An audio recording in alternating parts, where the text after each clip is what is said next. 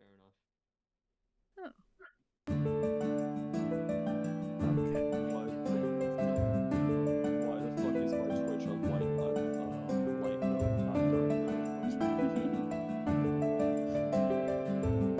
That's double audio. All right.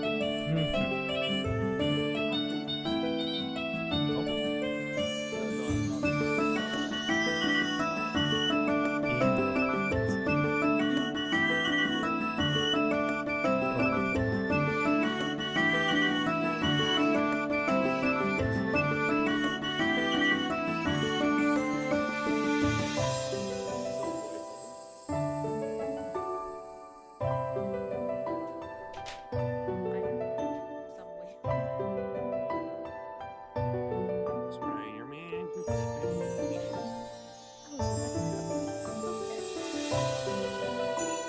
I'm learning how to do this. I'm learning. Tia, how you doing? I'm doing fine.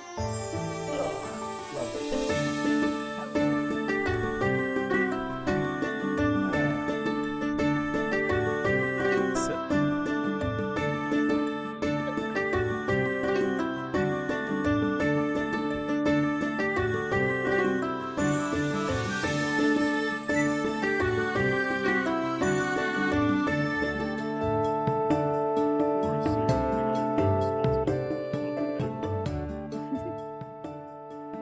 You are always responsible for your own decisions. That's my job to make sure you get the just punishment.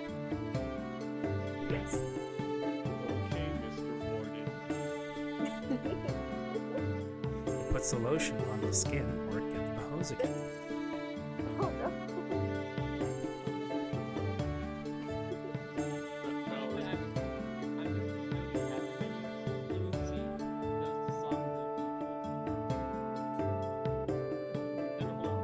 Ah, yes.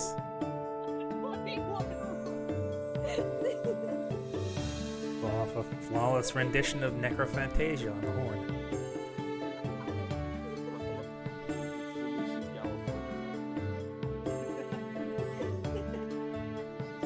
Ah, Board Prime, welcome. Listen, let me tell you, the creativity of this all substance is quite the thing.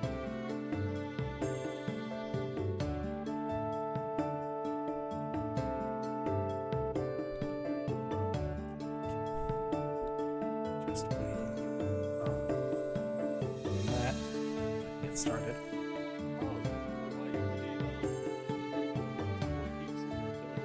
Well, that's for the minimum follower count. There's also a requirement to stream at least 7 days out of the month, and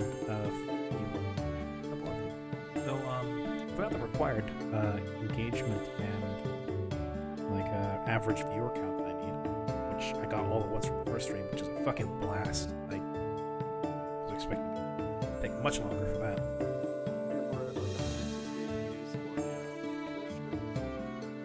Members. It's probably best not to get caught.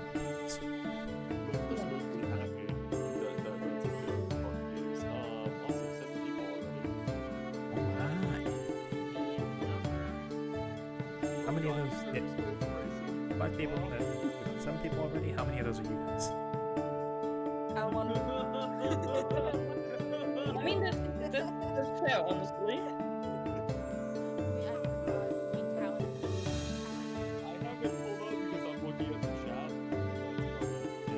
I'm still semi-convinced somebody sat up with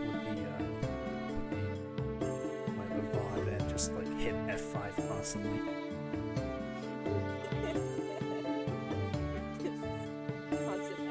Yep. Refresh. Of course it was the Of course it was.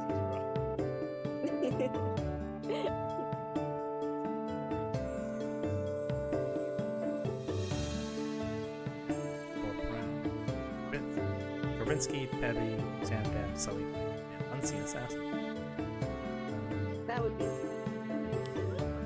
Sorry to call all of you out like that.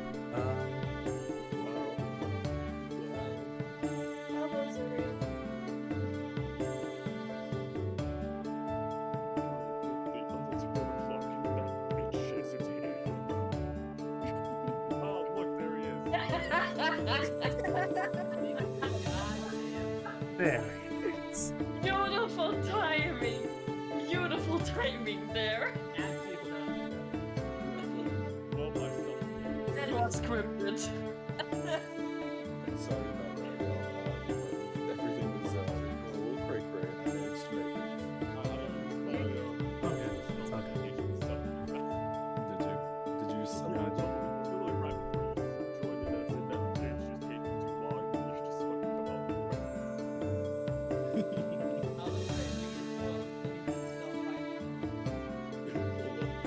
Hold on, let me ritual cast it. Yeah, that's what you want. Okay.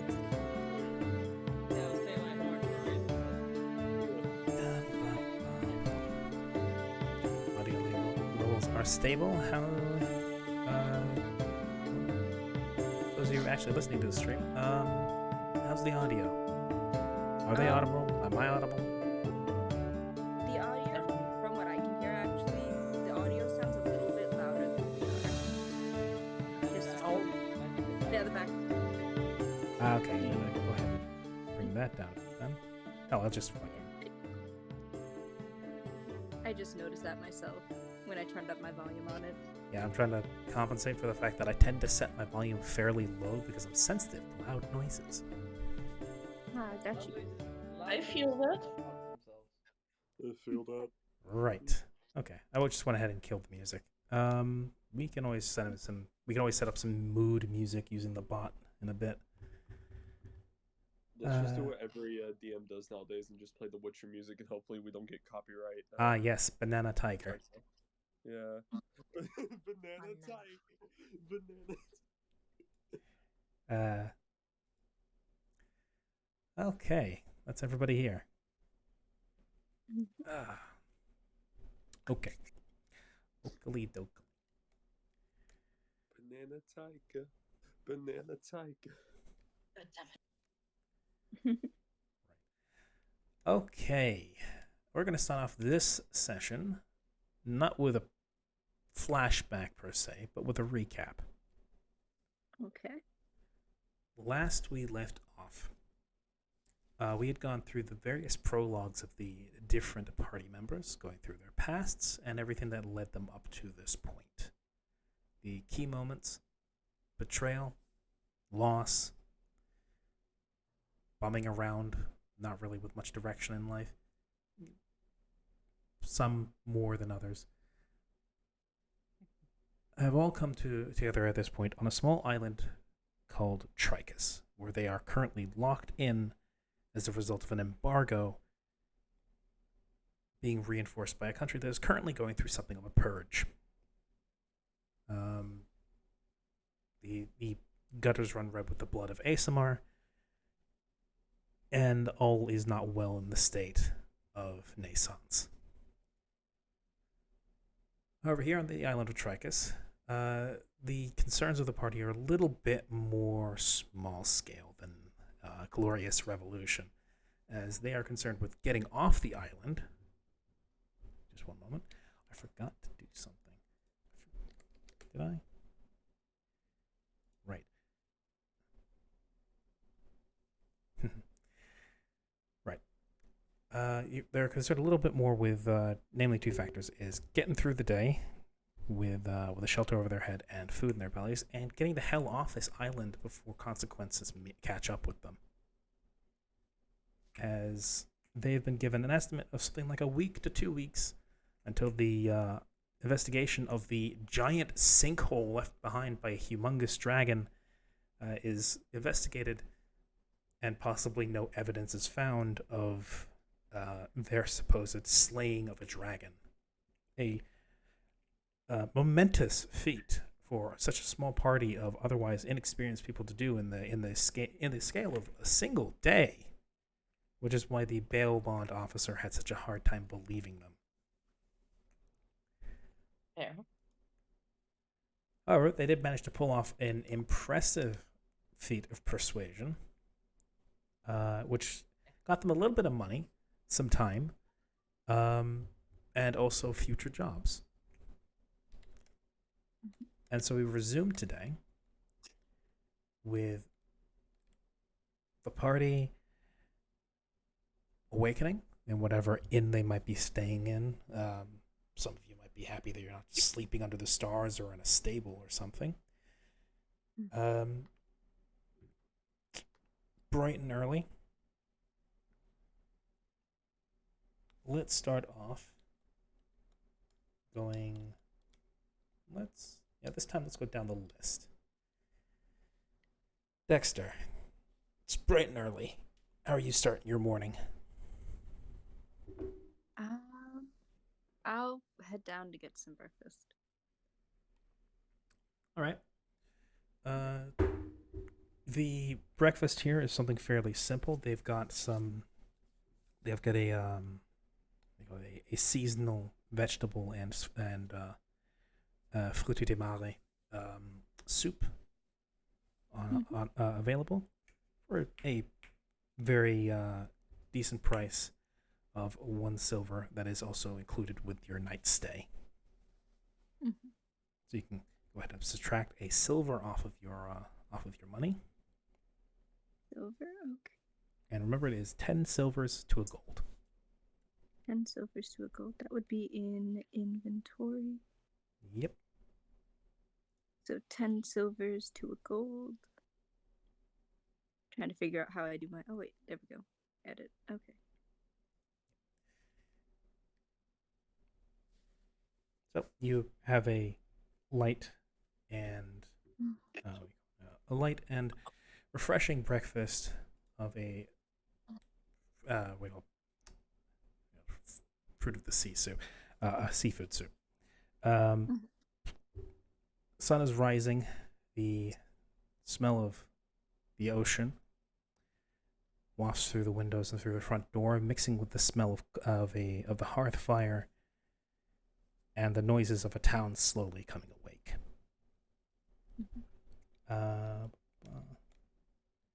Karia, Yes, indeed. you are awoken. How do you go about your morning ritual for the day? Kari is actually most likely going to, do his general, all right, look over. Bayir is still in his backpack. Good. He's actually going to go out and the area around here, there's some wilderness and such, yeah, presumably with like the coast. Yeah, there's some grassland, some salt marshes on the edges near the ocean, and some forests dotted here and there. Yeah, Karia is going to probably dip into the forest in the early morning, spears in hand, and go on and get some hunting done for his morning food. It's just his ritual at this point when he's on land. Okay, give me a simple survival check. I can do that. Yep. There we go. And boop. Okay, with a 21, you handily chase down not a full deer, as that would be very wasteful, and you have no means of storing that much meat. Instead, you hunt a couple rabbits, make a nice stew out of that, and you're full of protein and carbohydrates, fat and ready to start the day. Wonderful. Lumacy, how are you going to start your day? Simple. Lucy doesn't. They roll back over and go to bed for a little bit longer. Okay. About 15 minutes pass, and then there's a tickling on your ear. God forsake us that. What's in my ear? You roll over to see what exactly is messing with your oracle canal. And it's Christelle. She's just prodding you. Best wait, woman. Goodness gracious, can't a fairy get some sleep around these parts? You had enough sleep, yeah, but do you or do you not want to get out of here? Lucy takes a moment to think, which is rare, and goes, "You're right. I should get out of here soon. This damned area. It's so boring, so quiet. Everyone's on edge. Can't do my own shenanigans with that." Well, you know what else is boring? Watching you sleep for 8 hours. Then go sleep yourself. I can't. I'm a familiar. That sounds like a personal problem. Let me sleep. Lucy She- says that, but begrudgingly gets up and goes along their day. Yeah. find more than likely going to attempt to find some a sweet to snatch. Christelle was like halfway up, bringing her hand up in a snapping motion, but when you rise from your bed, she brings it slowly back down. I know what you're going to do. It's not even worth it anymore. Do ya? Enough. Oh, now I'll get. Hold on. Just shrugs, and then just takes up her usual position, kind of floating about like a foot up and behind you. Of course, always got that blasted journal in her hands. Yeah, you go out. What am I gonna make this? Want to give me a sleight of hand check?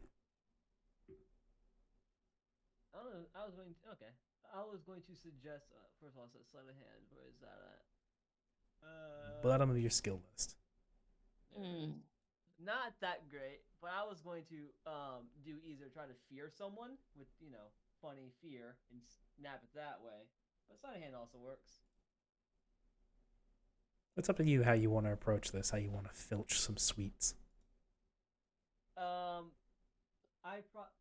How I feel would probably be the best way to do it is a persuasion, and when it will inevitably fail, then go for a potential spook. Sure. Go ahead and give me a persuasion. What are you gonna? How are you going about this? Are you gonna go like, "Won't you give a pie to a poor sweet's child," or are you gonna? Well, how are you approaching this? Actually, not far off. Lamusi would probably go up to a stranger that they knows to have a sweets or a bakery of some kind, if there is any, and go, "Oh, I'm a wee little lass. Please, got any food for a fairy? It's hard out in these times here." And try to what's it called? What is it? No, not play coy. That's not the word. I guess act as a youngling. Okay. Oh.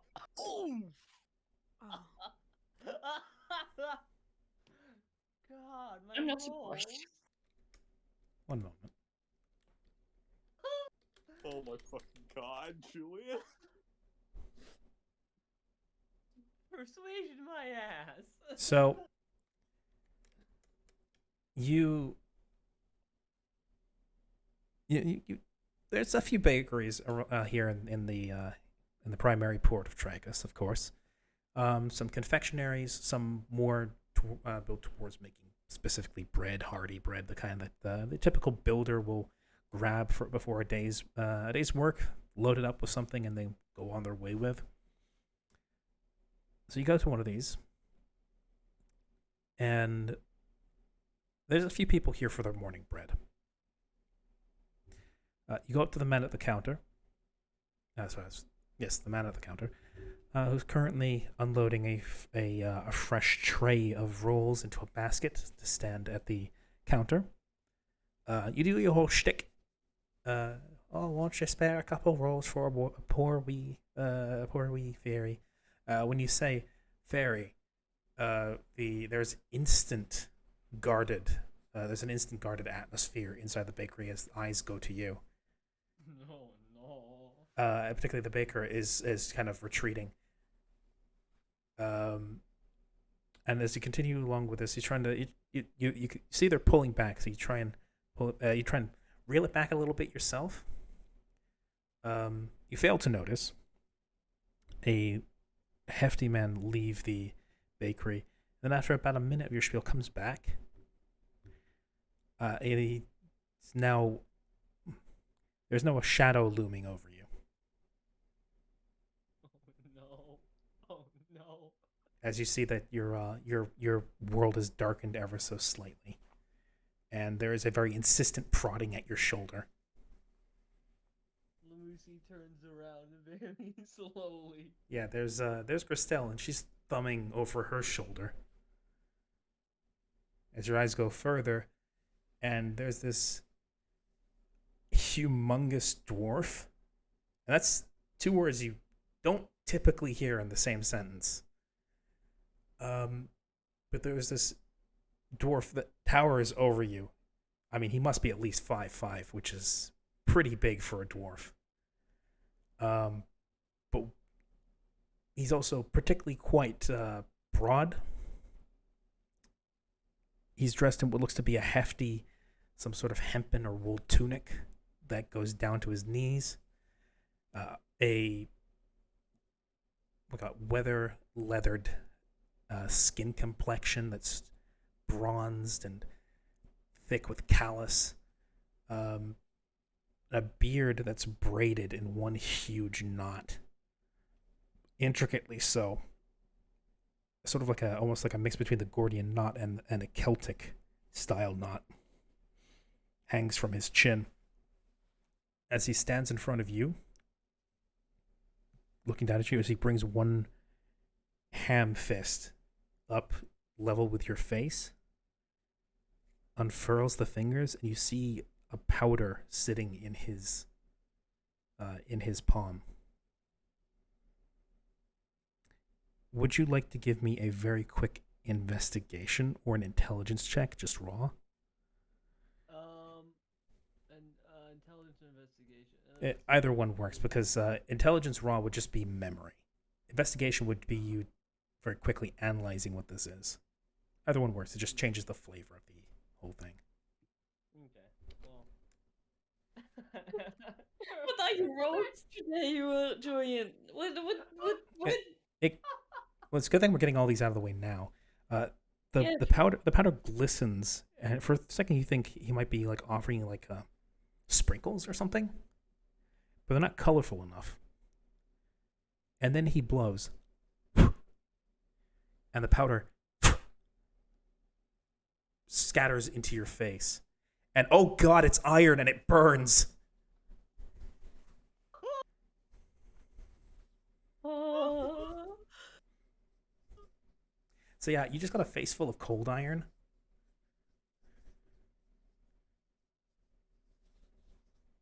Oh, lovely.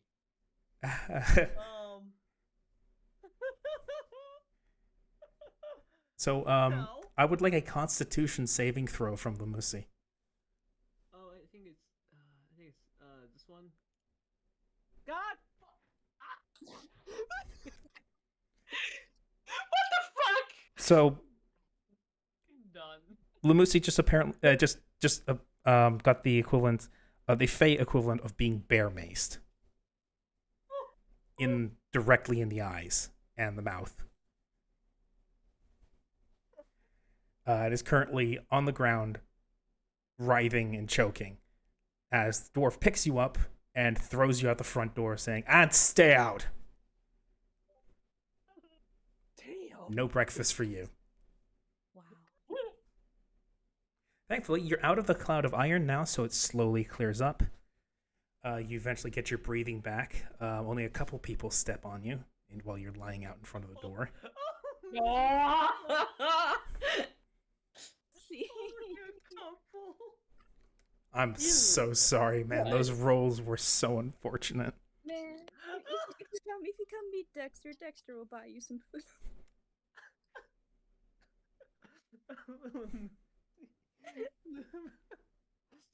Lucy, already done with today. He decides to find where the rest of the team is. I wanted to fucking go to bed for the day. I don't want already. to be here anymore, man. You're so bad. Oh, Oh. I almost feel bad. Almost. Almost. Almost. But it's my job not to feel remorse. So, Lumacy picks himself up, I assume, after a while. And slowly tries to kind of find wherever the rest of the group is. They're done for today already. Okay. Right. Mallory, how are you starting your morning? Well, Mallory's gonna get up, freshen up, and then go outside and start strolling around the I'm assuming there's a plaza with stalls and all that stuff. Mhm. And he's gonna be walking around for a bit, stretching his legs, and stops at the scent of a very delicious cooked meat and walks over to a kebab stall and once tries to order something. Yep. So, standing behind, you follow the scent of cooking meat, to which the little voice in your head notes, "Oh, it's about time for breakfast, isn't it?" Yeah. Yeah, it is. Yeah. Go feed yourself. You'll feel better. Okay, I will. As you go. Hmm? Yeah, so he's gonna try and buy 1 or 2 pieces of kebab. Okay. You go to up to a imbiss stall where the standing behind it, where like a common trait of those who are like have been working out in the market for a while are folks that are like weather worn, tan, generally pretty lean and lithe as a result. The only people who tend to really be bulky are those who are given to jobs where that is standard or requirement, things like blacksmithing and heavy manual labor. The woman standing behind the stall here is also, she looks weathered, but not, what do you call it? Not muscular, I suppose. Tan skin, long black hair tied back in a ponytail, as she uses a long serrated knife to cut long thin strips off the outside of a piece of cooking meat that is being rotated over a coal flame. As she sees you approach, and then leans down, putting her arms against the table, sort of in a semi-folded way. And she then leans down to match you at eye height and says, "Oh, hello, sweetheart. How can I help you?" He's gonna take a moment to answer and say, "Can I have 2 pieces of that, please?" Oh, okay. As she says, she looks you up and down and says, "You just wait right there." As she then goes back, shaves a couple more pieces off of the rotisserie meat into a pile on a metal plate beneath it. Takes that using what looks almost kind of like they call it like a spatula, the kind you use for spreading cement. Whaps that into a piece of bread, triangular, crispy-looking piece of bread.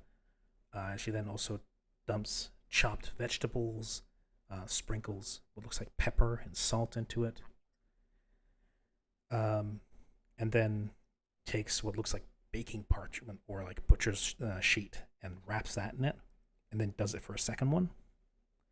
And then about 3 minutes later, like steaming through the paper, the 2 kebabs are placed in front of you.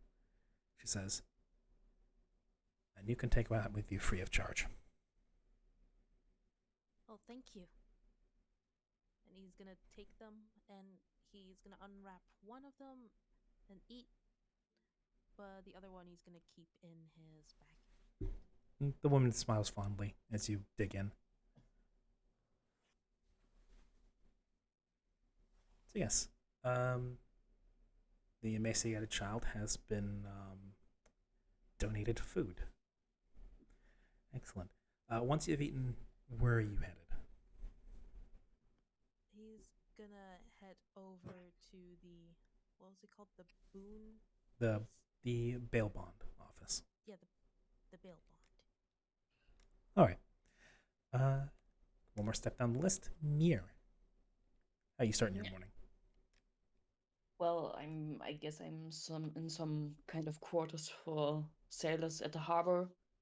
Just, waking up, stretching, doing my prayers as I do every morning, Mhm. and just get up. see Alright. if anyone's around or if the quarters are empty.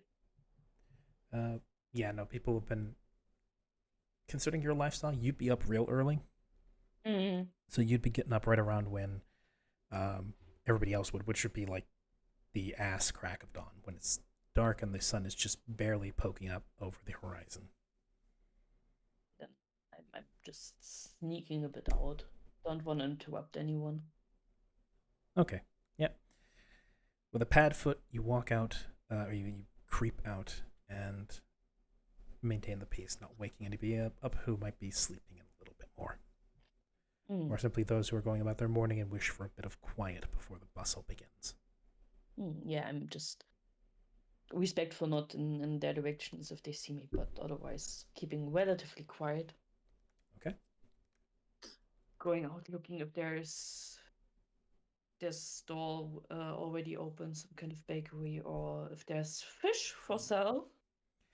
There's there's all sorts of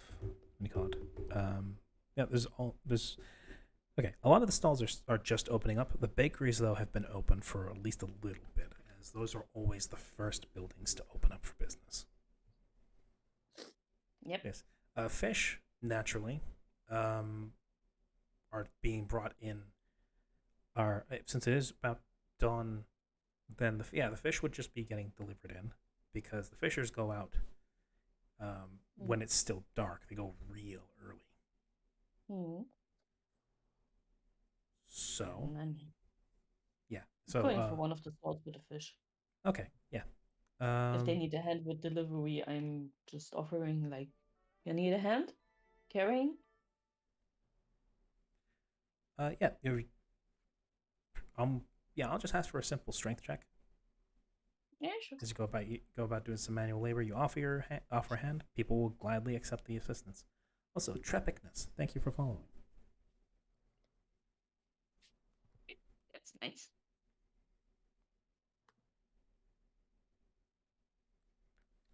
Is it rolling? Yes, a 15. Excellent. You provide ample help, hauling some boxes, getting the fish off the boats and to the market.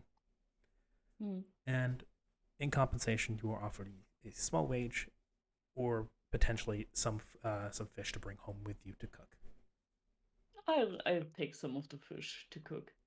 Yeah, you're given a couple. But while carrying, I'm Mhm. trying to get into talk with a few of the others, or if there are others.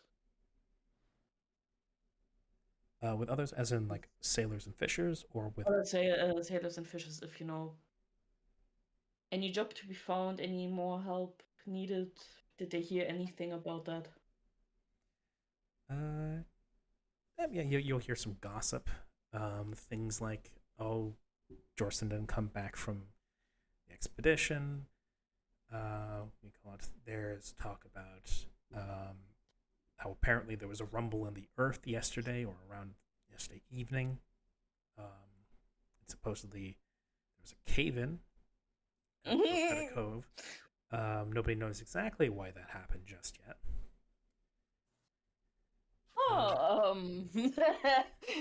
There's Mia knows what they're talking about, but he's just, well, that's interesting. There's some talk that supposedly there's a couple of orc sailors who were talking about their tribes back at the steppe, and how the wars there are going. The little tribal wars are going back and forth. You hear some news about how there's a papacy settlement up in I forget what it's called. I forget the name to my own freaking location. It happens. It does happen. Yes, there's a lot to keep out. There's a little place way up north, near the frontier, called Spunkislautern, which is supposedly yet another expeditionary force has been sent there to try and settle it, because every time this is done sparingly. You might have kind of heard about this at some point. It's a topic of some debate depending on what circles you run in. If you're a sailor, you probably heard about it because it's one of the jobs people tend to warn you not to take up. About how every single time they think they've got a foothold there, they mysteriously lose contact, and when they get there, it's just deserted or there's only a few people left, and they also have no clue of why that went that way. In terms of potential work here at the harbor, there's not a lot to be had. Work is kind of whittling down. There's really all they've got at the moment is the fishing industry to keep them afloat. The embargo is really starting to hurt people here. And there's no, silver lining at the sky when it will be lifted. There's no news. It's right now. There's the duchies have no idea exactly how many ASMR are unaccounted for, and they're only going to lift the embargo when they're sure that they've either got every single one of them, or that the ones that have slipped through the net are so far out of their reach that keeping an embargo in place would be unpractical. All right. Kind of showing sympathy for the whole thing. I mean, it hurts me himself, so. Yeah. Right now, no trade means no money. It also means no resources, especially for a small island. That can hurt. All right, I'm just taking the fish, thanking the fisher and the stand and retreating to get some, cook them up. Okay. That's your breakfast. And actually, no, we'll keep jumping. Isaki. I live. But do you? Yes. How are you going about your morning? Well, Isaki's probably currently just walking in the street now after finishing a sort of a morning religious ritual.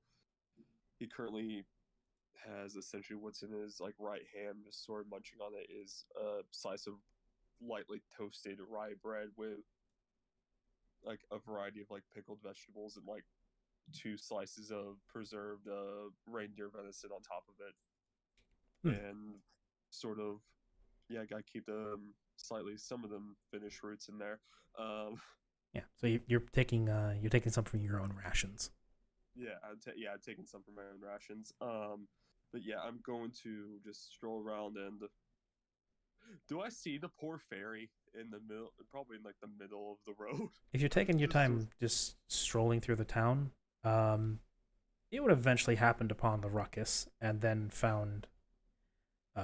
You would have found Lumacy just kind of miserable in the road, as his familiar just kind of hovers to the side, cackling. Yeah, it doesn't feel like the familiar is being all too helpful at the moment. Isaki will be the ever good Samaritan and sort of offer Lamusia a hand, but not before saying, "Well, you look like shit," and he's gonna offer Lamusia a hand. Yeah, Lamusia, through the blur in your vision that is ever so slowly starting to clear up, you feel you feel a hand extend down to you and sort of gently pull you up to floating. Lucy tries their best to rub their eyes away, to rub the whatever dust is still in their eyes. It says, What do you want? Got fucking whole eye onto me face. Can't quite see clearly. You okay? Well, it actually looks like you've been sleeping out in the middle of an alleyway last night. What happens when a dwarf blows fucking cold iron in your face? You failed. Oh, that fucking hurts.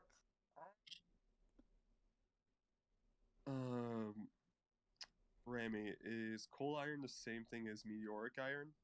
Yes. Is there still any on Lamusi? You can see little specks hanging in his skin.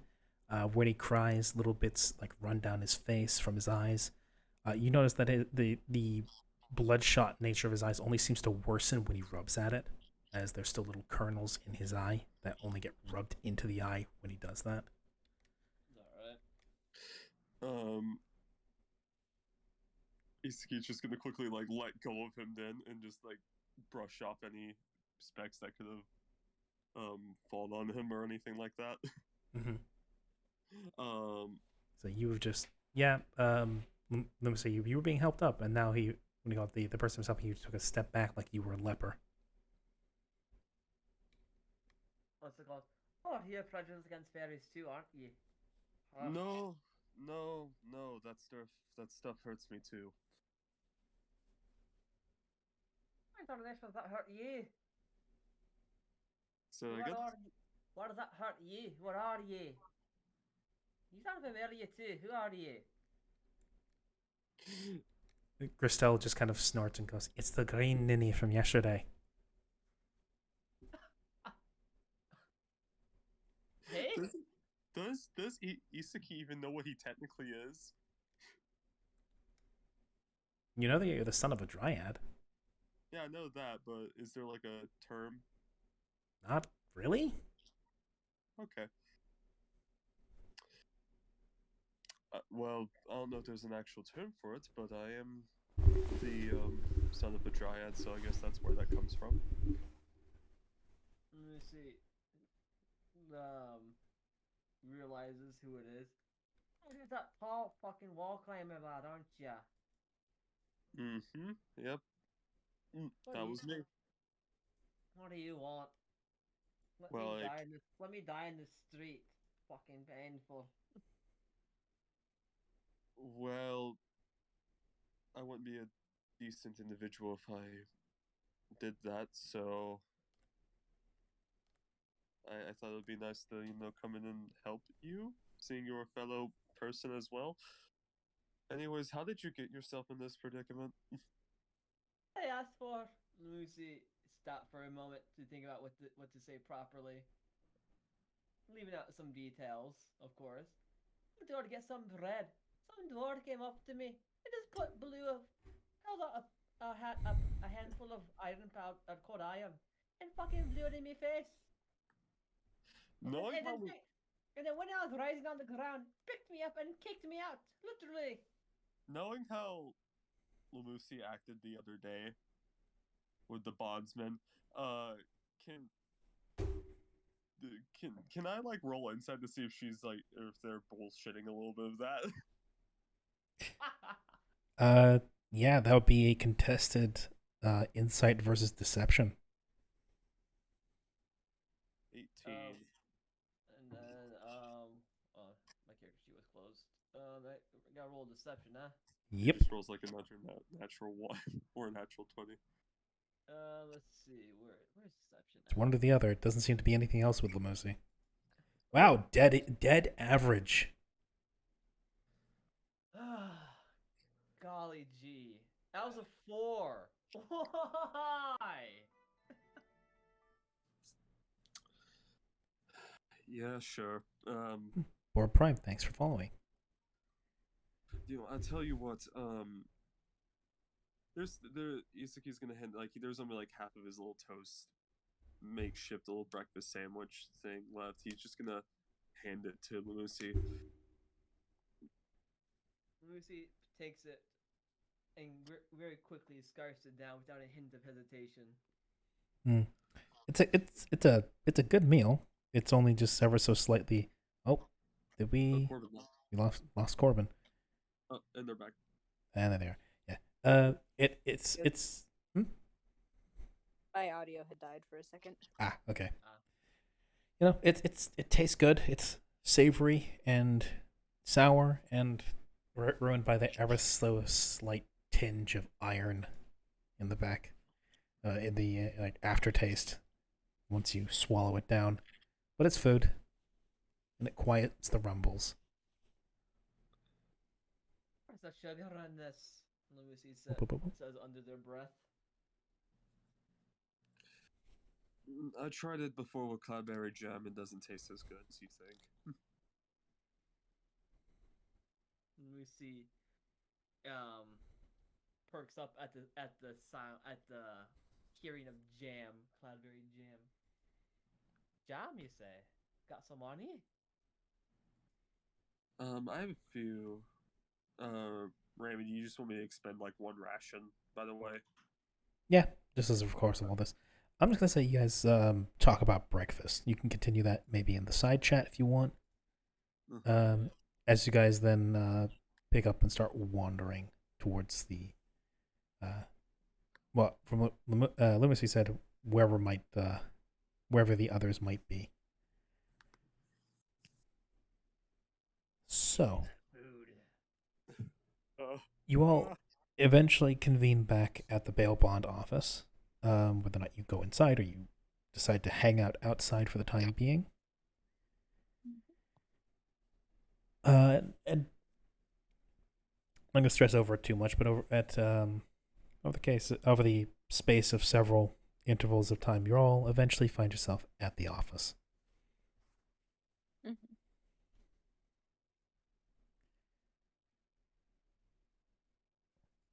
So, once you're back inside, it takes a little while, but eventually, there's what sounds like a rattle and a squeak coming from behind from the shuttered desk area.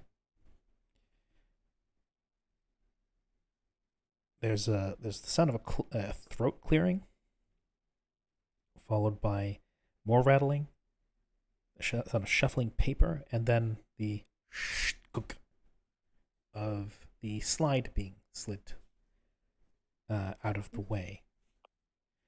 As the same sizable halfling from yesterday is once more sitting behind the desk. He looks through the slit, through the slat, sees the group of you and says, "Oh, so you have come back."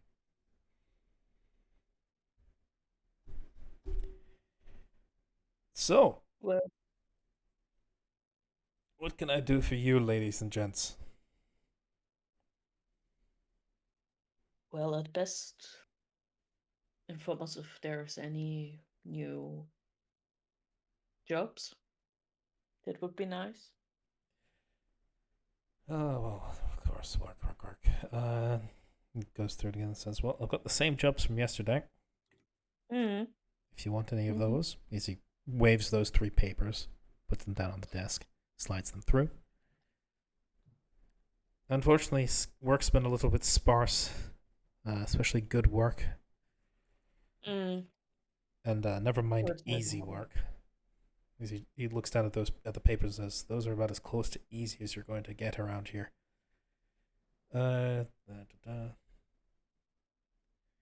There's some demands for a capable wizard able to shield a laboratory from the ravages of the outer planes. Oh, great. oh, That's what this island needs. I think that's beyond our pay grade, if you ask I, me. I think that is. I think that sounds like the perfect job to take right after our dragon shenanigans. I mean, can any of you do a protective binding circle? I can protect from evil and good, but I don't think that's what they want. No, I don't think it is. Yeah. I can't do that either. Yeah, magic shit ain't in my skill set. Right. Well, we'll nix that one.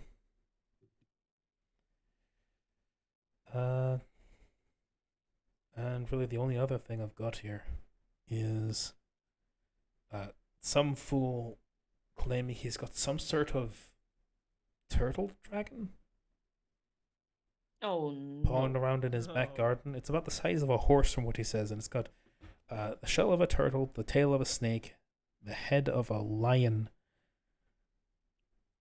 and he's I smell fun. I do not, you know. Mia's kind of pulling a face it's because not yeah. a charming description.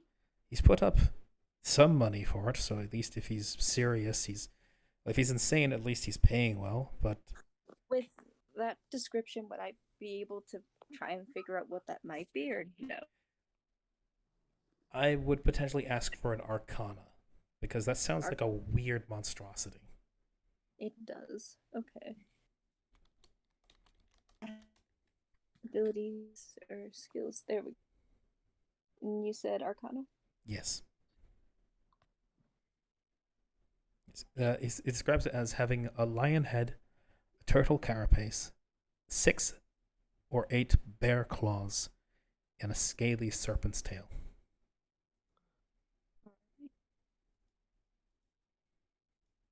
What the fuck? Yeah, about the Reds, I think I take that job. Yeah. Let's see. A 16. Dexter. You think? Like, that sounds like the No, that's just plain impossible. The world is not for lack of hoaxes and con artists and shysters. Mm-hmm. Because if it weren't for the fact that the man had said it was about the size of a horse, then you would swear that that was picture perfect the description of a Tarrasque. Oh, fuck. Oh. But not a minute. No. I take the cleaning the cellar thing. Thank you very much. Bye. If it weren't for some bits of the description, that could be a Tarrasque. A Tarrasque is typically more like the size of, I don't know, a mountain. Yeah.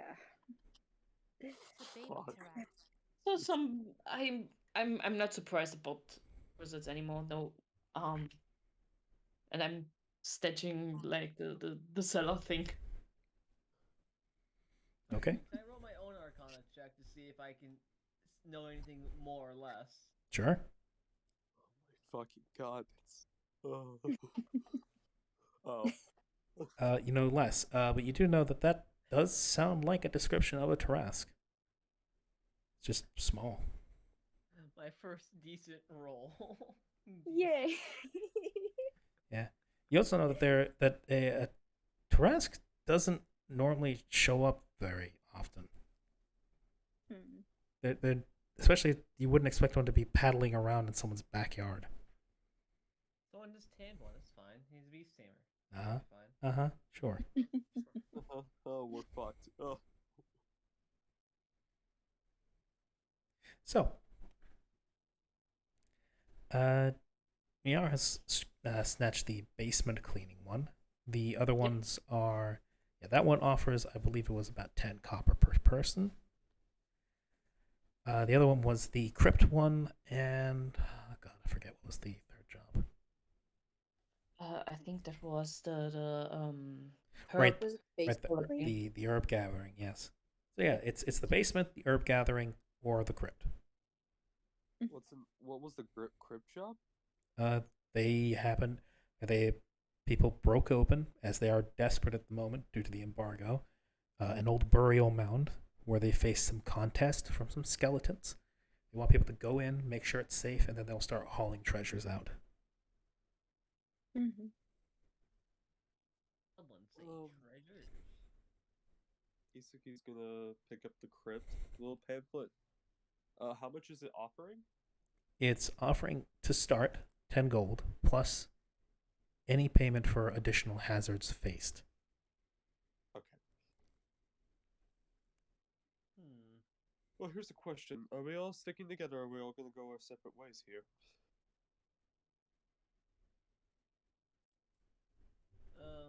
Let's see. Let me see. Well, I let me certainly speak. have some doubts about letting some youngsters doing dangerous jobs, so for this one I may still Lamusi Fine. raises an unseen eyebrow towards Miar. At the sound of youngsters. And another and question. fucking fairy Hmm? and the Oh, no. fairy. But honestly, that kind of counts towards youngsters. Oi, watch it, lads. To be fair, you kind of do look like a youngster with all the jam all over your face. And there's Oh. a There's a whisper from Maybe. Gristel. There's a whisper from Gristel that says, "And to be fair, you did die a couple weeks ago." Damn. Okay. Um, Dang. but here's another. Lamusi crosses their arms. Not exactly born I yesterday, have but been close. muted. Oh, you were muted. Yes. Oh my. I was sitting there talking, so I was like, "Oh man, maybe my volume's down." I looked over and my mic was just blue, which means you can't be heard. I'd Oh be, no.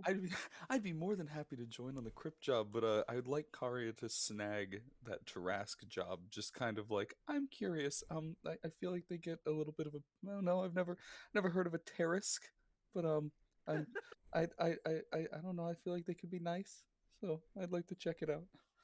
Mm, Dexter and Lucy having rolled those Arcana checks, the Tarask is not considered to ever, by no stretch of the imagination, has the Tarask ever been considered potentially nice. It is a walking natural disaster. Yeah, Karia has no idea. Yeah, Kari has does zero idea. Miara- I mean, does Miara? Do I need to do an Arcana check to save if Miara knows anything about these things, or Yeah, I would say so because it's not exactly common knowledge. okay, he doesn't know much. You At all. being related to like a Terran-based religious clergy, do I know what a Tarask is? You could roll me an Arcana. Oh boy, oh man. Arcanas for everyone. I think I know which one. I think I know what it is. Isaki, you know what the Tarask is. You may have learned about it at some point while you're at the temple, simply because it is a massive threat that sometimes even powerful barriers cannot stay. There are very few things that will stop a Tarask in motion. Isaki's like, nope. Well, according to the reactions of our fellow acquaintances, I'd say they are not really nice, but I haven't heard of them either. But maybe let's not overdo ourselves after the dragon. Yeah, that's fair. I don't think I'll get that lucky twice in one day, but I'd like to, maybe later. But I think that the crypt might. Maybe later. At Let's- least if we do that one, let's all do it together. Yeah, definitely. If you're Well, sure. Lamusi pipes up real quick. Come on, let's all take a field trip. What's the worst that can happen? We're just gazing at it to see what it is. Well, here's the No, thing. thank you. We all How, die. how desperate are we in need of money exactly? I mean, we have already the Tankard of the Dragon. That's good money already. That's good money. Hmm. I really haven't been spending much. I've been trying to save as much as I can to get out of here. Lamusi I mean, so far I haven't spent anything because, honest work. You know, I'll go wherever the party wants to go. I would not rather deal with what I assume to be a baby Tarask. Well, if it's just a baby, I mean, it might be better to get it on our side now. I guess. I don't know. I I'm, s- don't think it would work I'm very s- well. I'm sorry. I'm just- kind of scared of a creature that can break through divine barriers. Just a baby for now. If it is a Tarask and it's just a wee child, what's the worst that can happen? A baby that's the size of a horse. And with a snake for a tail. Again, the Well, worst stay thing- away from it. You're acting like you have to get close to that thing. I Lamusi mean, says, to be fair, you Lucy can says you as a can gladly spellcaster. do it yourself if you want to see the what we assume is the baby Tarask. You can go look. No one is stopping you. But it's fun to go together as friends and family. I We just are not met you friends. yesterday. Yeah, we just met you yesterday. I was Doesn't lost. matter. um, If you need family or friends, I'm willing. I just I don't know. A lot of people aren't that quick to trust Lumos. How Or How said I about this? trusted you. Lads. How about this? How about we all, if we're all wanting to do this together, unless we have other things we want to do, how about we vote on it and see where that takes us? I have no complaints there. I mean, with the embargo in place, it's pretty hard to get a ship out. Yeah, we've been I can stranded keep here my for a little ears and eyes open, but Hmm. I'm not optimistic. Today, I talked with some of the fishermen and sailors, and they were not optimistic about lifting the embargo anytime soon. while. Do we all know why the embargo's in place? Well, probably Anybody some of that them already, but From anybody what I that understood, anybody that had they're asked humping. around would be aware of exactly why that is happening. Mhm. Hmm. Yeah, but then I guess it's supposed to be to us to get as much money as we can before we go. So it's the Tarask, the crypt, or the basement, right? Or herb gathering. Herb Or- gathering. or- I'm not really good at discerning herbs. I'm good at catching fishes, but not forest shit. Uh, question, just in relation to the crypt and subsequently the basement, with the horse Tarask, and excuse me, sorry, I had to sneeze. Bless you. Are they What? Thank you. Are they paths that are taken through forest, or are they paths that we may be able to knock two birds with one stone, or are they just like through cityscape? The basement here. The basement is here. The crypt is further north, towards the northern coast of the island. Speaking Oh. of which, So If we head to the coast, I may be able to snag a few herbs here and there. Like I said, I don't know their names, but I know that they're I know what they look like, and I can probably figure it out. all right, then you take the description. I'm giving him the. I mean, I snatched all the jobs up yesterday, so I'm giving the herb collecting thing to him. Thank You you. know, as a refresher. Alrighty, well, yeah, I can do that. If, at the very Good. least, it can't hurt. Yeah, definitely. Smart thinking, boy. I try. What was your name again? I'm Karia. Karia. Good. Karia Orthos. Yeah. All right. So the plan is to essentially maybe get all the jobs done, kill 4 birds with 1 stone, I suppose. I mean, Now that's a trick shot. I'm just saying, I'm keeping far away from the Tarask. You know, I agree. But I suppose if we do walk by it, I guess it wouldn't mind if we took a look. But so, which job are we all going after first? I mean, Guess the basement. cleaning? Let's get a simple job out of it, just to see get some money in our more money in our pockets. Let's go with the cleaning job. Yeah. Let's It A isn't bunch much, of but us. it's honest work. start off easy. There's a Then- bunch of us. We'll get it done in a jiffy. It's not work I'm unaccustomed to. I could probably do it pretty quick. Yeah, Some couple okay. will make a silver, so let's do that first. Okay. Also, Raimi, on the island, is the city kind of like on the little peninsula part of the island? Like, Yes. where would it be? Okay. Little bit on the bottom right. Okay. All right, then let's go do that. Okay. Should any of us get like a water bucket or something? It's a cleaning job, right? You know, thinking about it, can Yeah, anyone it's cleaning. like control water? I mean, there was talk about some rats, but that shouldn't be much of a problem. Ah, famous last words. There's probably gonna be some like fucking like cranium rats in the fucking basement. Oh yeah, Probably. because I want to bring I psionics would into my consider game. this- It was sorry. Go ahead. Go ahead. I mean, it was said that the dragon was a young dragon. It wasn't. Hmm. That is So also be careful about the descriptions. Okay, so Mean. It's like not every person that gives a job is reliable. yeah, wacky. Imagine wacky. that. I Can't mean, wait to to be watch fair, it. the people who were taking the job aren't reliable either. So, That is all. upon saying that you Damn. guys are hoping to do the basement job as the first matter, of course, you are past the address by the man at the counter. He uses a quill pen to scribble it onto a piece of paper and then passes it through the slot.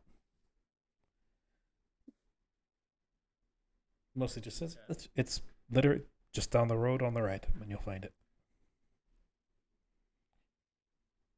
Okay. Then I have to ask you something real quick. Can I ask it now or later? Now. Would would Hocus Pocus?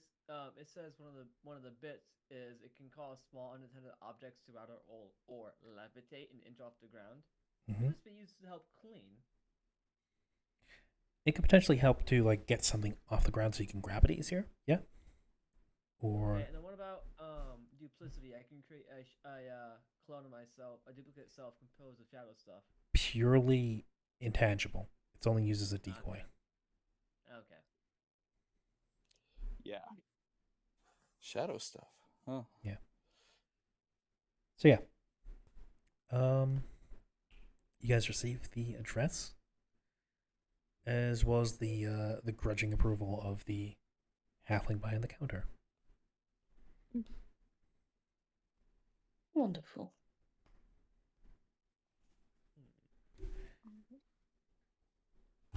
Right. One moment as I readjust.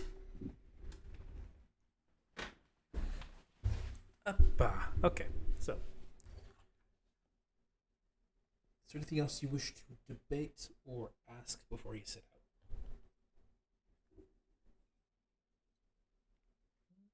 We all ready to debate some shit? Joke. No, not really. Yeah. Although the egg is waking up. It's the small egg. Oh yeah, the small egg is actually sleepy. Oh, sleepy egg. she's been hanging out on me. Aw. It's adorable. It's Yeah. the egg. small- The small egg. Alright. So, nothing further to discuss? No, I think we're good. So we're just kind of gonna bounce around today, huh? So it seems. All right, so you exit the bail bond office to the ever dour glee of the halfling, who shuts the slat, and you leave now with mission statements in hand. Lucy smiles as they leave because they didn't hear a slam of the thing, knowing that makes them think that they're messing with them yesterday caused such a change. Whether that's true or not doesn't have to be. You just delight in the possibility that you've made somebody perhaps a little bit more paranoid or miserable. Yes. You evil Nice. little shit. Yes. So, following the address, you come to a small two-story building. Mhm. Looks like a tenement building. Weird. But it's hard to judge from the outside since most of you don't even have an idea of what a tenement building is. I have no idea. Mm-hmm. Well, this place looks like shit. Well, interesting architecture, that's for sure.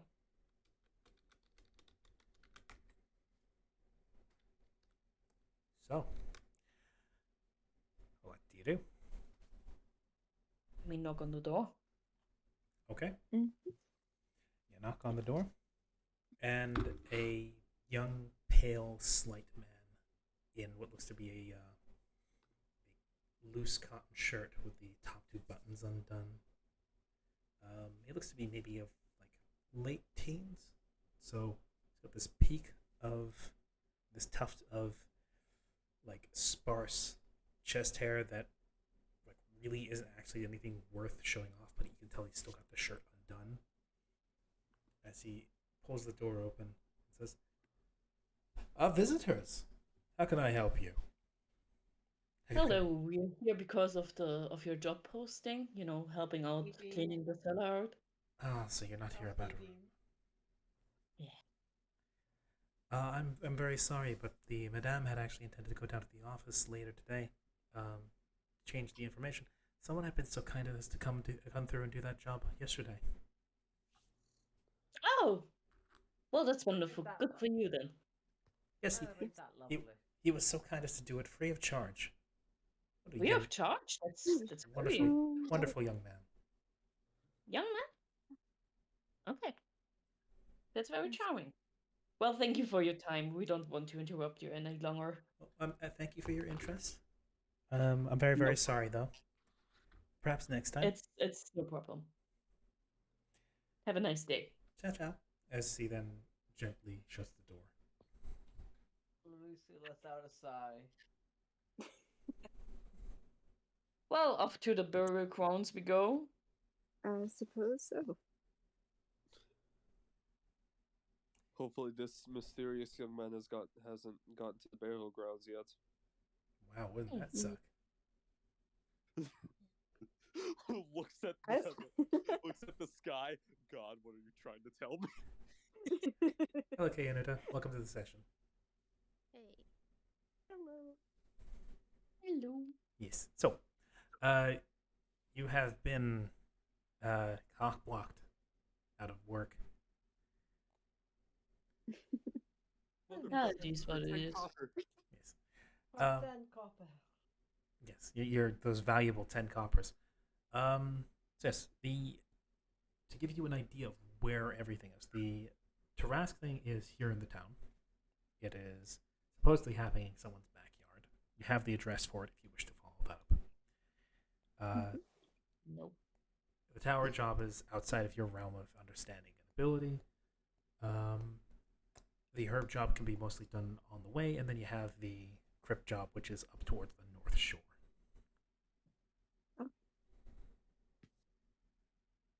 Well, to the burial grounds we go.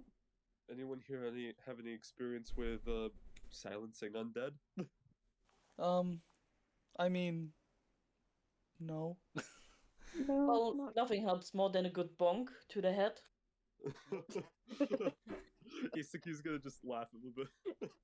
Oh, we're fucked. Okay, anyways, let's go. looks at spell list and laughs goes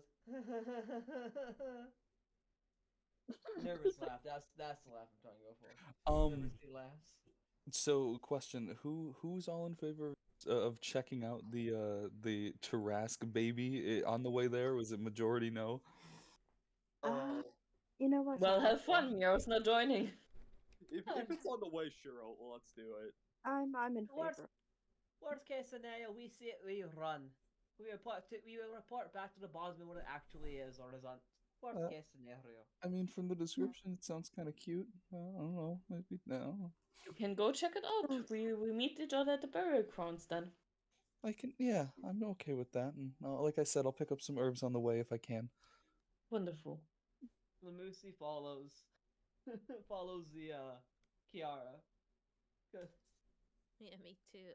Mallory too. Oh, good, we're I've- going. All right. Do you know what? I think Miara's gonna be oh wait, no. Is Dexter going along?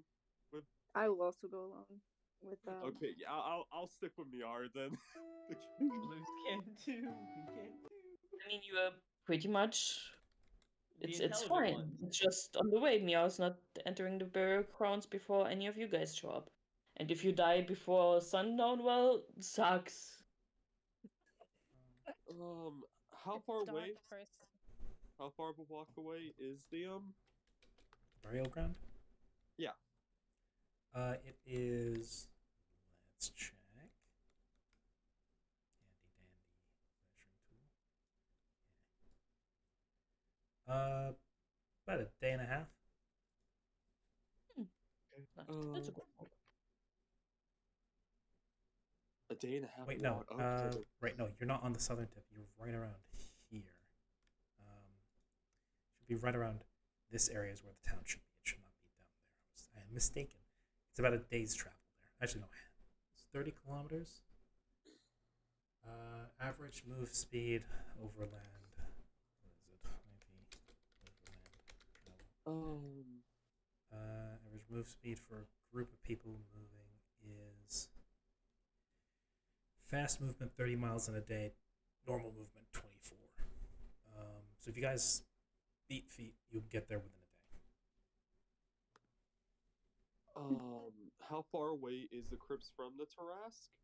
I mean, the Tarask is here in town. Oh, it's in here in town. Oh, okay. Yeah, then, yeah, Isaki will make it known to the others that he is going to, just head out with Miar, and that they'll catch up with them later. Okay, be safe. Don't die. You too. Speaking of that, You never split the party. never split the party. Well, Uh, oh, we're fucked. Lovely little old school song. It's Don't You Know You Never Split the Party. It's a good one. Anyway. But before we head out, I'm gonna make sure my water skin is filled, and if it isn't, I'll go to like a nearby well or some sort of water. Yeah, Or- simple or- enough. Simple enough to sort out. Okay. Yeah. I'll Perfect. I do do that. that too. Along with Kiara, can I make a? I think it's probably a nature check to see if they can identify any of the herbs they pass by. Sure. You're not gonna be able to do that until you're out in the wilderness. For sure. Oh, okay. Okay, so I'll wait for that then. Okay. Isaki and Miar go on a lovely little stroll through the countryside.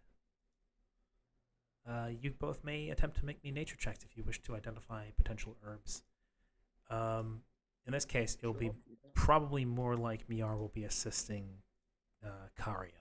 in Yeah, this case. definitely assisting. So yeah, Miar can make me a nature check for the assistance roll, and Karia can make me the. Oh, I thought Karia went to go see the Right, sorry. Oh, yeah, he did, Isaki, Isaki can make me the nature check and take the 4 on that. Wait, since it's so this is just trying to identify the herbs. Yeah. Okay. Trying to identify and pick. 19. hey, nice. Not bad.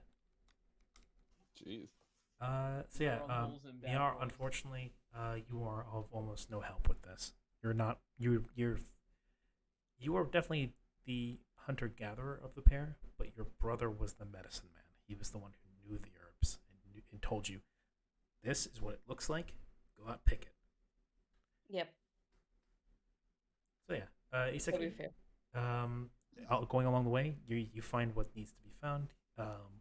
With little more than a knife and a small bag, you're able to start packing it with the herbs listed, and also from cross-referencing with Karia earlier about what about the herbs that he recognized that have previously eluded you.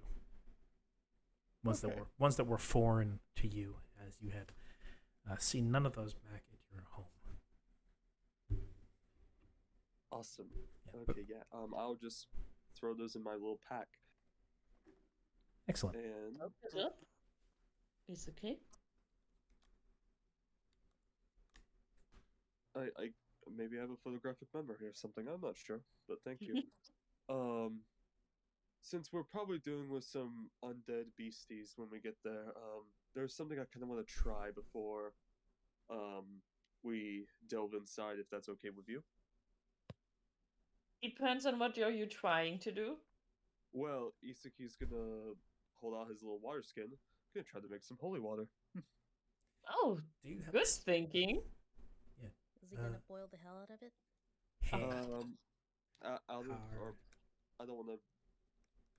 If you're curious on how ceremony, Yes, there's a blessed water ceremony. yeah.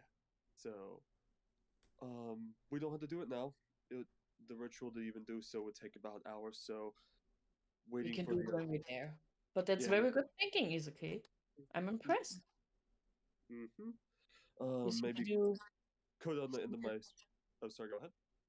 You seem to have to know things about, holiness, church, kinda. I was indoctrinated into a clergy when I was 6. Oh, that's well. Then you certainly know your stuff. Um, That's impressive. I was, how to put it, a little shit. So my my mother sent me off to go live in a little monastery a few miles away from my original home. Mhm. So you could say I've dabbled a bit. Definitely. But this is appreciated, probably, especially considering we have to do with the undead.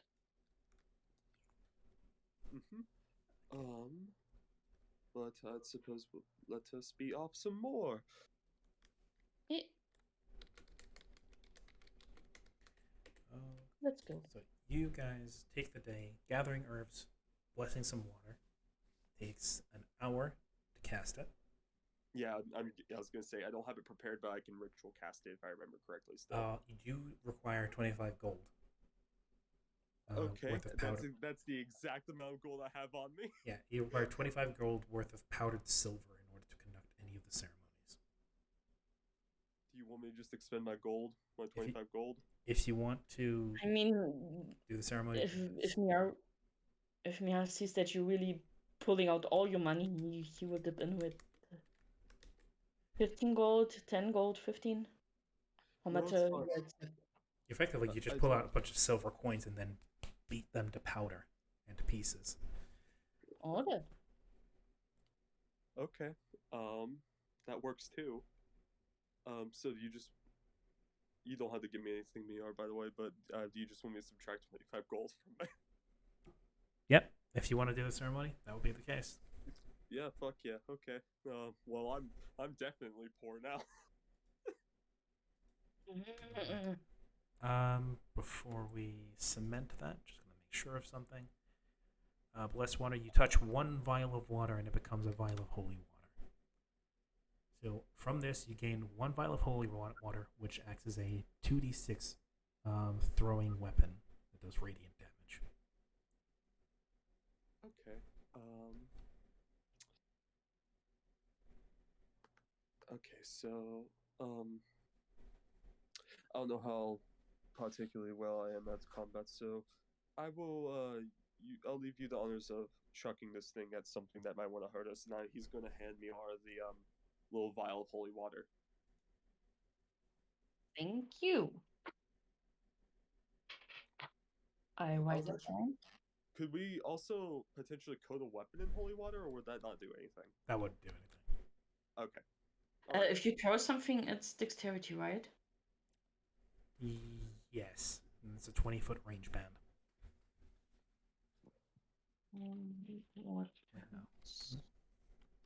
Question. Very important here. What would happen if Lamuzi drank the holy water? I know they're not in the party. But what would happen?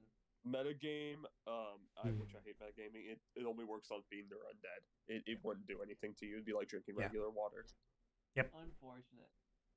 Lucy, but I'm as the person behind Lucy, I'm curious. Okay. The damage type is radiant? Yes. Yes, it's 2d6 radiant damage. Thank you. I'm just, adding it for the moment into my weapons. Okay. So. Well, since you got free paws and you bathed your hands in, what did you? Never mind. So. I kick ass for the Lord. You guys travel for a day. You get close. You stop for the day to rest, and during that time, Isuka takes the time to perform the water blessing ceremony. Hands the vial to Miar, and he's got something to chuck at the undead when you guys come across them. With that, Miar go ahead. Puts it away very securely into his pouch that he carries. I know, but being a bit of the silk rope he carries around it, so it won't break in his pockets. Mm-hmm. And Isaki, seeing no use for his gold pouch anymore, is just gonna leave it behind at the resting spot. Oh, Oh, leave stuff boy. in nature. You look fair. Yeah, I'll keep it. Who knows if you need it later? Remember, we do get paid when we get out alive. If we get out of life. So, Fair point. we hop on over to the rest of the group. We're still back at the city. It is once more, like, they've progressed till, I'm going to say evening. We are now back at the morning where the other four are. As the four of you make your way to the address given, and you're on the outskirts of the town. You guys are now in more of the, where a lot of the farmers and the agricultural, what do you call it, blue collar workers live. The further you get out, the more grassland there is, the more, what do you call it, more livestock is being kept, and there's fields planted with all sorts of crops. And following the directions on the paper, as once you've made your way towards the edges of the town, it stops becoming an address and more just, it becomes more like Midwest directions, where it's like you go, you take a left at the rock for about 100 meters, and then you take a right, and then you take on a southerly, a western southerly orientation and go for about a click. Till eventually, you're standing by what looks to be a small, rundown ranch.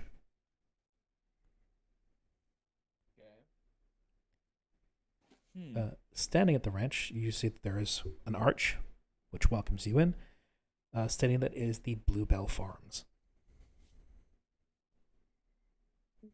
Sounds adorable. It does. We probably wouldn't die here. Yes. So, upon arrival, the first thing Lemusi does is scour the area to look for the said creature that brought us here. I'm gonna Give me- follow Lemus. Give me a perception. Perception. Oh. Oh, how do I do at disadvantage? Because remember, funny joke.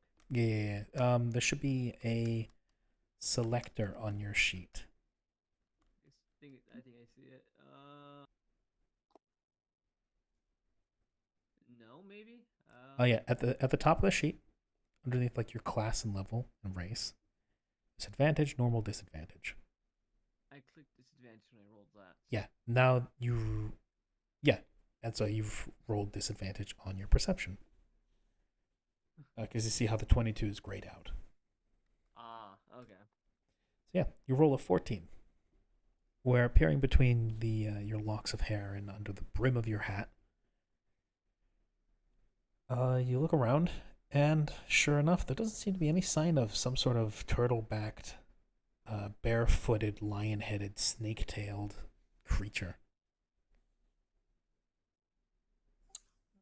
Would I be able to potentially kind of march around the property in a sense and try and sense it? The blind sense I have, and just kind of feel out where it might be? That is limited to 30 feet, so... Yeah, so I'd just kind of be marching around. Yep, I mean, you're walking around just trying to get a feel for the place. As you are walking around, and also with your normal eyes, you see that this place seems to mostly be a cattle ranch, where you see what look to be dairy cows, mostly, in a pen, next to the ranch house, which itself looks like it's seen better days. The fence is in disrepair, the house looks to be ramshackle, but the cows look healthy enough. Like they look fairly well taken care of. The troughs are full of food. The water is clean. As you're walking around, you're not feeling anything beneath you besides like the odd mole. Okay. Well, knowing that, oh my, knowing that, looking around, this is like, oh, okay, this place is definitely not abandoned. Kari is actually gonna go up to the ranch house and kind of just give a knock at the door. Okay. While I also save that baby. Before while you do that, what are the other three doing during this?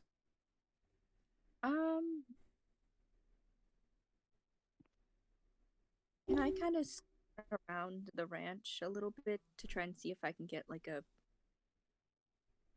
maybe more so to see if I can sense any like magic anywhere? Like would that be like a kind of like an arcana I That would would, have to do? I would say, yeah. Either that would be an expenditure of the detect magic spell or an arcana check. Detect magic? Okay. Just a reminder, you can cast detect magic as a ritual if you don't want Let's to see. expend the spell slot. You do not have detect magic as a spell. It would seem. What? Oh, sorry. No, I'm looking. I'm looking at Lunacy's sheet. What the hell am I doing? Um. Yeah. I do. yeah, I was gonna say I had it. sorry. Oh, I do. Yes, you Okay. do have detect magic. Okay.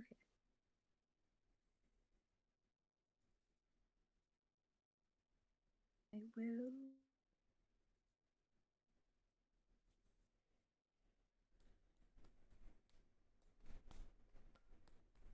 Oh damn! I thought it was a ritual. It Oh, is. it is a ritual. It can be a ritual. It does take 10 minutes to cast, though. I'm fine with that. All right. I will take the.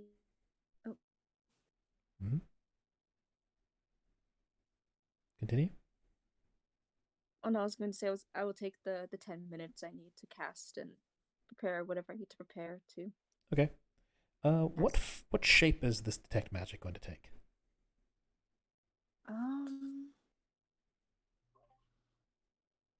It's like a metal detector. Metal. You know what? Okay. We'll do a metal detector. That will make it a. All right. It's not quite a metal detector because that's a little what do you call it? That's Advanced. not just a little advanced, but it's a little anachronistic. Doesn't quite fit. Mhm. I will say though, you do have what do you call it? You have what's it like? Sort of like a dowsing rod, but extended with a little sort of like a magical battery attached to it. You have like a set of maybe magically sensitive stones on the end of the rod, and a magical battery pack, which you would inject your own magical energy into in the form of a spell slot. But instead, what you do is you activate a mode which requires it to be stationary. But after 10 minutes, it will charge using the ambient magical energy. Okay. So you're just going to kind of sit there and wait for it to charge. Yeah.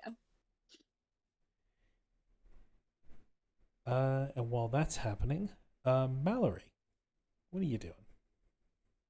Mallory's gonna cast Speak with Animals as a ritual Okay. and head over to the cattle and ask them about the strange creature, the Tarrasque that was supposedly there. Right. So, You've seen it. right. You're also going to have to take 10 minutes in that case, where you're just kind of using your particular type of magic. Yeah. Emily is going to, for a short time, teach you how to speak with cows. Thank you, Emily. Anytime, Mallory. It's not going to last forever, but we'll see what they have to say. Yeah, kind of curious. Yeah. Before we jump to that, because they are going to have to take their time with this. Lunacy, what are you doing? At this point, currently, since they have no way to really search the area with the magical means, they decide to just wander the area, wander the property aimlessly. Okay. Give me a random just investigation check then, to see if you stumble across anything. Okay, so you said investigation, right? Yeah. Oh boy, here I go low rolling. Oh, I'm the first one. Oh I my actually goodness. double-clicked. Oh. Not bad. Yeah, sometimes my mouse double clicks. That's This fine. has happened more frequently. So, with that first investigation, you look around a little bit. You search. Did not mean to do that. As you sort of peruse around, because you're not reading ranch. You take a gander. Look into the hen coops, the chicken coops. Seems all right. A lot of chickens, a lot of eggs. The cow pat or the cow pen seems populated. The cows are fed and watered. There's plenty of cow pats around the pen. Yeah, they seem healthy. Looking around, see the pig pen. Well, they're pigs. They smell and they're covered in mud, so they look happy. And then we'll get into the cow pen, which is quite big. It seems like the owner of the ranch puts a lot of stock in giving the cows lots of room to roam around and graze. It looks to be something like where there are it's normally sort of sparse in grass because of course cows have been grazing here. They've been pulling up on eating all the grass. But there are streaks where it's just plain mud. The ground here is wet. There are streaks where it's just like mud has been kind of scored through with some sort of wide thing. It looks like wide drag marks, maybe about as wide as you are. It's like if someone had like pushed you down into the mud and started dragging you along.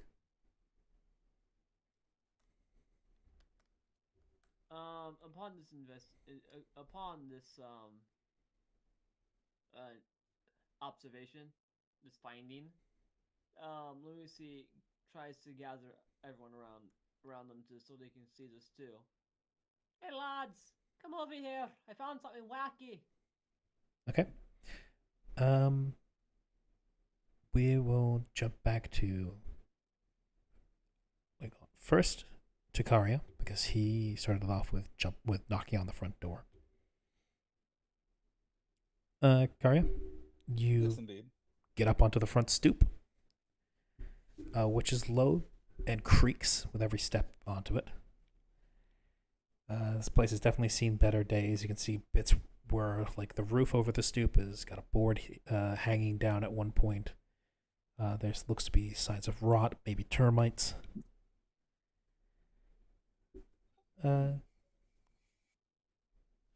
Yeah, this place is old, if nothing else. Knock on the front door. Doesn't seem to be a response. Oh, Karia will kind of give a little bit harder of a knock and go, "Hello, we got your job. My friends and I are here. We're just checking out the place. Don't hurt us or call the authorities, please."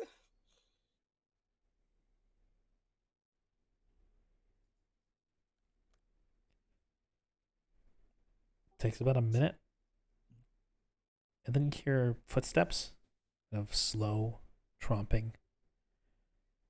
They're not heavy, but they are solid, I suppose.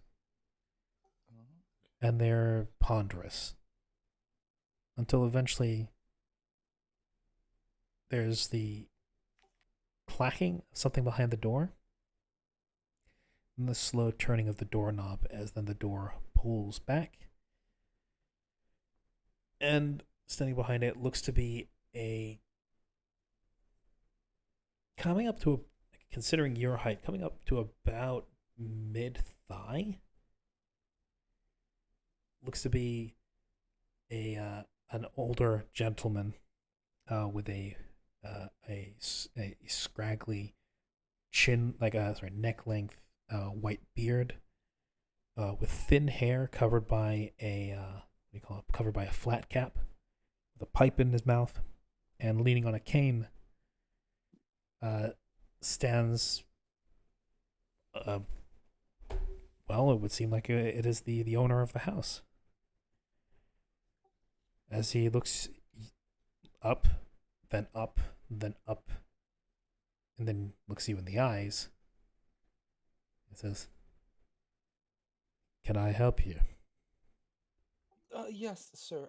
We got word that you had some creature, of some kind on the property, and we just came to come and give it a check out. My friends and I are just kind of looking, but I didn't want to shock you with four random strangers, just kind of, exploring without warning.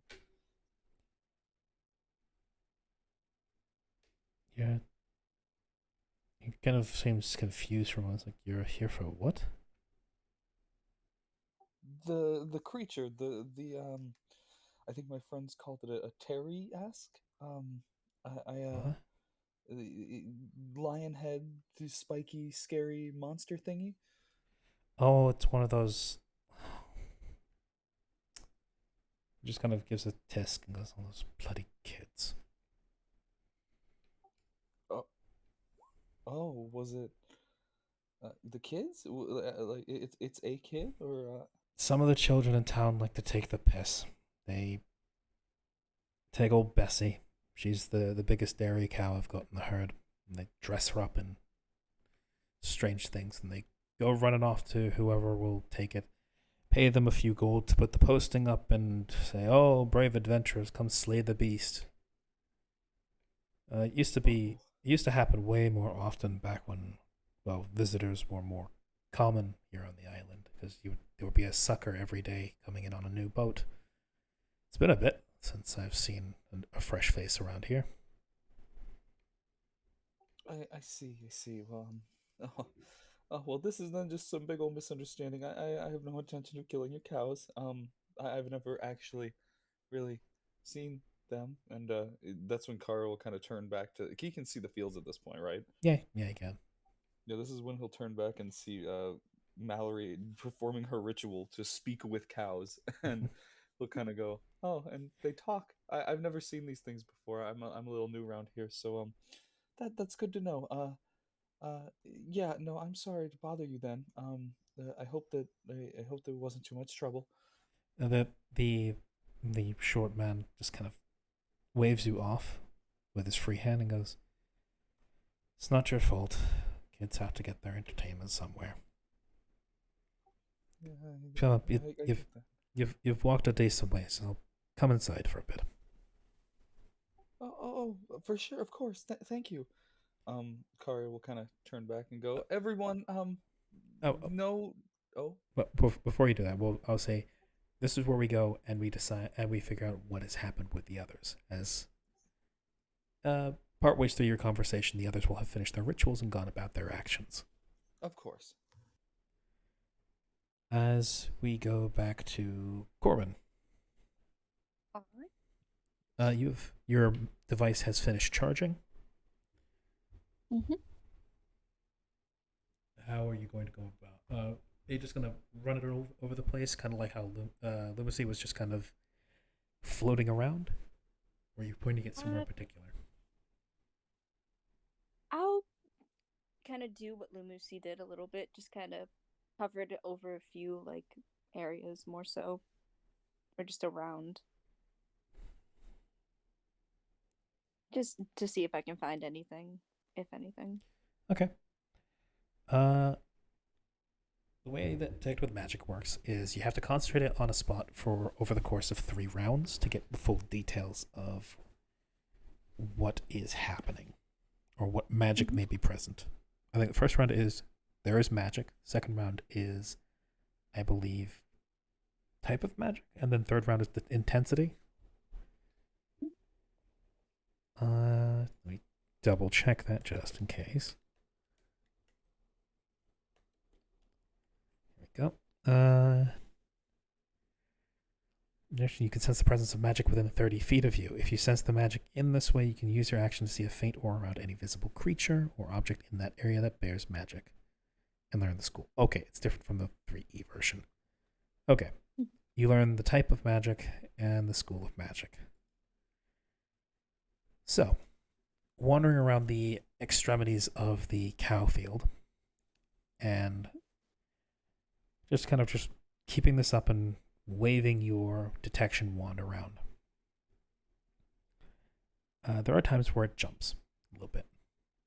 Of course, there is ambient magic in the air. So that's just a given. Sometimes you get a little spike. It's like using a metal detector. Sometimes it'll beep for no perceivable reason. It's when it starts beeping consistently, that's when you think you've hit on something. And there is a point where you're up against the fence of the cow patty, and you kind of like walked your way as it beeps slightly faster as you're going. You trace your way along until you get to like sort of like the back corner to where one of the sheds are. It's just beeping. It goes, or what call it? It's more like an electrical zap in terms of noise. It goes. Tss, tss, tss, tss, tss, tss. As you get closer, it becomes more frequent, faster and faster. And then you notice the little jump of voltage, of magical voltage, between the magic sensitive stones at the end. It kind of like almost looks like a cattle prod, the way that the volts jump across it. Start to get a tinge of purple to them. And then there's a as your thing smokes and stops operating. Oh no. Okay.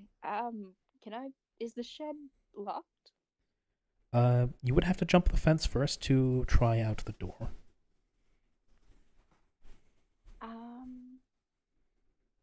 I will attempt to do so. Do I need to roll anything for that? Jump in the fence? No. Okay.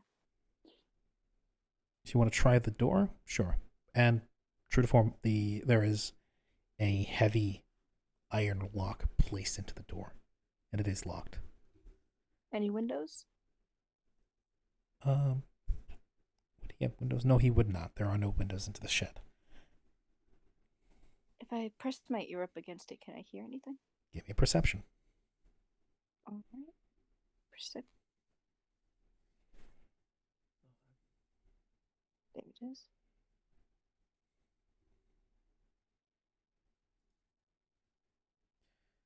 Putting your ear against the lock, you hear creak of wood as it kind of sags to and fro. And not much else. Kind of something was moving inside that kind of creaking, or Well, it sounds like the creaking of wood. Whether or not it's the natural like heave and haw of the building due to age, or if it's because something is trotting around, it doesn't sound like. Sorry, you can't quite tell apart. okay. It sounds like it's the building. Okay. I'll head back to the others then. Okay, you hop the fence again, walk around the outside. Mallory, you now have the ability to speak with animals. Nice. Mallory's gonna walk over to the herd of cows and go, hello, have you seen anything with, kind of like your size, with the shell of a turtle? Turtle? Yeah, turtle. The dairy cows look at you, then look to each other, then look back at you. And just kind of stare you in the face for a bit. Well, you would think that a child would have the manners to say good morning when addressing others. Oh, I'm sorry. And so you should be. It's awfully rude of you to simply come demanding answers when you should be polite, especially if you're looking for something. I'm sorry. Several of the cows just kind of sniff, and their noses go up a little bit and say, "Well, as well you should be." So, what was this you said about a turtle? Yeah, we came here looking for something that looked like a said it was a trask with the face of a lion, a body of a turtle, and the tail of a snake, I think. They look to each other and say, "Sounds." One of the cows. I don't know. No, what the devil that would be possibly be about? Oh, it's those damn human kids that have been playing pranks on Bessie again. Oh, so it is. Oh, they were just being mean, huh? They like to. They come in the night and they. Some of them. Sometimes they push us over when we're sleeping. Sometimes. Oh, poor Bessie. She's the biggest and the stockiest of us all. Creates the most milk. And what reward does she get? Children who have probably grown strong on her milk come and they put these ridiculous costumes on her. And now she's been so ashamed and so embarrassed that she hasn't come out of the shed in days. That's awful. I know what it's like to be just pushed around, never appreciated, even if you do something good.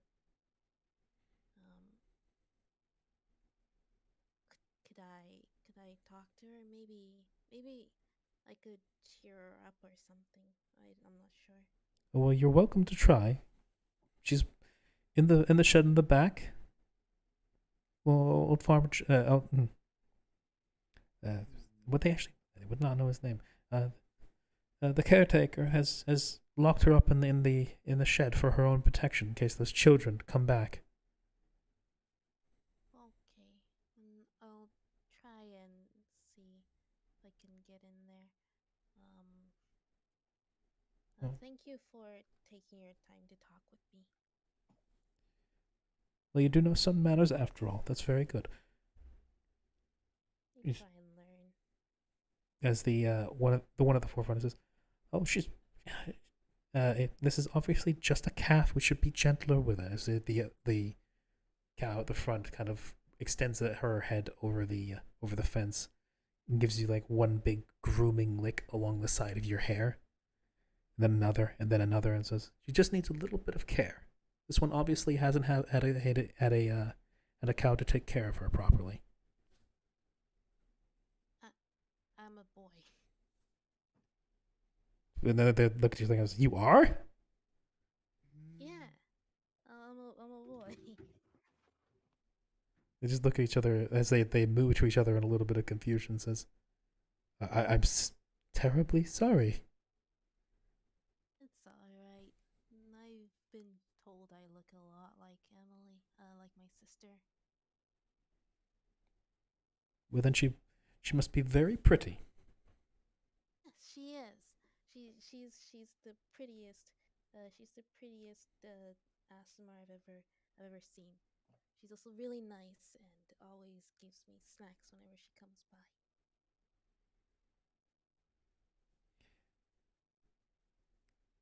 They all look at each other for a second and say, "Well, maybe she does have someone to take care of her after all."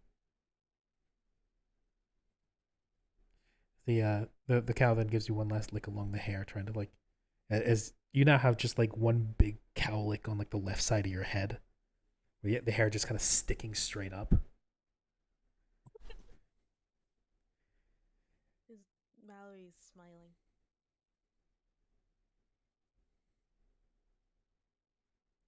Well, you be good. Drink lots of milk. Grow strong. You obviously need it. You're all skin and bones. And if you could do something for poor Bessie, then we very much appreciate that. She deserves so much better. Yeah, she does.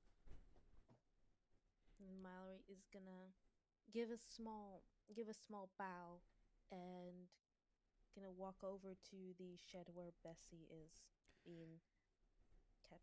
Okay. Basically, at this point, you'll be passing Dexter as he's coming back along this way, along the fence.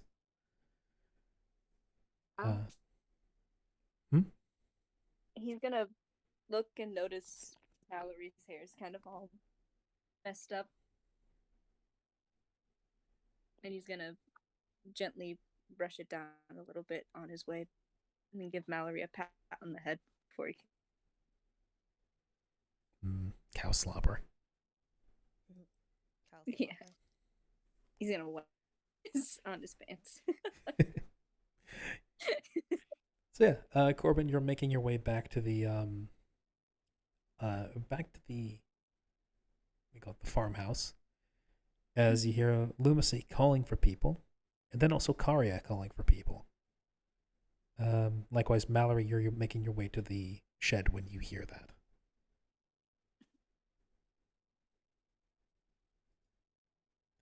I'll look back, motion for Mallory to follow, and then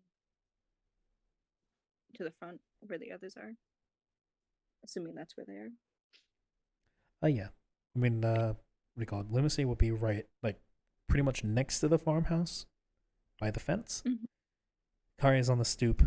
You're coming back around close to where Lumacy is, and then Mallory's past you and is going towards the shed you just left. Alright.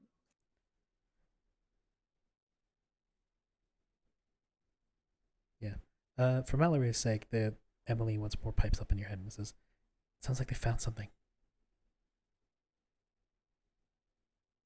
Mallory is then. Well, he's mooring since I think Lumusi said that they found something weird. Mallory's more inclined to go towards Lumusi than to Karia, to see what they found. Okay. Lucy. Actually, I should ask. Yeah.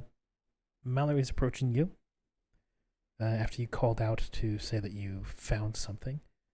Dexter, who are you headed towards? Karia. Okay. So yeah, Karia, Dexter joins you up on the stoop, and Lumacy, Mallory walks up to you. We'll go with Lumacy first. Oh, hey there, laddie. I can get at this. As Lucy gestures towards the strange, what's the word here? A rut, that's something that looks like something I've been pulled through. Yeah, I guess rut. Yep, rut or a drag mark or something. What is that? I don't know. It's just over here, guys, looking at it, looking around, happen to spot it. It's looks small, doesn't it? About me sized. Does look like you. Look your size. This is my hole. It was made for me. Gingito. I bring that up because not many things are me sized. But that's especially odd. What do you think could have been it?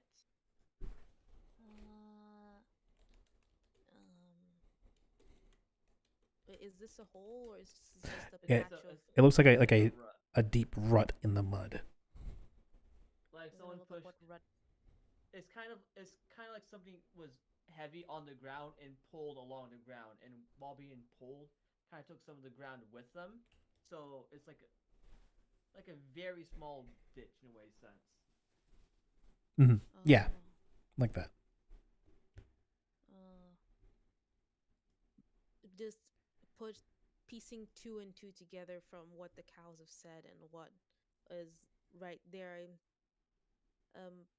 Mallory is gonna take a guess and think that this is one of the spaces that a cow has been tipped over. Possible. That might have been like the result of a cow flailing its hoof, kicking up through the mud, or maybe its body pressing into the dirt after it fell over. There's quite possible. Could I roll investigation to see what it is? Sure. And I'm gonna also cast guidance to add a, how much was it? 1d4. 1d4. The investigation. 23. D4. That's a 26. Excellent. as you peer closer, you even hop the fence a little bit, like using your wings to give you a little boost up over the fence. Let's go over to the rut and have a look. The cows are also observing from a distance. As you look, and the way that the mud is formed, something didn't fall over here. It wasn't feet. There was something actually dragged through this area. You can tell that there's actually a series of more drag marks that are a little bit more hidden. There's some grass helping to occlude them, or to obfuscate them, leading off in some direction out into the paddock.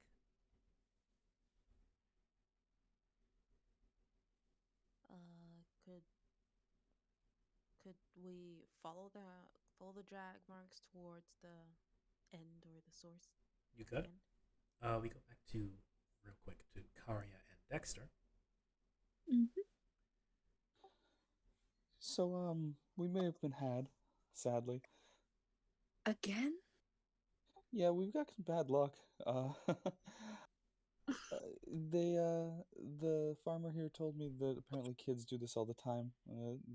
They come around and waste his time and just mess with his cow, and so she's just assuming that's what happened again. If you'd like, we can try to catch the kids who do it. I don't think he is that serious about it. He just said kids will be kids, basically, you know. I'm sure we might be able to scare something into him, but what's this? Oh, I'm thinking know. just give him a scare or two. Well, I mean, yeah, we could do that. A lot better than, you know. I don't want to kill him or anything. No. Wait. I heard something. I have a plan. I hear something I like the thoughts of.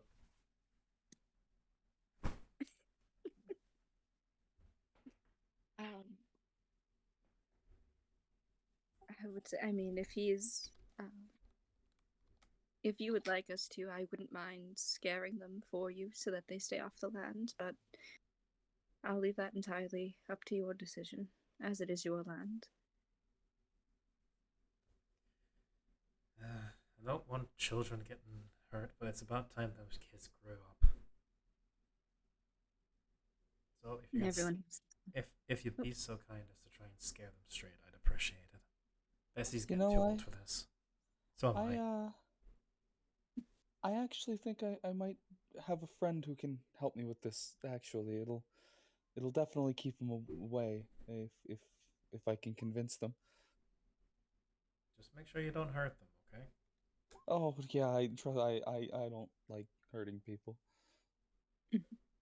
Neither do I. Good, because I don't want no parents or some the town watch coming over to my farm and shutting me down. No. Because Of course, we don't want that happening either. These I feel slightly bad for these kids. They're about to be hit by the fucking McSpook 5000.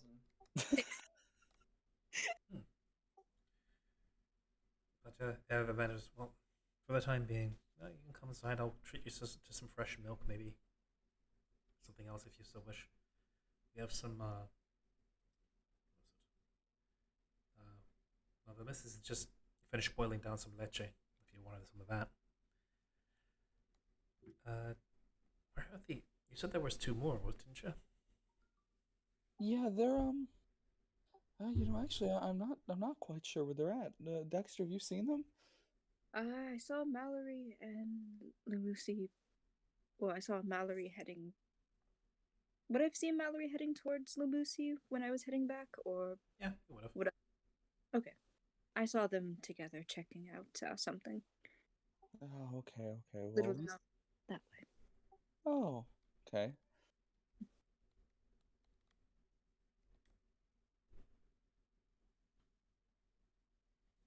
If you'd like, I can go get them for you. I think that'd be a good idea. I mean, if we're gonna wait around and scare these kids a little bit, and may as well just get everyone together. I will go grab them then. I'll start heading over. Zombri, welcome.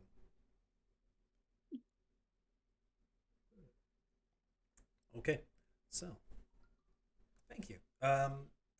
Tia and Mello, or sorry, well, we go Tia and Sully. You can recognize Tia is the tabaxi in the bottom left, and Sully is playing the ASMR right there, kind of ASMR, the one with the wings. And they were the artists who were so kind as to do the PNGs. The one for myself was done by Zarasita, who is another artist.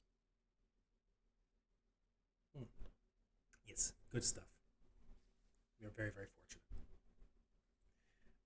Yes, so Dexter, you jump off the stoop for a moment and go chasing after those darn kids. Yeah. Lumacy, are you chasing off after Mallory, or are you still at the edge of the paddock? Of course, Lamusi follows. This silently floats behind. Okay, in that case, yeah, you see the two of them kind of with Mallory's head down, tracking something in the dirt, while Lumacy is just floating on behind him. I'll kind of try to run over to catch up. Okay, you jump the fence and go to catch up with them. And at one point, your foot actually catches in one of these divots, and you notice what Mallory is following. There's these drag marks in the ground, and the reason you tripped in one is because you're following him, and he is taking the path that directly goes over each of these drag marks.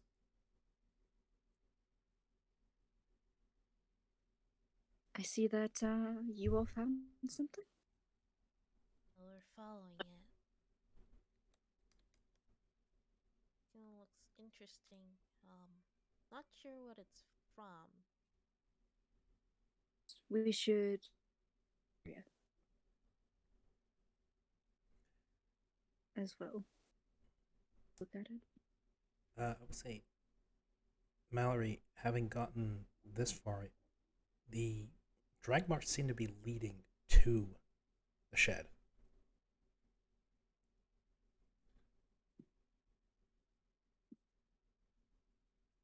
At the very least, they're leading you into that back corner where the shed is.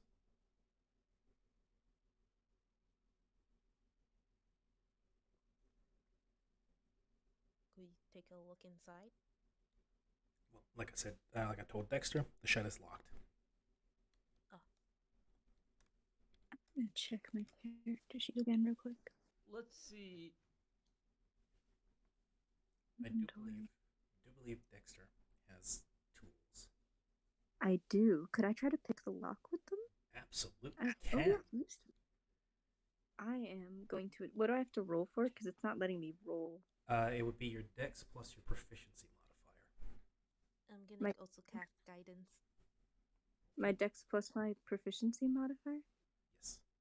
Oh, proficiency bonus? Proficiency or... bonus. Same thing. It's a modifier. It's your bonus. Okay. Alright, so that would be. Okay. I'm just trying to figure out what I would put for the roll. So I would put. Your dex is a +3, and your proficiency bonus is a +2, like everybody else. So it'll be a +5. +5? Yep. I have a question. Go ahead. Fairy fire. Does it go through walls? I'm gonna roll d20. I don't think it should. But it says this in each object in a 20-foot cube within range. Directional. Then range is each object in 20-foot range. Your choice. Any creature with the spell is also. I'm tentatively gonna say no because it requires line of effect, which means it must be able to. You must unless you go on. Normally, a spell always requires line of effect, which means you must have a clear path between you and the target for the spell to be affected. Okay. You could not look straight into the shed and place the cube of fairy fire there. So as a result, you cannot have something in the inside be affected by it. Truly an unfortunate scenario. Unfortunately, Dexter. Actually, fortunately, um, right, yours, Mallory casts guidance, so you can add an extra D4 to that. I can add extra d4, so that would be. So I can roll. Okay, so d4. Yep. Roll a d4. So 1. That brings you up to a 10. Dead average. Which is exactly what you need to pick this old rusty lock. All right. Slide the tools in, pick around a little bit. You think this thing must be so old that you wouldn't be surprised if pins had actually fallen out of the mechanism at some point. And then Mallory places their hand on your arm, and you feel this wash of, what if I just jiggle it a little bit to free one of them? And yeah, sure enough, one of the pins is this slight dusty sound, or this crumbling sound of rust being shaken free. As you then, the last pin drops, pop it back, and then you twist the cylinder. And the door is unlocked. I will open the door slowly, just in case there is someone inside. Slowly open the door. Can I get a perception from Corbin? From Dexter, Mallory, Yeah. and Lucy? Perception.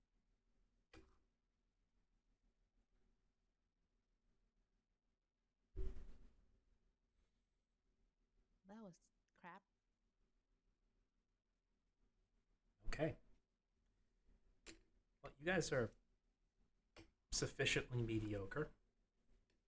I mean that the best way possible.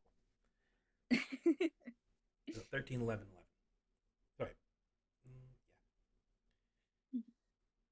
You guys are bowled over by the immediate smell of fetid, rotten meat Oh. as the door comes open. The inside is pitch black. Can I? And as the door opens, you're then immediately hit by this swarm of flies, and then buzz past you out into the open air. As you're forced to for a moment choke on this powerful, thick stench of rotten meat. Question: Can I now cast Fairy Fire? Can I Yeah. also cast light? You guys light, and Lucy can cast fairy fire. What's it called? Fairy. One of my things I can do is I can cast one Fairy Fire as a cantrip for free, but I can't do it again until I get a long rest. So I cast it as a cantrip. Well, you're not quite casting it as a cantrip. You just get it once per day. Yeah, I guess. Yeah. If it was a cantrip, you would be able to use it unlimited amount of times. Okay. Oh, yeah, I guess. Yeah. I used the free cast pretty much. Yeah, any object or creature. Creatures get a save. Objects do not. Bodies count as objects. Mallory, you whip up a ball of light, try and illuminate into the building. Lucy, you throw in this. What do you call it? You extend your hand, and out comes this dusting of Technicolor powder. It sparkles. Go now. And sparkles that then burst inside the house or inside the shed and coat the inside walls, the floor, the ceiling, all the objects resting. You see farming tools left in disrepair, others midway being repaired on a bench. You see bales of hay. There's hundreds of flies buzzing around the place, each individually lit up by the fairy fire in vivid detail, like a cloud dance of lightning bugs. And laying in the middle is the gutted and skeletal remains with a single sizable head of what used to be a very large dairy cow.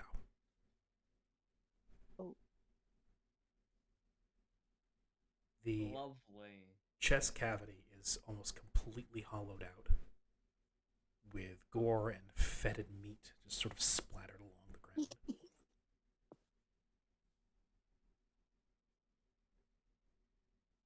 It's not nice. I'm not gonna go too much into it because that would be bad taste. Lucy ganders at this, and then looks outside outside the entrance to take a quick gander around, actively looking at nothing just to look away, using it as an excuse to look away from the cow. Then looks back. So what and the ever living hell happened here? What the fuck? I no. Mallory is covering his mouth and nose and kind of not saying anything. He wants to look away, but he can't. I'll cover his eyes. Dexter, the voice in your head decides now of all times to pipe up and say,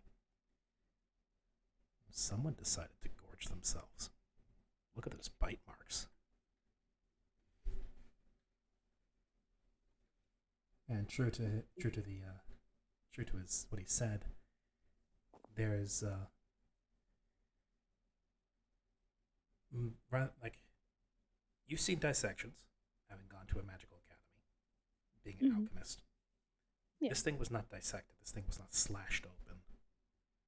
There is what is called a maceration, which is when the edges of a wound are torn. And there's what looks to be teeth marks, as well as just where flesh and bone has been ripped away. This thing was savaged. And what do you think did to it? What do you think did this to it? Something big and hungry. I think our Tarask might actually be real. I'll just say, can I make what kind of check would I need to do to see if I can understand what these wounds are from, if possible? If this were a person, I would say medicine, but given this is an animal, I would say nature. That or survival, actually, considering this is the inspection of an animal corpse. Oh, then it ignores that then. God damn it! There's my 2 good rolls for today. Gone. Lucky bastard. Gone. Vanished. Thanos snapped. Fun times. So yeah. In Mallory's case, because he's also got a voice in his head, it's mostly Emily just going, "Oh, the poor thing." Poor thing. Wait a minute. These 2 have voices? Why am I? Actually, I got Gristel. Never mind. Yeah. I got my own companion. Who would do this to Bessie?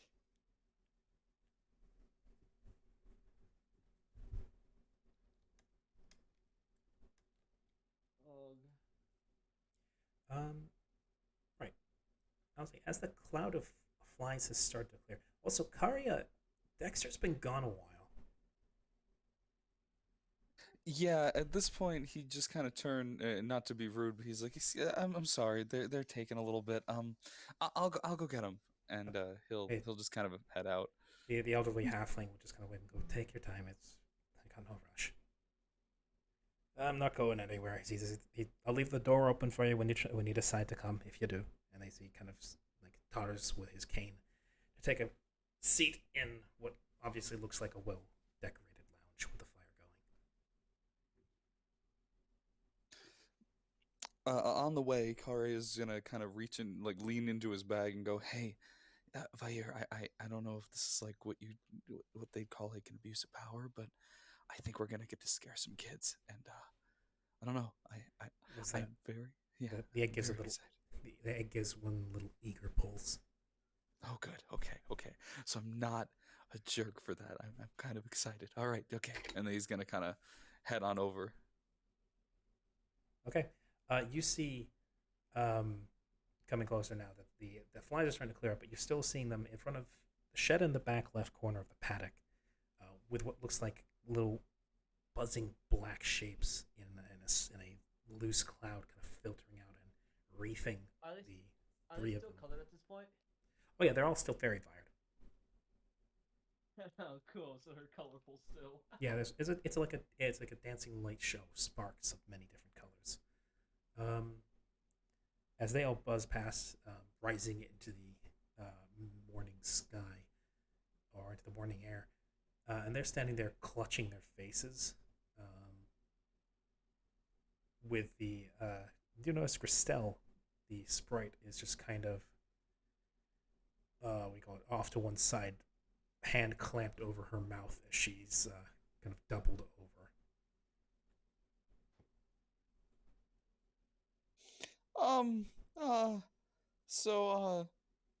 Hi. Ew. Yeah, as you're getting closer, as you get closer, you're starting to choke on that fetor that's invading your nostrils and lungs.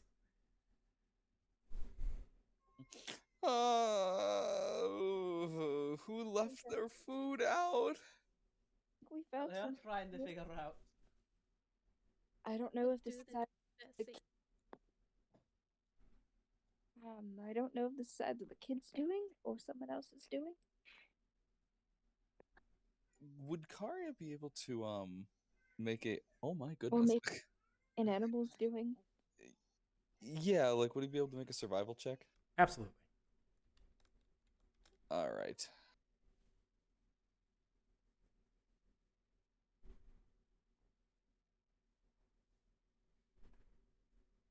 Oh wow. Meanwhile, that we yeah. that's an 11.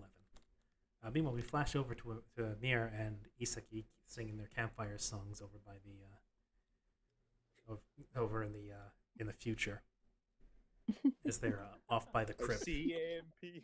Priority yeah, CIMP. SONG song. Yes. Anyway, that's an 11. Well, you've seen, you remember the few times well, actually the many times you've jumped into Orthos's larder, where they keep a lot of like the cattle they stole and would get like preserved in very cold caverns and caves, little stash holes where the natural cold would help preserve them, but they wouldn't need to be there for long because the appetite of many different dragons all living in the same place very quickly goes through any stores of food that they have. But some of the few times where food has spoiled, a few times a cow has spoiled in your guys' property did look astoundingly like this. You have signs of flesh torn, muscle ripped, bone cracked, and just awful all over the floor. The kind of mess that like a young dragon would leave. Much more than that, you're not entirely like you can't really divine much from the wounds, other than you've seen something like this before.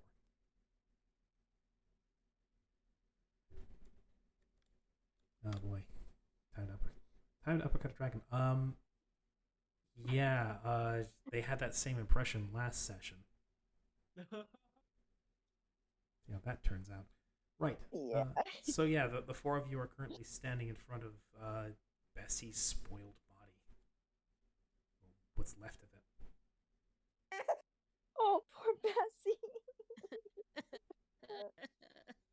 Banana tiger. Banana tiger. If I'm correct, I'm pretty sure I'm pretty sure Lemusi is. I'm not too sure about Kiara. But Lemusi does not know anything about these cows at this point, I'm pretty sure. So I'm just like, wacky corpse of a cow. Yep.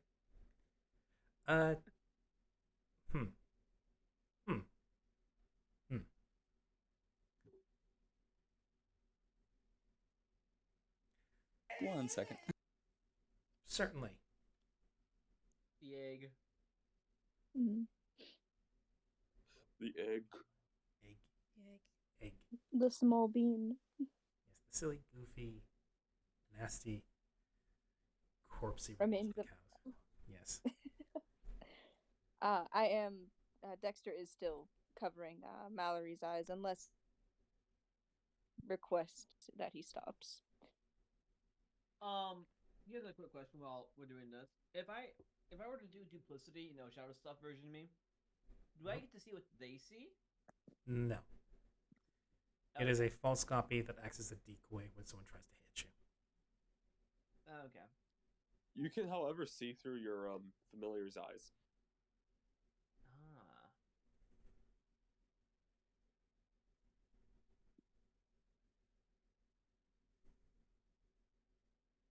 Mhm. Now you see, now with my choice of spells, I'm beginning to notice a slight problem. What is that? They're too focused. They're very much focused on messing with people or doing things to people. That I have too not many uses for anything that isn't on a person. That is that is a shortcoming that tends to happen with a lot of early spells, and that is on purpose. Is you have a lot of spells that only affect humanoids, or what do you call it, or monsters specifically. Typically, only humanoids. That is a built-in weakness in the early level spells, and you get versions in later levels that can affect monsters or larger swaths of area. Okay. Because kind of right now, all my things are very trickstery based and not. I can't really. I had to use my own wit and gumption to get anything done, like investigating and figuring things out. Oh well. I find it quite entertaining. Oh no, it is. It is. It's great. It's still amazing, but There we go. Okay. You got any threes, Miar? The egg has been put back in the nest. All right. So,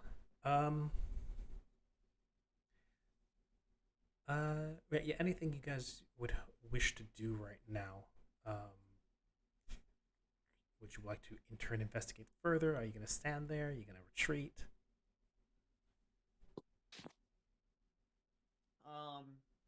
Lucy pipes up and goes. Lucy clears her throat, turns to Kiara and asks, "So Lottie, what did you need, by the way? You were calling for us earlier, trying to segue the conversation away from the ravaged corpse near them." Oh yeah, well, for all this,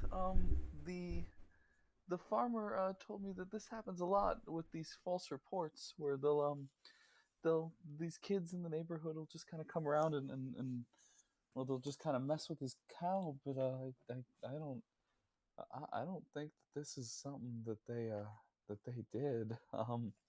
That's Maybe the Tarrasque is real?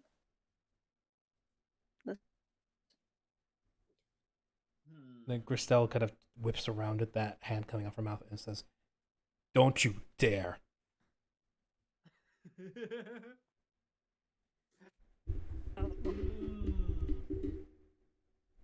The gods have a cruel sense of humor, and if you start tempting them, they're going to actually do something. Oh, you make it sound like I've messed with the Tarrasque before. It's fine. You have. You actually have. Well, it's not dandy. Maybe we should leave here. Maybe we should tell the nice man who gave us we should tell the man what's going on here and get out of here before we get in trouble. Perhaps we should just show him the shed? Or maybe he's even the one who threw. I'm just gonna 1 second. Banana tiger. You have messed with the Tarrasque. Oh.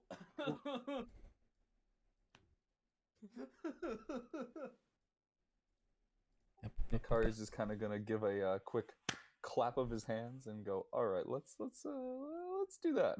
1 moment. Yes, I'm going to do something in particular. Oh fuck. Oh fuck. Remy's getting the boss music. Oh boy. You make it sound so ominous. Yes. Welcome, Mr. Bond.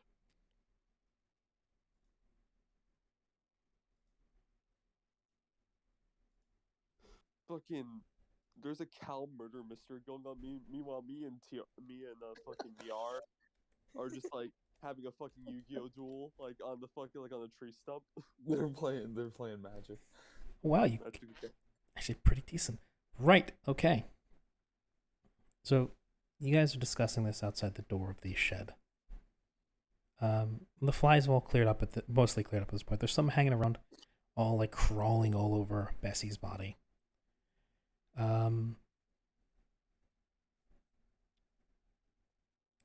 There's something that's kind of getting whipped over you by a breeze. And then all four of you stop as you realize there wasn't a breeze before. Oh no. Oh no. Oh no. Hold on. Hold on. I need to get this impression going real quick. Dun dun dun dun dun dun dun dun dun dun dun dun. Not quite so explosive. Mallory would kind of lift Dexter's hand from his eyes and turn around. As you all gaze into the shed, and front lit by Mallory's light, haloed in a corona of crimson red from the fairy fire, and otherwise cloaked in the darkness of the windowless shed, is a silhouette of something. Well, it extends up from somewhere in the darkness in the back of the shed. It looks long, and from the scant illumination from Mallory's light at this distance, its skin looks leathery. A large maw with reflective, almost metallic teeth hangs low, or hangs open and wide, slathering drool that when it hits the dirt seems to steam, as that long neck with this large maw and two small but lamp-like eyes lit with sclera that are purple. The head, this long leathery neck and head extends further, and then behind that is a large silhouetted turtle shell.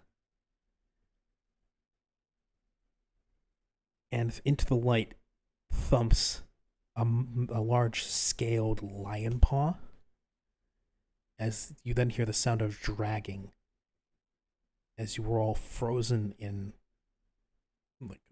stopped from moving for a moment, as this thing drags itself forward. There's a hiss as a long tail winds its way up from behind the turtle shell. You can see the silhouetted tongue flickering out, tasting the air, as the big head then descends on what's left of Bessie and begins pulling pieces off with awful, horrific sounds of dripping blood and putrid flesh tearing, as it begins to feast, having pulled itself up from its burrow.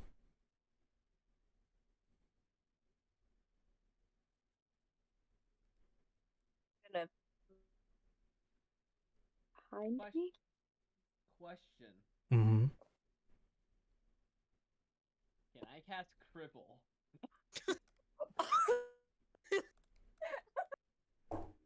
You may.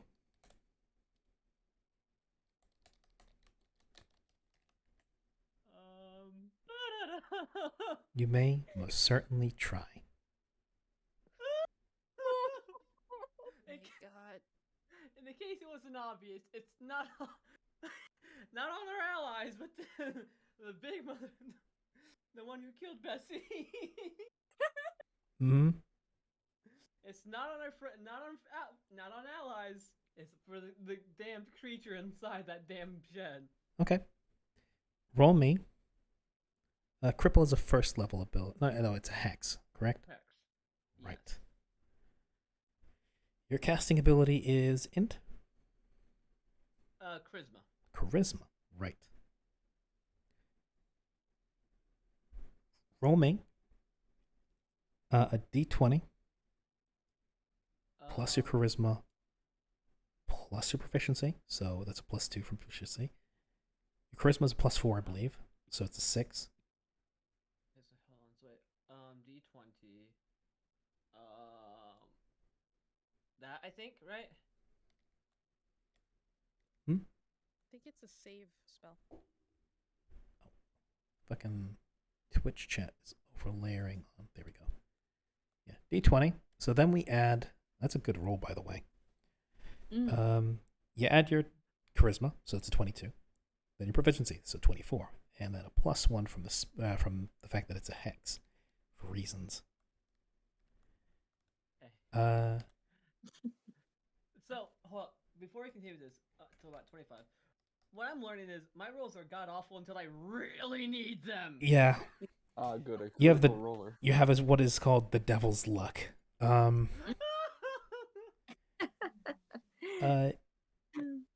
As it then needs, as you actually manage to penetrate through its spell resistance, and now it makes it save.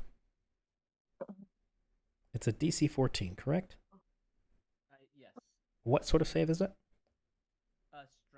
Strength. Strength. Ooh. Uh-oh.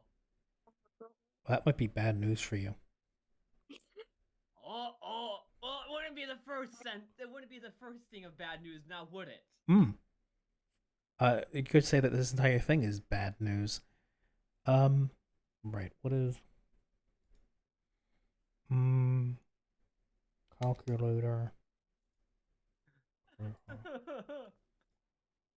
Calculator. Yeah, no, it's raw strength bonus is enough that it doesn't even need to try to beat your saving throw. What the hell is a strength bonus? A normal Tarask? Not a juvenile? Oh, an actual Tarask. Wait, this is a baby? Promise we'll try not to die. I would say those who rolled Arcana well enough say, yeah, this thing is a fucking spitting image of a Tarask. Let's see, a 5e Tarask, full grown, has a strength of 30. If I is wanted, this thing full grown? no, Or no. If it was fully grown, it would not fit inside the shed. okay. If I wanted to be really mean, I could go with a 3.5 Tarask, which has a strength Please, no. which has a strength of 45, Why would it? Why? because it is a one-of-a-kind colossal killing machine in every other setting. Mm-hmm.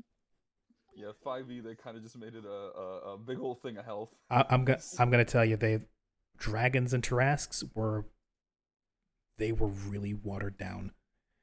Yeah. Oh baby, Oh no. Oh The no. He's freaking The out. baby senses doom. the baby senses impending doom. The baby is like a canary, lovely. But yeah, the what do you call it? Let's just say it's definitely what do you call it? Simplified, given that the yes, I am evil and I pride myself in it. The dragons in previous editions, a fully grown dragon should not have an AC of 20. That is considered like real low. Anyway, enough harping on about edition differences. We are playing 5e now, Yes. and as such, it only has a plus. It was only a 30, which means it has a plus 10. And that's not including its bonuses Oh no. to its saves. Still in that one. It has a, what is it? Saving throws. Weirdly enough, in 5e, all of its extra bonuses to saves are in mental categories, but that's also because its mental abilities are dumpy. They're like really bad. Rami, how far away are we from them? From the thing inside the shed, 20 feet. No, like from like this location. How far me and me Oh, are? you guys are like at least You're halfway. that way. You guys are already like halfway through your trip there. You're not just gonna randomly sense the Tarrasque and come running. That would be metagaming. Yeah. Lock the door. My Tarrasque senses are tingling. So I'm gonna just to be a good sport in the event that it rolls low. I'm gonna roll this in the open. Can we close the door? Beats your Lock save. has been picked. As the you see its limbs, its lion paws, once more clamp down onto the mess that is left of Bessie. It bites into her onto her head and basically just takes the whole thing off. Oh. Swallows it down in one go, and then you cast your hex. Its leg buckles for a moment, and then the eyes focus on you. And I want a whiz save from all four of you. Oh no. A wisdom save, huh? Yep. Wisdom save. Huh. Okay. Wisdom saving throw. Roll. Oh no! The wisdom save. Oh, shitty pants. I would very much like to close the door. 3 shitty pants. Lastly, Karia. A wisdom save, correct? Yes, as you are being affected by its frightful presence. Ooh, good. Okay. Please.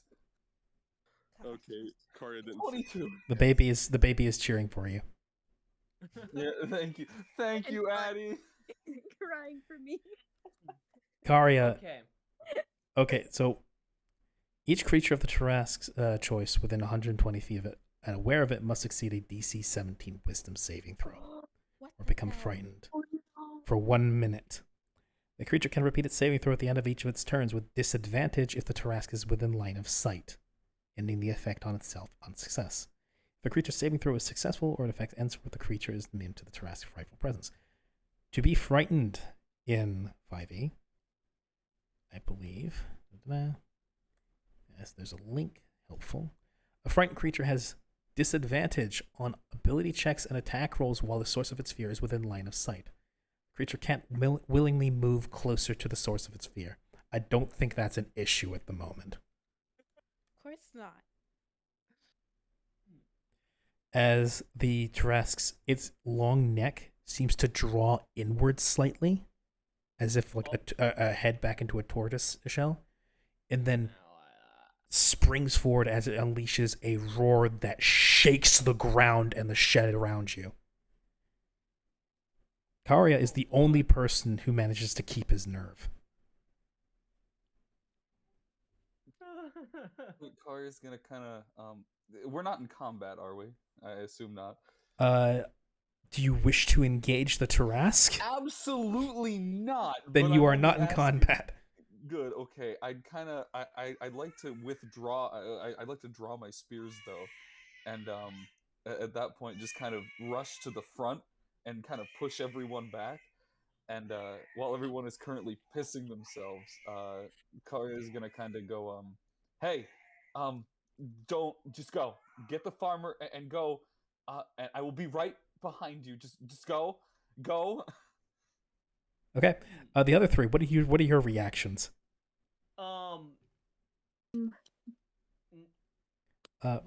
Grizel for her part is floating off directly towards the farmhouse, going fucking run. Contrary to what they should do, they tried their luck with one last ditch effort. Evil Eye. What are you doing? Trying to not let you die either, asshole. I'm leaving. That will be Do it. another 1d20 plus 7. And then everyone's talking about disadvantage, right? Because of frightened. No, it's not an ability check. This is what is called a spellcasting check. Okay, so another d20. Plus 7. Oh, okay. Your hex slides right off of it. God fucking damn it. Okay. Wait. Rolls off. God damn. Okay. The Tarrasque does not play nice. No, it does not.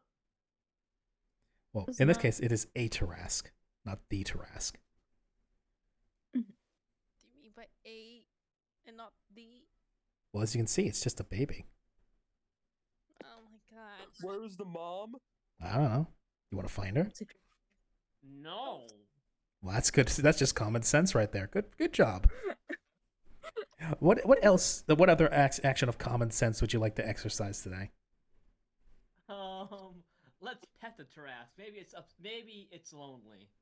Sure. Lucy, I will clap for you. I will seriously start clapping Julian. until you explode.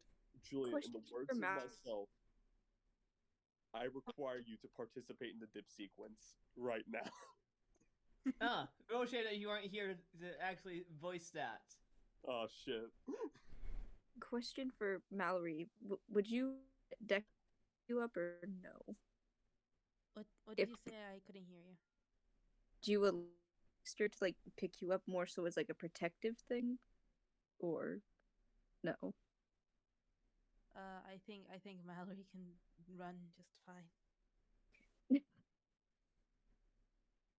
You know, for the second time in your life, Mallory, the voice urges you to run away. And so he does. He just books it. Yeah. Wee. So yeah, Dexter Mallory has booked it. Lamusi once more tried to. Lamusi for his part like pulled up his hat for a moment, Mhm. and it seemed like he was trying to do something, and then the Tarask was intensely unamused as it kept eye contact with Lamusi, and yeah. Nothing happened. Lovely. Yeah, maybe we should all just run. All of us shut the door. As the Trask takes a step. One that very momentarily leaves you guys with about an inch of air between you and the dirt, as it sort of makes you hop up with the force that it steps down with. Oh, okay. Yeah, I think we should go. We should leave. Can I kick the door closed and then? You can. Booking it. Yep. Ikari is literally going to take his spear, smack the door closed, and then turn and run. Cool. What is each of your guys' foot speed? If dashing 60, 60. That's normal. I think I don't know. Actually, I'm 30 not to too 30. sure. I believe. I have 30 foot of movement, and then I also have 30 foot of flight.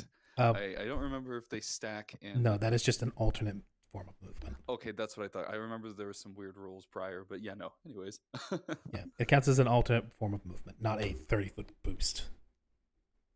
Mhm. Yeah. Let's see, 30 feet.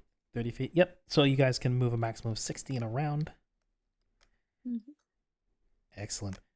As then there was another roar as you guys book it across the paddock, Mhm.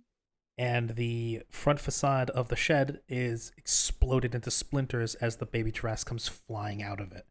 Not flying so much as charging. At a Oh, okay. and fun fact, it has a. This is on the light side again. Actually, it's. Yeah.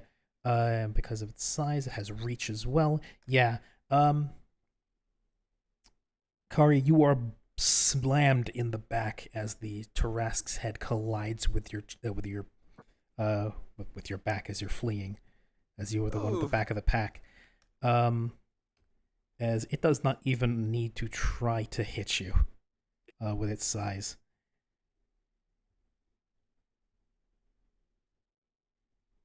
Yeah, Ouch. yeah. Plus 19 to hit. Yeah. As you are tackled to the ground,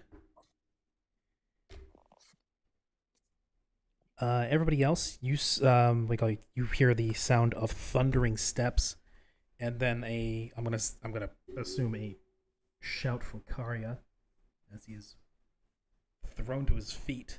Trampled. trampled, and then the Tarask, now standing astride Karya, with its mouth basically a foot away from his face, teeth coming closer to his face. Would Karya like to do something? You know, I got a lot of things I could do.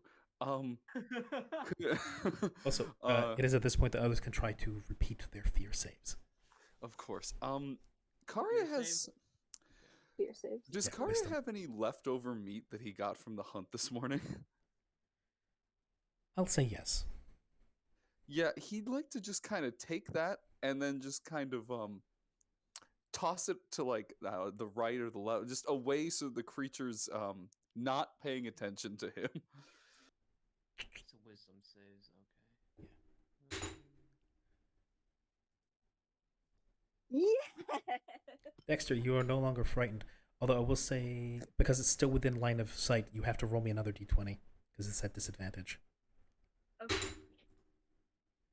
I will roll another one.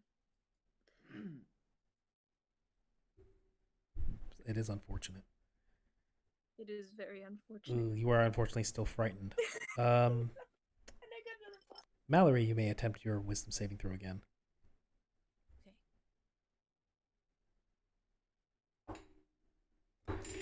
What was the DC again? Frightening presence. I'll say at its age, yes, you succeed. So you are free of your fear. Okay. I thought that Mallory was running, but let's see. Let me just see the range of my spells.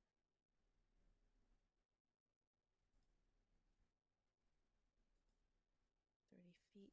Okay. So firstly, Mallory is going to.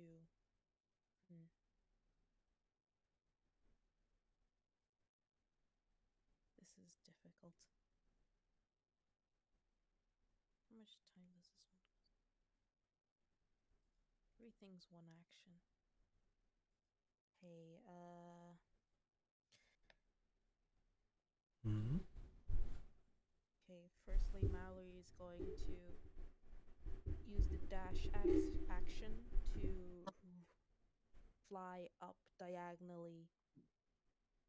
I did the math for it. You know, a square plus b square c square. Yep. It's gonna move 30 feet away and 60. No, not 60, and 50 feet up, which would be diagonally 60 feet.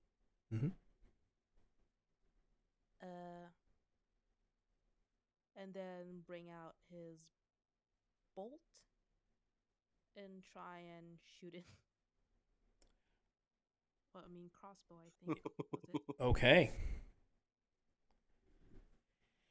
Make me a ranged attack.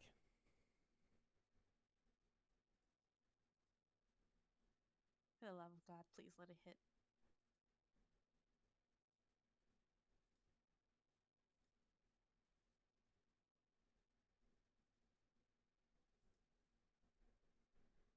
You fire. And the bolt reflects off of its turtle carapace. And yeah, that's all I can do. That's it. That's the end of my turn. Okay. This is a very bad situation. Mm-hmm. Some could say downright horrendous. Sounds Yeah. cataclysmic. Mm-hmm. I'm gonna put the egg down, so I will be here. Please be careful, everyone. Is it my turn or? No. Okay. I'm sorry, what would you say you were doing, Karya? He has to go. Oh, right, he's putting the baby to sleep. Yes. Putting the baby down, yes. So how is everybody enjoying themselves? Me? Me and Miara just over here like, huh? So wonder what. Yeah, I'm what's sorry our I'm leaving house you do? guys with I'm sorry I'm leaving you guys with so little to do at the moment. It's fine. I mean, it was my choice to not join the gang. We Yeah. just thought Was that it it was exactly gonna this be like shit? You guys thought you were going to like a carny attraction, didn't you? we thought it was gonna be like some little bit of fun, you know, meeting up with. Yeah, a little bit of fun. What could go wrong? You what's it called? You see, how I envision this going is, we show up, we see a Tarrasque in the distance, we go, that's a fucking Tarrasque, isn't that? We all agree on this? Cool. Let's fucking dip and act like this never happened. Mm-hmm. Yeah. More reason to get off the island. Yeah. Yeah, There's a no Tarrasque shit, coming. Sherlock. There's a Trask, possibly 2. Oh yeah, this place is Or fucked. up to 3. Yeah. This is one of those instances Fucking where Kari ancient is dragon. I'm glad you're having fun, Kayanuta. No, I thought that I have never seen a Tarrasque before except for the one in Fate where that lady just summons one. Right, But Saint I thought that Martha. they were, from your description. Love Saint Yeah, I Martha. thought it was gonna be I thought it was gonna be like a giant turtle grazing on the grass along with the cows, not grazing on the cows. Yeah, no, the one I described is the one from the actual Saint Martha myth. Not actually, it doesn't look like the D&D version of the Tarrasque, which is this upward standing bipedal sort of Angry like, dinosaur. yeah. Instead, what I took is directly from the myth of Saint Martha. So if I will that's tell the you right case- now, Kayanuta, a bag of the backup holding exploit would not have worked on this thing because that only does a 10-foot by 10-foot sphere portal for 1 round to the astral. The Tarrasque would not fit through that. So, out of curiosity, in this universe, since it's going off of the original, would it be considered a dragon actually, or would it Yes. still Yes, be it a would. monstrosity? Interesting. I doubt it understands Draconic. You can certainly try. Well, There's nothing stopping you from trying. that is true. Well, I already threw the meat that I had off to the side, and then It does. in Draconic. You said, yeah, you threw the meat to the side, and its head does follow it for a bit, but then it looks down and zeroes in on the fresher meat right in front of it. Okay. Karya, how far away is everybody else at this point? Let's see. Everybody else is running for their life, because they cannot approach, except for Mallory, who has flown up And is and now shooting at. shooting at it with a crossbow. Yeah, he's 30 feet. He's like horizontally 30 feet away, vertically 50 feet. At this point, Karya will just kind of continue to attempt to move backwards, not really trying to appear intimidating to it, but very panicked, clearly, even though he had steeled his nerves. But he's very aware that he is outclassed in this situation. He's gonna kind of go, okay, so in Draconic, he'll very poorly say, I'm not. We aren't here to hurt you. You are welcome to this land. This is yours. I have the right to claim such, and you can have as many as the top. As you're halfway through the sentence, when his face again was more thrusts in front of yours, nostrils flaring, teeth bared, as it then stops, the nostrils sort of wink and flare again as it takes in your scent. And its purple eyes center on, like, they sort of, now they, rather than the sort of wide-eyed predator glare, it actually focuses, and its pupils meet yours. As through between the teeth, in a growling bass that shakes you and the earth,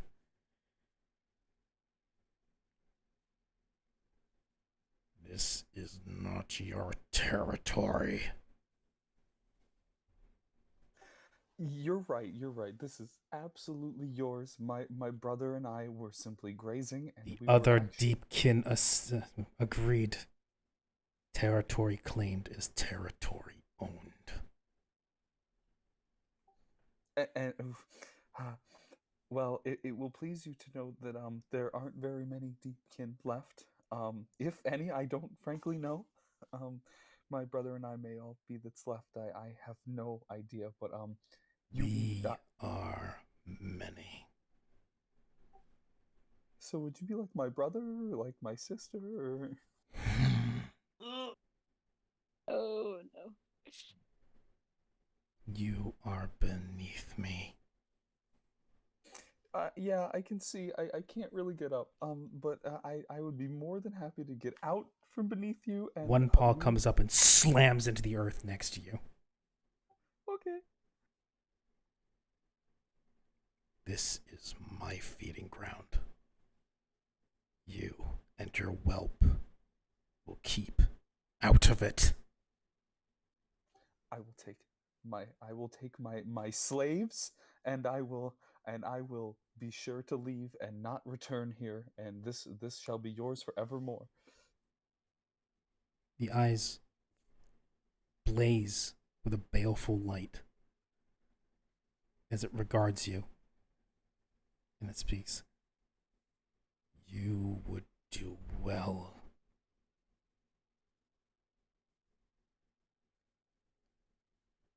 Stand, retreat with your tail between your legs.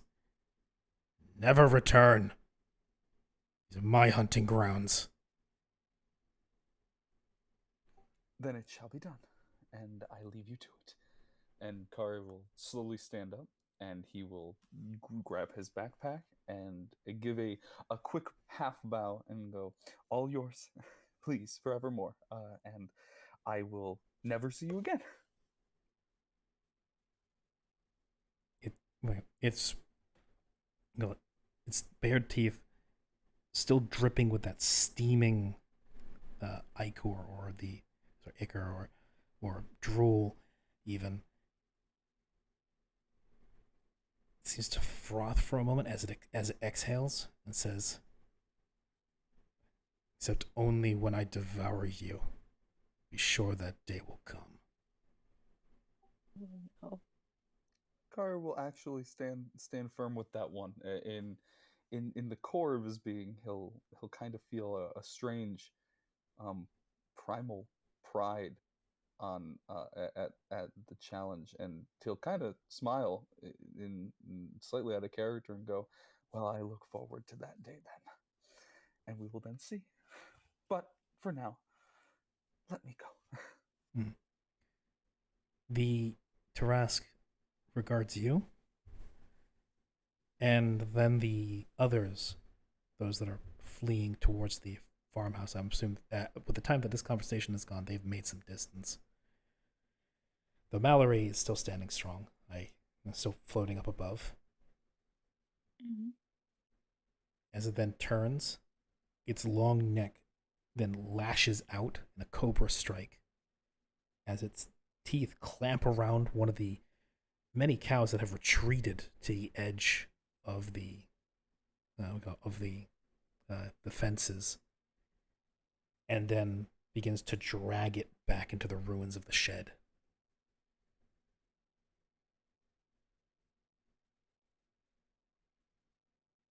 And the Tarask goes back into its burrow. Kari will then kind of look up at Mallory and go, "Thanks for not abandoning me, but you really should have abandoned me."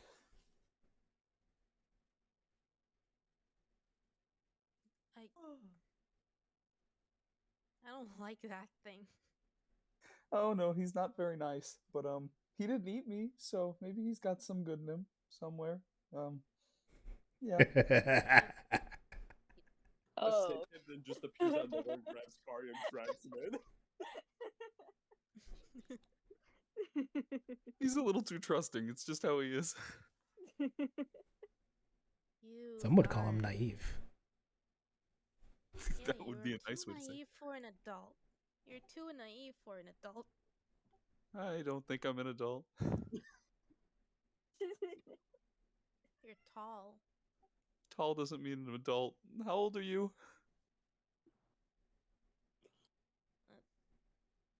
Well, then what makes a person an adult? I don't know. I lived under a rock. Nice. Yeah, the source of your fear has retreated out of line of sight, which means you guys can move around and not be shitting your pants freely. Question here. We were frightened, correct? We cannot move forward. So long as the creature was within line of sight, yes, and it is no longer within line of sight. I like to have it that Lemusi scampered off a bit, but try to stay decently close, like maybe like a good 30 feet away, but still within line of sight in case to try to do something in case something happened. Yeah, no, Dexter ran. Yeah. Smokey! Smokey. Smokey! Yeah, no, Dexter just fucking legged it. Did the smart thing. Yeah, He escaped. the one person with a functioning sense of self-preservation.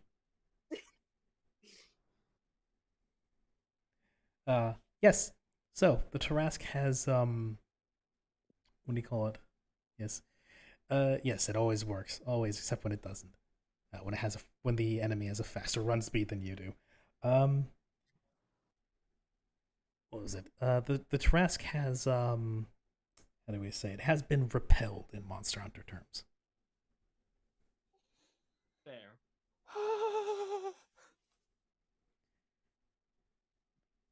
The old halfling, by the by, is standing on his back porch with a slack jaw. Yeah. Yeah.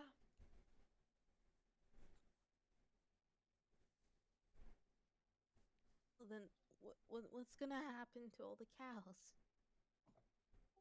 Well, if you want my opinion,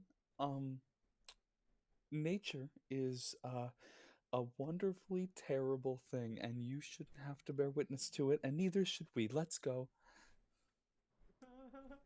This poor halfling probably just fucking died of a heart attack, and he's like frozen in that position. Oh yeah, Kari is gonna kind of shout over to him. You don't own this land anymore. I'm sorry. He's wordless, just gops at you.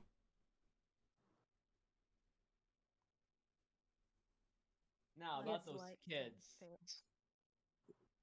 I don't think the kids are a problem anymore, Chief.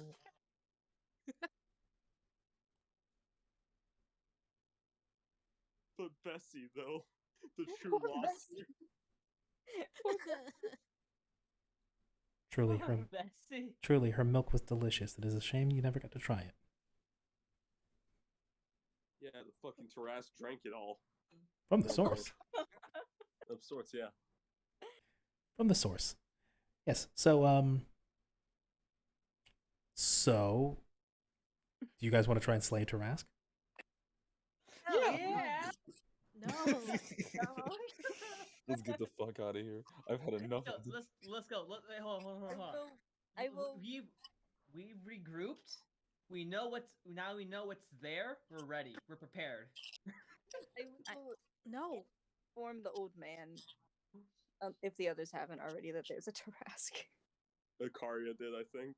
Oh, they. Okay. Yeah, I literally shouted and said, "You Okay. don't own this land anymore." Oh. Okay. Here's another quick question to see if this would even have worked, just in case as a fallback for later as well. Duplicity, Shadow Clone. I'm frightened. No. Does my clone get frightened? Your clone is not a person. Good. If things went south, I was going to do Duplicity, send a Shadow Clone to like run near the Tarrasque. That's not how duplicity works. Yeah, Unfortunately. it's just like a, It's like mirror image. it's like a parallel hologram that you create. It overlays over you to try and confuse the enemy. Okay. Well then, either way, at that point then, do Duplicity, try to get its attention somehow, and confuse it. And hope that it doesn't hit you. Yep. Well, that would, yeah, you'd be dodge tanking. Yep, evasion tanks right there, baby. That was about to be a new death added to the book. A new death, same story. Yeah. So you guys have reconvened. What would you like to do? Leave. Yeah, so hi everyone. I just want to let you know that we had a really nice talk. I had a nice talk with the Tarask. He's definitely not as mean as he looks, but he told me to let you know that if we ever came back here, he would eat us, and I don't think he's lying. So let's go. I would like to just never ever come back here, and if I do, it will be with Hellfire.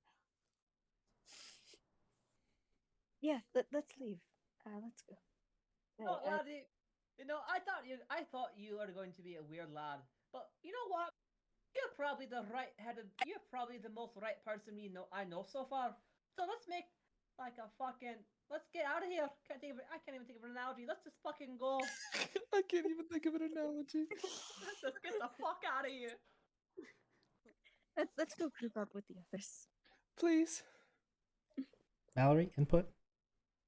Oh, Mallory is just in a really down state. He's going like, life is such a horrible experience. The weak always get trampled on. No matter where I am, it's always the same. Wow. Well, thank God that you don't speak Draconic, because Karya definitely called all of you his slaves. Just to try and get you. We should be glad that 10 minutes probably have passed. Hmm. That's a good point.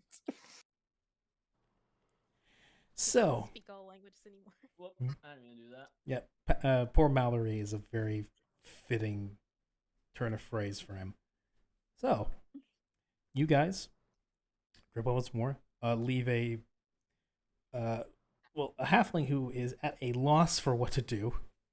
You know what? Actually, I'll before we leave, how much money does this man have? I mean, in terms of liquid assets, he has a decent amount. In terms of actual hard cash, probably like a couple hundred to his name. Okay, because I was gonna say Able to if he sell didn't that land. I would have offered. Here's what I recommend. Leave. Survival of the fittest. Start running. Yes. I'm gonna offer for him Gonna offer him what? You sure you want to go back for that? at least. I want to make sure he doesn't die. I feel bad for the Probably- girl. Hey, can you repeat what you said you offered him?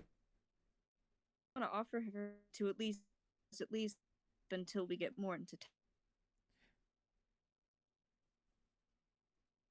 Because you're you're roboting a little bit for me.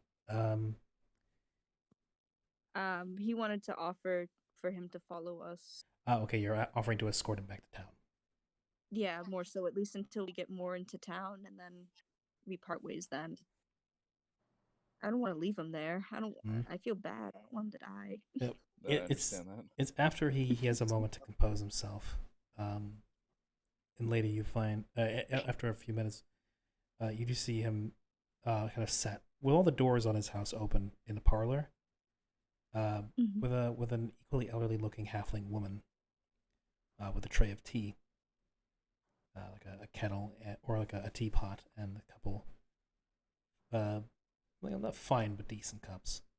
They're kind of just sitting there and they're talking in a low voice to one another as you step in. Mm-hmm. And you can hear the hushed conversation is a lot of, what are we going to do now?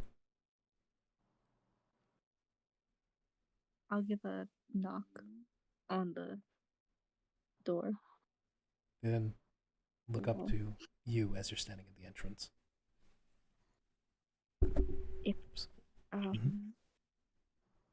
you can follow us back into town, and we could help you discuss a way, or at least something that could help you for the time being. The old halfling man just lets at a deep sigh as he takes off his flat cap and runs his hand through his thin gray hair. I don't even know if there's a point in that.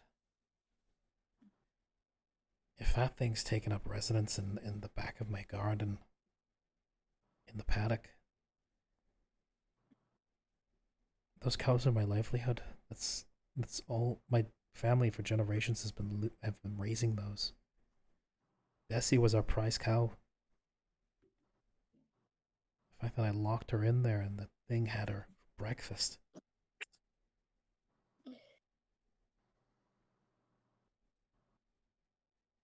I can't just leave. I gotta at least take the cows with me. And I can't expect the four of you to help me do a cattle drive. Well, I might be able to. Oh wait, no, I'm not there. I apologize. No, we'll handle this. We've always gotten through. Don't need any help. Well, we've got some money set aside. Worst case scenario, we hire a couple able hands at town and get them over here to help with the drive. Mm-hmm. Maybe we can make some distance. Maybe the embargo lets something get off this island.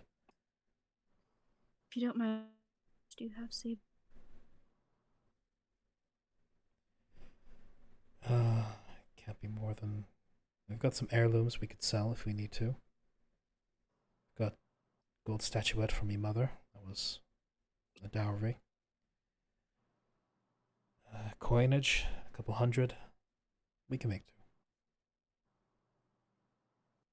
I appreciate the offer, though. You take care of yourself, young man. We've made it through. We're old, and we can handle ourselves. All right. You're a good lad. Take care. You're a good lad. Try to be. It means a lot more than some people might think.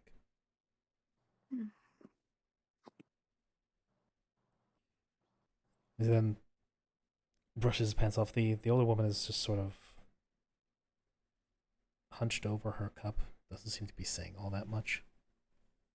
Mm-hmm. She just every once in a while takes a sip. The old man gets up, dusts his pants off, and puts his cap back on. Says, "You go on about your day. Find some way off this island before, I don't know, goes to hell." If you two are able to, I'd maybe try to do the same. Oh, we intend to. For now, though, I've got to get the cart loaded up so we can go to town. It's going to take a bit. Well, be safe. That thing is still turning around in the back, so... Oh, I'm aware. Keep your eyes out. And if it does come, just don't even try to fight it. Just make a run for it. Oh, every part of me screams to take up my sword and go running down to that burrow, but I know it'll be useless. Just a killed, and I mean no offense in that statement in the slightest. You're absolutely correct. Go on. Go. You've got no point wasting time with an old couple like us. Go. He'll head out. He'll head back. Okay. Dexter once more meets up with the group as you guys move to go back into town. Mm-hmm. Or are you guys heading off towards the crypt? I'm in favor for heading towards the crypt, but after we get far enough away to where after we get far enough away from potential danger, Lemusi turns to Karya and goes, "What I say about the way, lad? You got trampled by that damn thing." Oh yeah, I've actually been. How do I put this? I've been through worse. So I'm kind of used to getting thrown around a little bit. It's fine. It hurt a little, but I can walk it off. Oh, all right then. You ever been lit on fire? Looks to Gristel.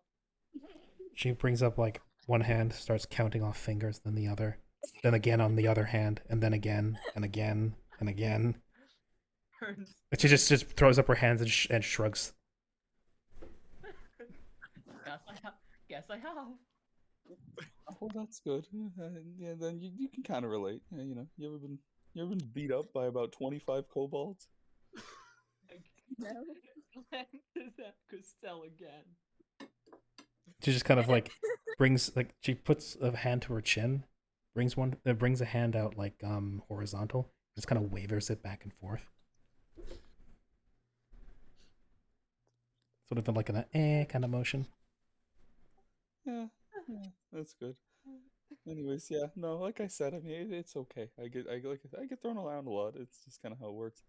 I work with these guys, and they're really nice. We kind of work in some big old metal ship, and normally they'll have me go on other people's ships out in the ocean, and they'll ask me to carry some heavy stuff, and if I'm not fast enough, sometimes they'll throw stuff at me, and sometimes I even get hit, by the people who I'm loading the ship up from. I don't know. But yeah, no, it's fine. Yeah, I'm okay. So why don't we go? Let's get going now. What about you others two? Do you want to leave this plot lot? Looks at Mallory and Dexter. Dexter, was it? Yeah. Dexter. Yes, we can. Let's leave. Does it really matter? Does anything really matter? Oh boy. You didn't get stepped on, so that matters. Mallory, there's that small voice in your head again. It says, "You matter to me."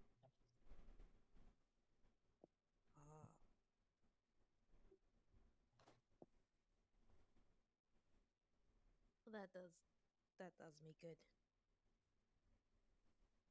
So, the group together, a little shaken, begins making its way towards the crypt, and it's about late evening, just as the sun's entering the last dredges of twilight, where the four of you spot the campfire, where Miar and Isaki are camped out. More than likely asleep at this point, unless one of you was taking watch. I mean, Mia would definitely take one. Or Oh, offer it at least. if it's not even like night yet, I'd say Isaki's probably still up. Okay. In which case, you guys would see them coming along the. It is a. What do you call it? You followed a major thoroughfare road up this way, and you guys stopped right around where it would branch off into the woods, where the burial mound supposedly is hidden. Do they look like they're like shaken up right now? They would have had all day to calm down at least, but they probably look at least a little bit unsettled. I got a footprint on my back. More like a headbutt. Oh, Definitely, that. definitely left an impression. Huh. Took all of you long enough. Say that again? Let me see. I know. Or did your character actually say that? Yeah, he actually said that. Don't talk about it. I never want to go back to that goddamn land again. The Terry ask wasn't nice. What did you all expect? You know, I agree with Miar here.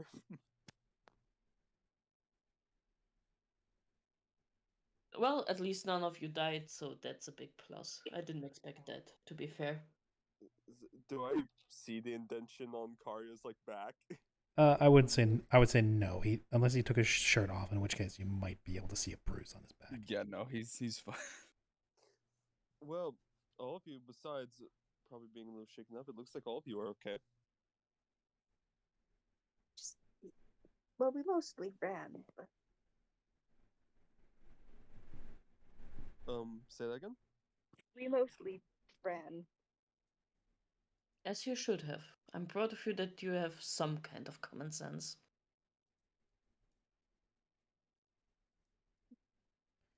He's There just wasn't really Well, much now else we could do. do sit down. And Mia would, if he still has some of the fish left, he would fry some for them. Just putting them on sticks and over the campfire. Oh, I have a empty. Wait, what's a pie pan? A pie pan. Yeah, just a pan where you would put like pie crust in. Oh. So like a tin pan where you would eat a pie out of. Not Oh. like, you would. Not a frying pan. Not a frying pan, but you would use it for baking more often than not. Why do I have that? Because why do you? That's a have good it? question. Why do you have that? You thwacking people with that? What? You should have eaten that at the terrace. Hit it with a pie in the face. I mean, who doesn't like a bit of pie? Why do you have a pie pan? Da-da-da. Lucy loves pie. I think you. What do you call it? Were you given like a pie or what? Anyway, that's not important. I have a piece of pie in my inventory now. I don't know where Yeah. that fucking came from. Where the fuck did you get pie? Oh, I have pie in my inventory too, wait. actually. Did Pie- you take it from the? pi- Did you take it from the halfling? No, I know. no. But the pie, No. why is pie mysteriously manifesting in people's inventories? I did not sign off on this. Wait, let's see if I have pie in my inventory. Let's Fucking. I, I'm noting down a No, new. I- I'm noting down a new SCP. I'm making this a magic item. Oh, But Spontaneous. I don't know why. Oh, I do. I have a piece of pie too. You guys must have gotten pie at some point and split Okay. up between the group because this is ridiculous. Fucking spontaneous no. pie. I- Okay. I don't recall this happening. Yeah, I don't SCP remember this at all. The, I know that the half secondary characteristic of the spontaneous pie erases all evidence or memory of its existence. You know, fair enough. It's Yeah, I just- SCP-219, random fucking pie, random TTRPG pie. Random TTRPG pie. Right. Okay. So you guys bed down, eating pie and fish and other things. Mhm. Not knowing where the pie came from. Yep. It's just pie Pie. manifests in your hands. Fuck if I know. I don't even have pie. I just have the empty pan. Yep. I have pie. Buy And and go. you No guys, question. you guys bed down for the night. Give your shaken nerves a chance to readjust. Eat and rest. And once more awaken in the morning. Goodness gracious. It's bright and early. There's bird song. You rather than the smell of the seawater, you smell the fresh spring leaves. Actually, it might be more in the summer. Yeah. We got it's the height of summer actually. So yeah, you like a smell of grass, trees, and flowers. I think Mia would be the first one awake and, silently or as quietly as he can do his prayers, the whole routine before starting on breakfast. Hmm. Want everyone to be fed. Having gone through, I'm gonna say any of your fresh foods, so like the rabbit, the pie, we call it the fish, all that. You crack open some breakfast rations and begin preparing that. Right. How many should I take off? I don't know. In this case, you have 6 people here. So 6. Oh, Yeah, don't worry okay. about me. I still have a kebab sandwich. Hey, I have a ration too. I have some reindeer jerky on me, I guess. I might be able to I go. mean, yes, hunting. can keep it and maybe give me some later if we need it or if we keep longer. But I've also. let me offer you a bit of food. May I have some food in these trying times? Yeah. The poor fairy. Help The out poor- the poor fairy. Maybe we can fuck off. So Lamusi, how are you doing? I want to die. Okay. Okay. oh. It is once now as it's bright and early. Breakfast is ready. You guys eat. Fire's going. What are you guys gonna do?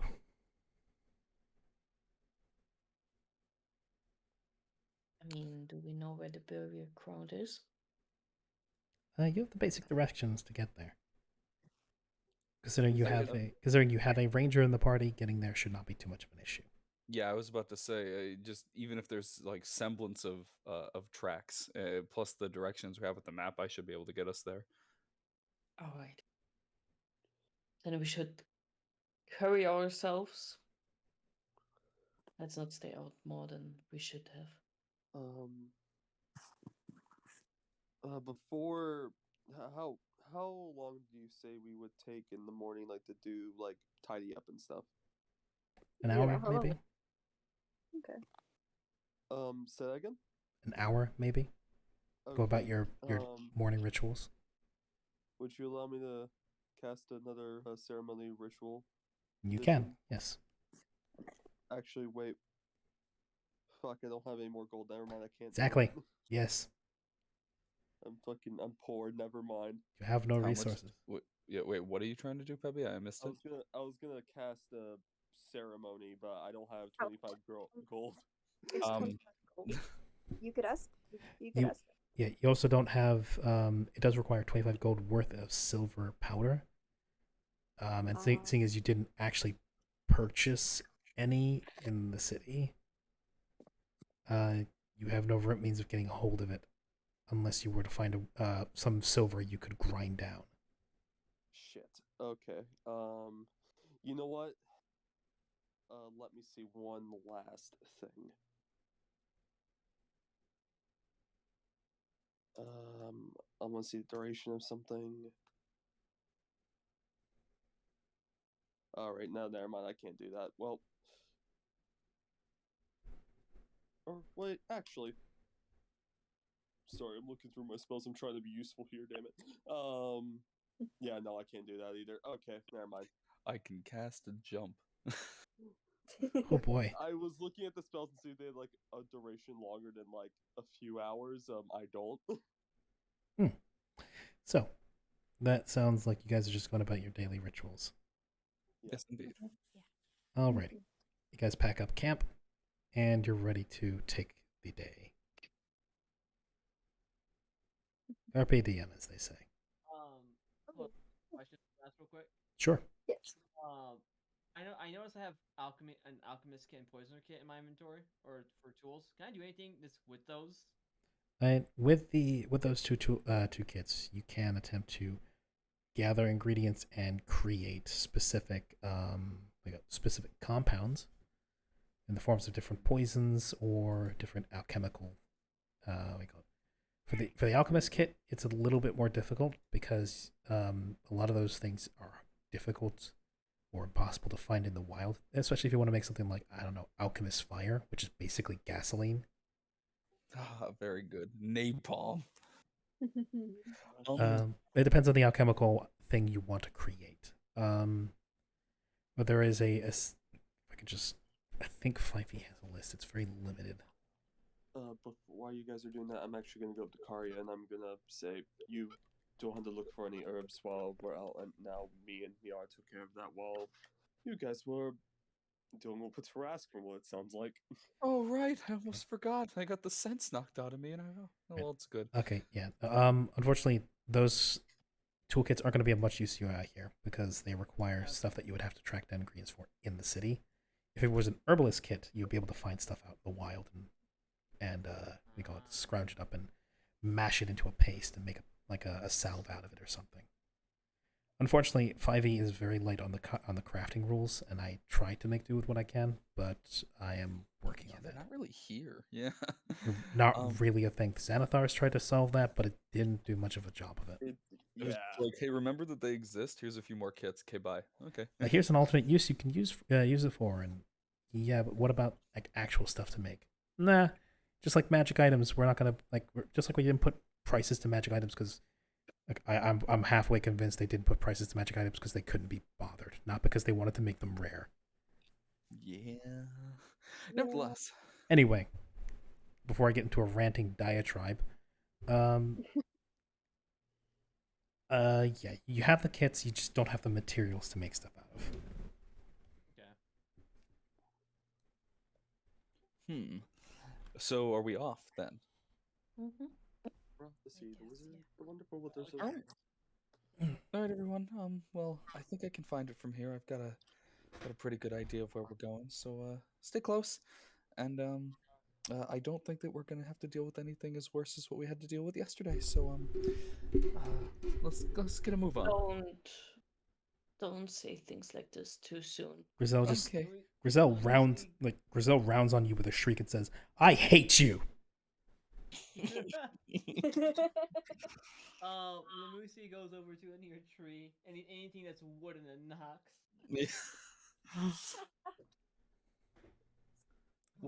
Is in the rations like a pinch of Well, salt? so someone take Throwing it over the shoulder. someone take rope and just bind his mouth shut. Yeah. Fucking. Isaki I mean, does if just that, it's- Chuck. You So, know, yeah. Mia would just, as he said, don't call it, just strike with the quarterstaff. Not really to hurt Karia, but as a warning, don't say stuff like that. Yeah, I'm sorry. Okay. Bad luck. Okay. All right. Anyways. Grizel just starts muttering. It's like every single time he says that. First a dragon, now Tarask, now what? Fucking, I don't know. Are we gonna run into the Death Lord or something? Now you're going to jinx it. Well, fun fact, I can't die. You losers can. Fair point. I am scared of dying. No, before we get lost in speculations, let's go. I'm Let's gonna. go. Okay. Karia will withdraw his spears and then get moving on the trail leading the pack, heading over towards the crypt. Cool.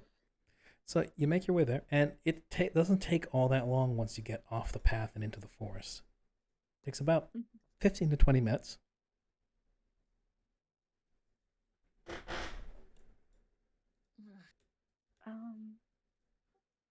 Okay. When we arrive at the crypt, is it just a standard? What are we looking at here? It's a big mossy knoll that pokes up from the ground, ringed by trees, with what looks like a large rock that has been moved aside from the entrance. I'm gonna. Okay, there we go. I am my roll 20 just updated.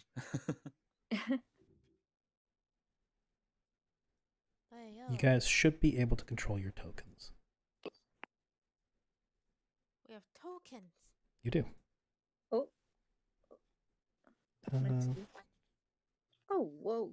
Okay, let me see. who am I Surrounding missing? Dexter. Everyone's Felix surrounding you. maneuver. Oh The god. fairy. Phalanx maneuver, guys. So yeah. Before you guys Whoa. I go, can- Fuck, there's two of them. everybody back to the entrance. Yes. I can select mine. Yeah. Yeah, I had to put mine down again. That's why there was double Karias. Give me a second. Sure. Oh, I didn't set it to represent. There we go. Okay. Now I go back into your sheet. Perfect. Thank you. Remove. Assign. There we go. Now Thank you. I'm going to drag this one out just for. Can you move that one? I'll put there too. Excellent. Okay, that means next time I drag it out, you'll just be able to start moving it. So Okay. you guys break through the forest line. You see the large. Before you even got here, over the trees, you could see the large mossy knoll, grassy hill poking up, and now you see coming through the line into something of a clearing, with only a sparse amount of trees, is a stony entrance, a large rock with what seems to be scratchings in it, vaguely resemble writing, and what look like two skeletons with large hammers beating what looked like wooden picket signs into the grass in front of it. They don't want visitors, I guess. Well, they seem like they have a decent idea of what they want. Maybe they're not mindless. Maybe we can, Yeah.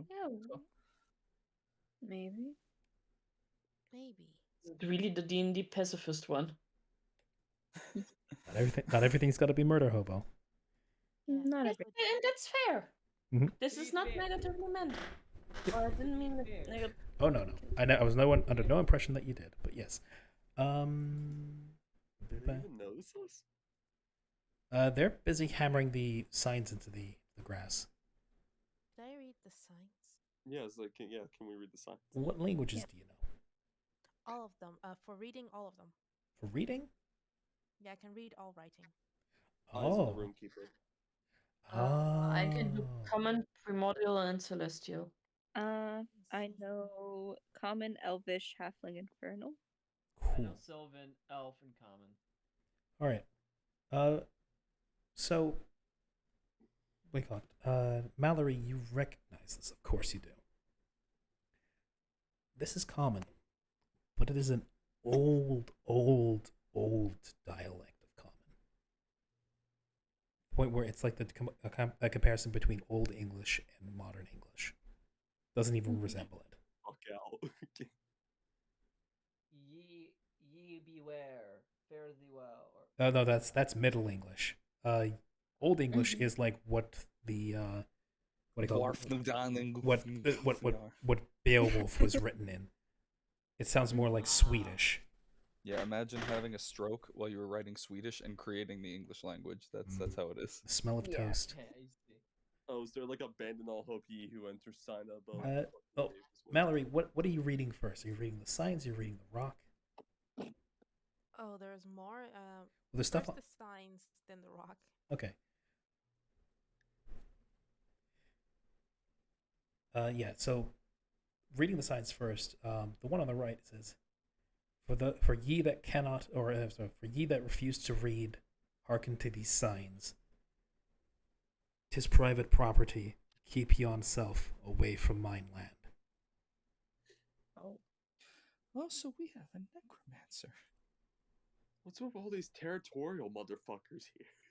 Yeah, I'll take it from me. When people like to have their home, because people don't like it to be taken away from them.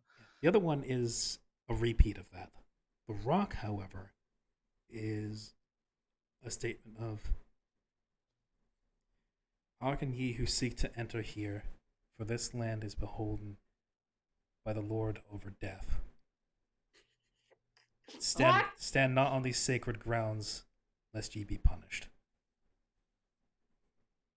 They tend to go home, I guess. Question. Lucy. No, does Lucy does Mallory read this out loud? Yeah, it does. Okay. Lucy glares at Karia slowly. In my defense, I didn't actually think it could get worse. Yeah. You're way too naive.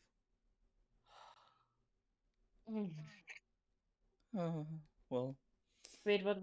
Like, yeah, kind of puts out the posting. What was the fucking mission again?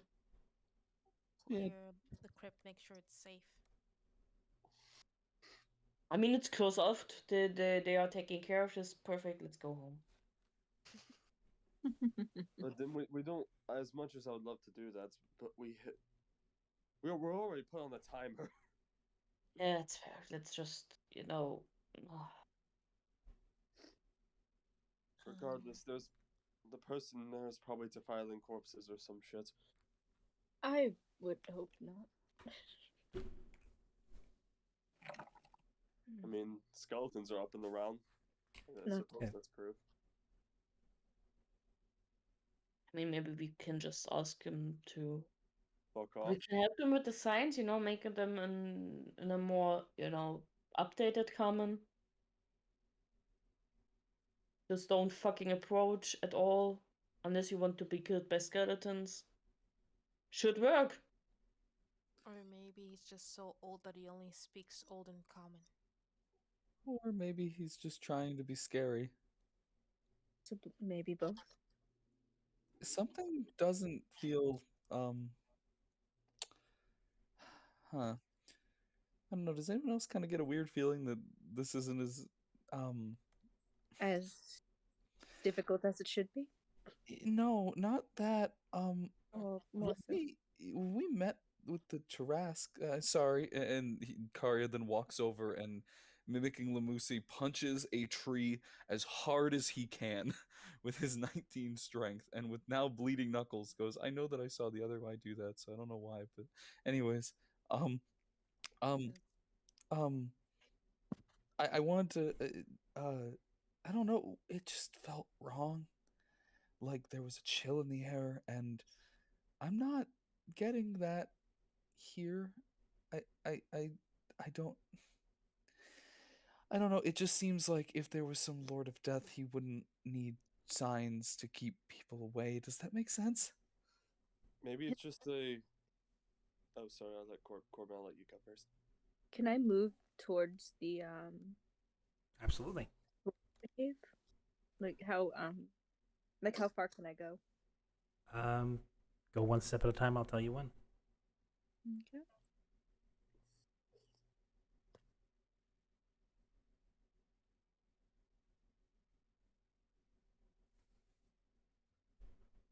You can control your token, correct? Yes, I'm moving it. Oh, Okay. I was moving it like a few at a. I didn't know if you could still. You have to drag let it. You have to let it go between each one. Got you. And it's right about there. Mhm. When this skeleton turns to you, Mhm. and with one hand still on the sign and the other with the hammer, gestures towards the sign, kind of insistently jabbing at it.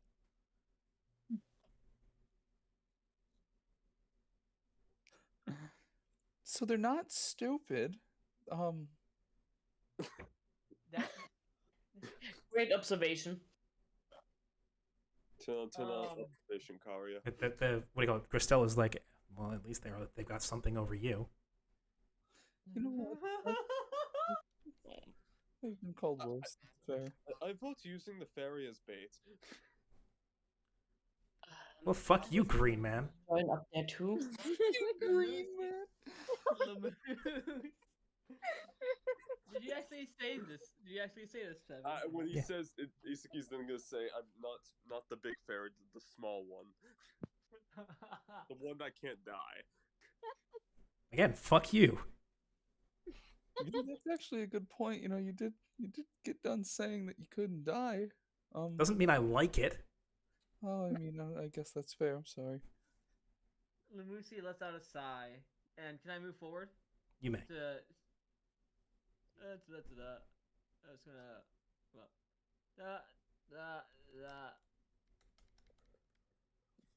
about here, give or take. Yep.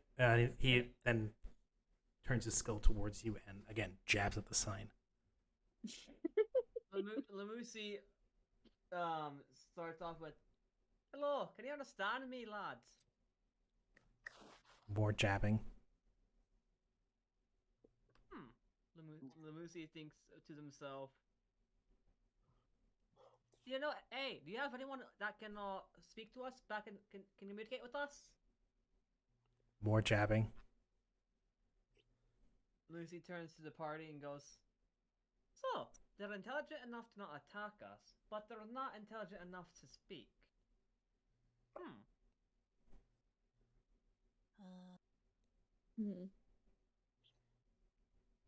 Can you get your boss? More jabbing. Well, that they're distracted. Can I try to scoot towards the front of the cave? Give me a stealth. Uh-huh. I'm gonna prep a little reaction here just in case something fucking happens. Yeah, I'm trying to see if something like that happens. While this goes on, Lamusi wonders, do these things have a patience?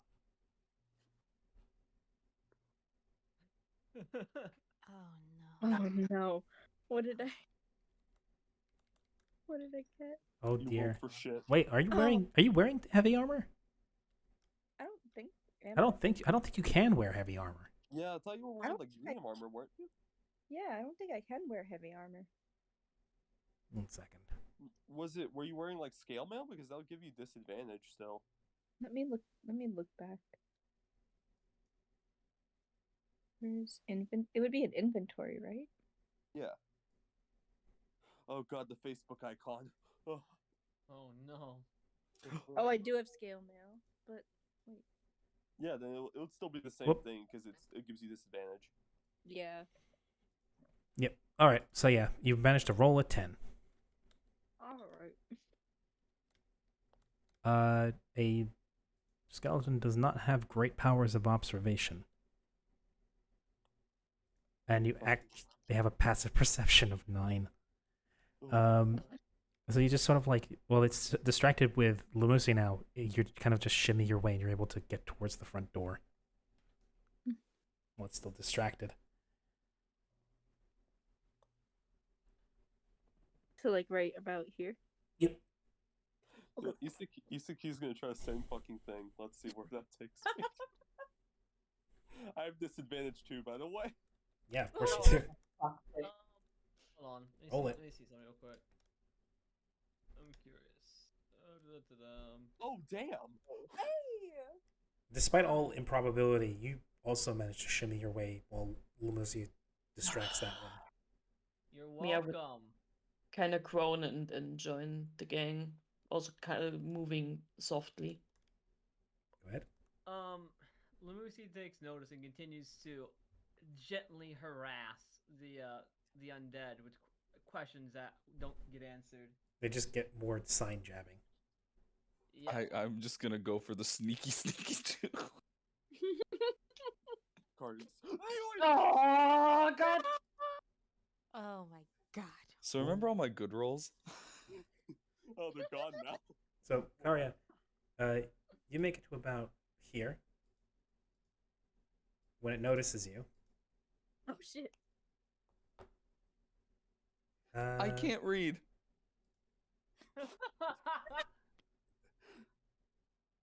Da-dee-da-dee-da. Damn it, did that. That. Gotta refresh this now, so give me memento. Same attack modifier. So yes. What is your AC? 15.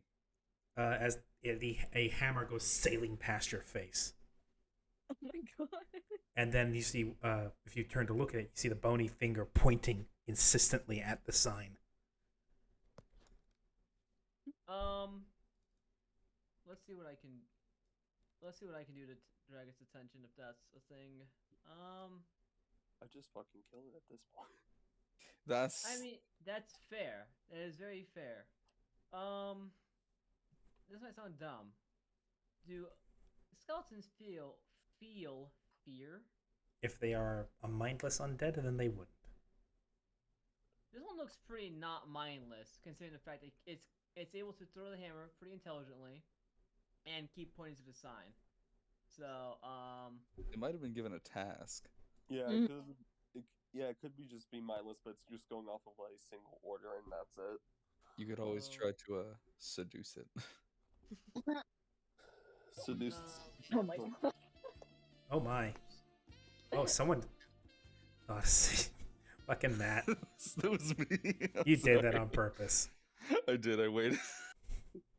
what? He played a sound alert the stream. It was the Careless Whisper saxophone. Oh. Okay, well, trying to take the attention back from the Skelly boy. the Skelly boy. Yeah, Skelly boy. Let's hit it with. You create a sound or an image. Cantrip. Let me see. Cast minor illusion to make just a small. Let's see. Create a sound or image within range on this for a duration. Just make it. I don't know, like a bang, the same banging sound of the sign to the opposite on the behind the skeleton. So here? But fight. How do I? Yeah, I don't know how to do the click thing, but Hold and press. yeah, around here, give or take. Okay. Roll me deception. Okay. Well, I can find my character sheet again.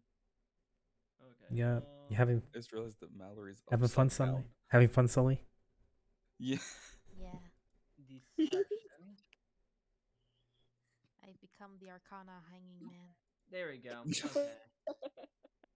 Wait, we can turn ourselves upside down. Oh, we can. Yeah, you can rotate your icon. Oh! Can I immediately can I break dance? Just try and make him not mad at me? Break. Okay. We all very obviously have ADD. Yeah. I can't complain because I do too. Yeah. Yeah, but I rolled a nice 25. Okay, yeah, you create the hammering of sign behind it. As it then turns around, notice that the sign's still halfway, like, hammered into the ground. And, like, hand empty, once more begins miming swinging a hammer at it, but now sans the hammer. Oh, it's not my. So it is mindless. Alright, so So I guess we can just walk past. Yeah. You may attempt to stealth again. Let's try again. Clunk, clunk, clunk, clunk. You're welcome. Thank you. Wow, Yeah. Karya, looks what you can do when you try. Hey, I did it. Yeah, Karya, you this time now already almost to the door, you slip past. Right. Lamusi takes a gander at Mallory and gestures to go sneaking next. Okay, I cast guidance on myself and do what was it called? It wasn't deception. Stealth. Stealth. You do the stealth. Man, don't you Why love couldn't you party just fly up stealth in the air? sections? Don't you love party stealth sections? It's 6 different chances for the party to fuck up. That's true. Yeah. Now it's Lamusi's turn. Let me see. What do you want to do? You want to start let's brawling? See what fun tricks. Let's see what fun tricks I can do to help just make this a lot easier.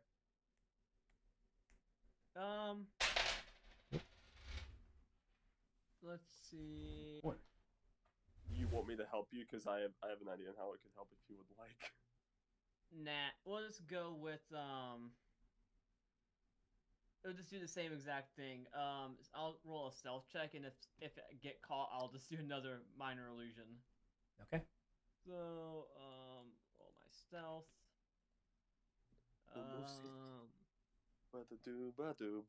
Oh, god Oh damn my it. god. The duality of man. The duality. Well, there goes your natural 20. Lamusi, you just kind of like, okay, he's distracted, and just flitter off. Yeah, just go. You Okay, guys- yeah, you guys easy enter? enough. Yeah. Okey-dokey. Before we enter, seeing that Karya's kind of klutz, Isaki's gonna take up a little spell tag and he's gonna just put it on Karya's back.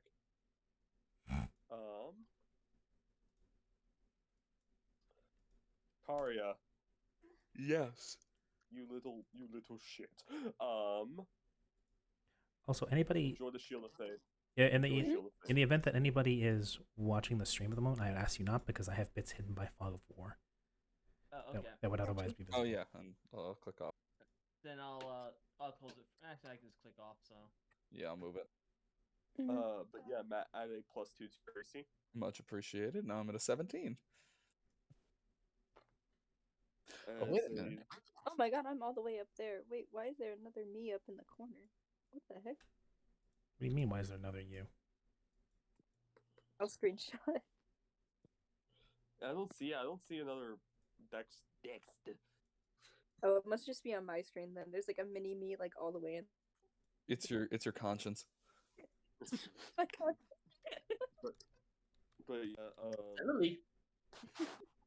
yeah, there's like a shit. Oh, sorry, go ahead. Nothing. I was gonna say, how do I do the arrow drag thing? Yeah, there's Should be on the already left. sheets. There's the item bar, the function bar. There's a little circle with what looks like a ruler coming out of the middle. You click that, Alright. and you can. Oh, okay. So Roll. yeah. And yeah, Kari, you would probably notice a light, like little golden sheen Okay. around your whole body now. I am glowing. It reminds me of when I got lit on fire. So okay, so this is how that works. Okay. So, you guys are in the crypt.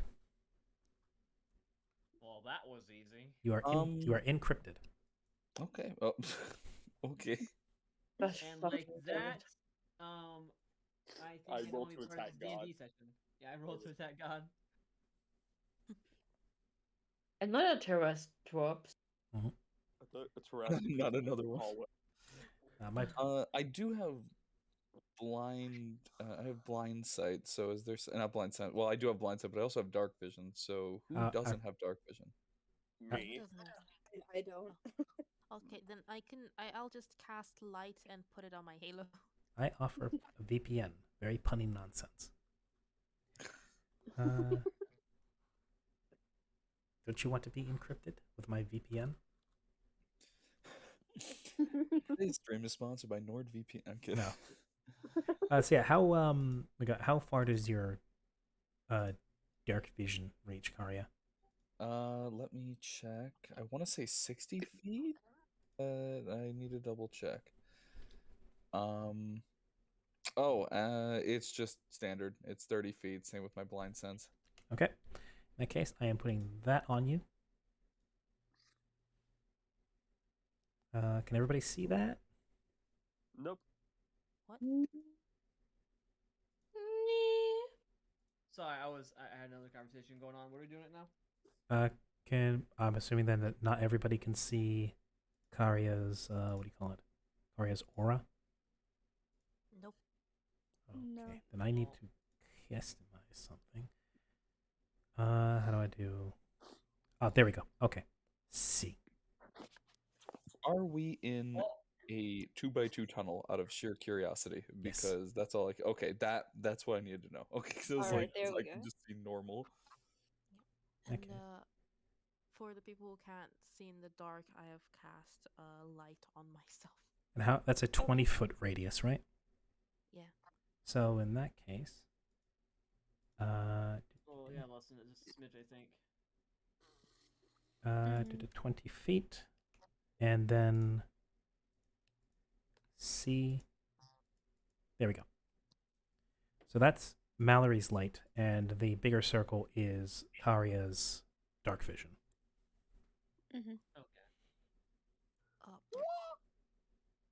I also have dark vision. Oh, there goes Peppy! Peppy. No, Peppy! Gone into the void. Gone but not forgotten. I'm back. Gaze into the abyss takes out a team member.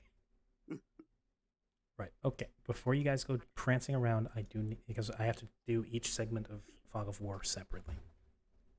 So you have to give me time to do it. Just please, thank you. No. No, Then fuck die. you. I will wait patiently.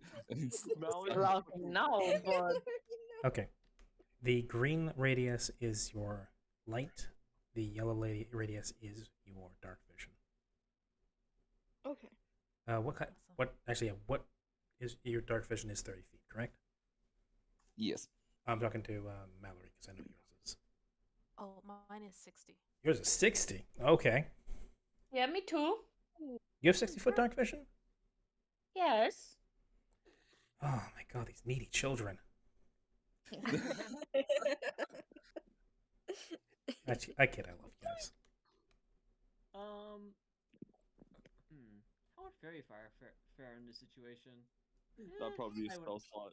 I would. I mean, Oh wait, no, wait. You have nope, long rest. I Yeah, got yeah. a long rest. Yep. Mhm. But it doesn't. It only lasts for lasts up to a minute. Looks like, and that's really not. Yeah, and it doesn't hang in the air and affect anything that comes. Actually, it does. No, it hits once and highlights everything within the radius that it hits. Anything else? It doesn't hang in the air and paint anything. So you have to use it on something. You can't just use it to, like, highlight anything that comes walking through a particular area. I wish Evil Eye gave me dark vision. Yes. It doesn't, but Begin revealing.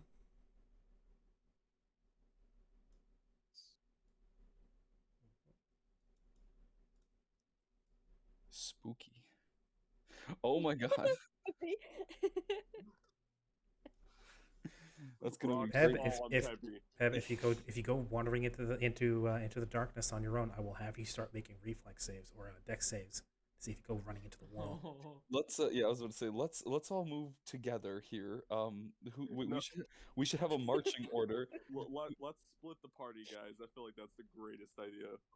Okay, here. Let's marching order. So dark vision people, let's stick tanky people to the front. Karya is just like, okay, stop, just stop running. Fucking stop. Okay, and then Mia will kind of go in front. Yeah, I'll hold strong here. We'll just kind of. Oh God. Oh god. Mallory into the void. What?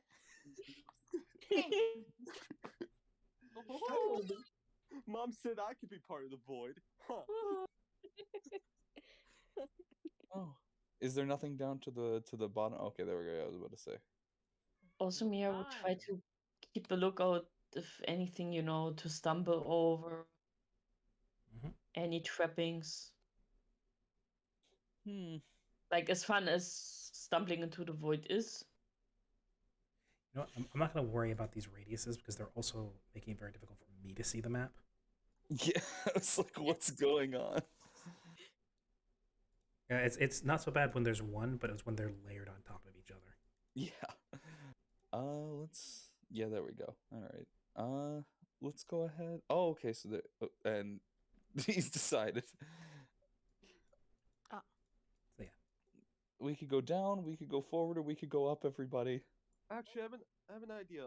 So are there any like torch sconces or anything, like braziers or anything that can be lit up? Nope. Oh, okay. So No. this is some emo kid's lair. Okay then. Is my blind? Oh no, I'm assuming you'd tell me if my blind sense was picking anything up. So yeah, I would. I'm just Yes. gonna, yeah. I would inform you. I don't know, guys. I'm getting a good feeling about going down here, but I think maybe we should go up. Try to find nearest wood source. Isaki's just gonna knock on his spear. Well, we can go up then. It's not like we're short for paths. There's 2 down and 1 up. Let's go up. As above, so below. Hey. That movie. Don't above, run boys. right in front of. What's wrong? Isaki, if you don't slow down, I'm gonna stab you in your ankles. Uh, That's something that Yeah. my dad used to tell It me. won't let me- As it won't soon let- as he's a kiss, Rubs hands close together. my quarterstaff range, I'm just bonking after him. There are Rubs torches ha- here. Slow down. Rubs hands together at stabbing people's in the legs. Wow. Like the Patrick rubs hands together. Yep. Corbin, you okay? It's not letting me What? die. Hold on a second. You should have control over it. It's just my tablet being funky, I think. Ah, okay.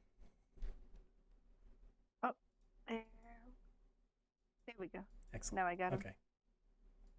Can we all kind of look around, for anything suspicious? Okay. Give me a perception. Yes. All right. Yeah. Perception. Okay. Perception. That was everybody. Okay. Yeah. Casting your gaze around, you see a broken up cart with a busted wheel. Some torch sconces that are helping to illuminate the place. Mhm. Pillars in a stack of 3 here, and 2 sets of iron doors to your left and to your right. To what you can see, there doesn't seem to be anything off here. That's about right. I'm approaching one of the iron doors. I guess here? Absolutely. Okay. You walk up to that. I'm just kind of moving past the door. Okay, so are you pushing the door open or? Yeah, I'm checking it out. Okay. Well, the door itself doesn't seem. Actually, no. If you want to determine if there was a suspicious in any way, you would have to give me an investigation. Yes. But This I'm not is- good at that. So if anyone wants to assist me, that's appreciated. I should be able to. Oh, Yeah. I'll help. Yeah, I think that's a lost cause. Yeah. Yeah, never mind. Mia is doing like a bit of this cat thing where he paws at the door, not with his claws stretched, but nyeh. Just bap, bap, bap. Let me in, let me in. Let me in. Let me So in. wait, quick question, real quick. Mm. Is that cart actually here in this area, or Yeah. is it? Yeah, on it's a slanted cart with a busted wheel. Can I investigate the cart? Sure. Investigation, I assume. Sure. Could I also try the door myself? Sure. I'll help Dexter. All right, Lamusi. Checking through. I was like, yeah, you see some old books, some tattered linens, set of carpenter's tools, some Ooh. trade tools here. It's we call it. It seems like stuff you might want to need for setting up a carpentry workshop. Or some signs. Or okay. Can I Right. take some how many of us cannot see in the dark? I think half of us actually can't see in the dark. Dexter, Lamusi, and Isaki. Isaki. Yeah. Okay, then Uh, can I take 3 spikes of the busted wheel and tear off some linen, wrap it around the spikes, and then cast Sacred Flame on them to make makeshift torches? Let me check specifically on the wording of Sacred Flame. I know it's radiant damage and. Yeah, it's not actually Flame fire. radiance. It is not actual fire. But as Hold on. as Also- per the thaumaturgy spell, can I What? actually? Can I do Let me that? that. I can do my I can light torches with this with Hocus Pocus. You light I torches. cause all. Wait, hold on. I'm not. You Flames can to darken and flicker. Never mind. Hold on. you can create four torch-sized spectral glowing orbs which float within range. They do not provide light apart from a dim glow. Below, if you cast this. I was gonna say, going back to Dexter since he rolled. Looking at the door, it seems well crafted. The door is solid. The lock is of decent quality, but it does not seem to be engaged at the moment. Okay. Actually, I have an idea. Oh, sorry. Go ahead. Am I able to open it? It does Oh, not seem really? locked, so you could. I will open the door. Okay. Turn the knob, and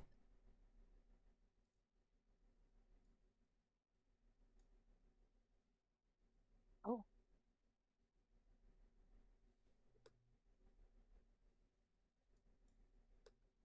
Oh.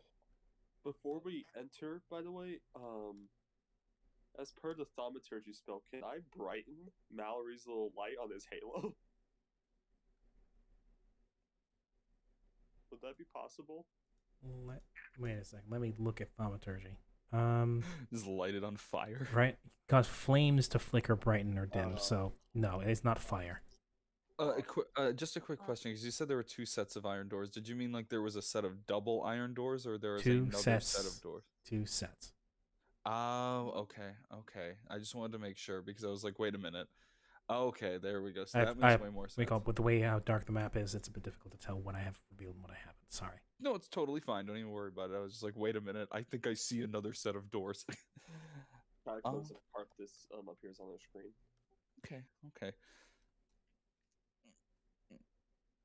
Hey guys, do we want to check out this one over here before we go, or do we just want to head out that way? We can check that one out if we want to. Lucy's all for it. I'll go ahead and push these open.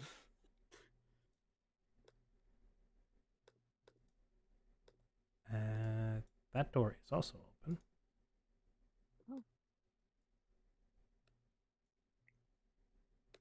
Oh. You step into, as the door opens, you can hear, back. Allow me to describe first. Glares Okay. at Isaki. Uh, I haven't moved yet. I'm literally right over here. lit, That was I I meant I moved it forward by accident. I meant to Yeah. move it backwards. lit by torches, and with the smell of stale ale, and the sound of what sounds like harpsichord music playing from some place you can't see. I fucking love the harpsichord. There's skeletons sat at a table and what looks like a bar countertop.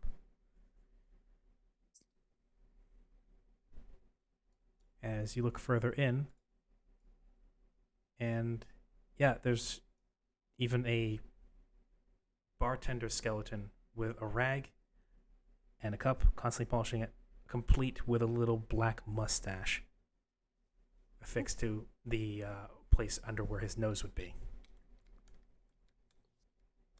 I see.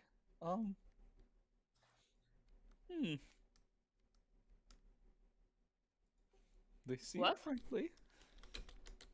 Slowly noticed us? glares at Karya.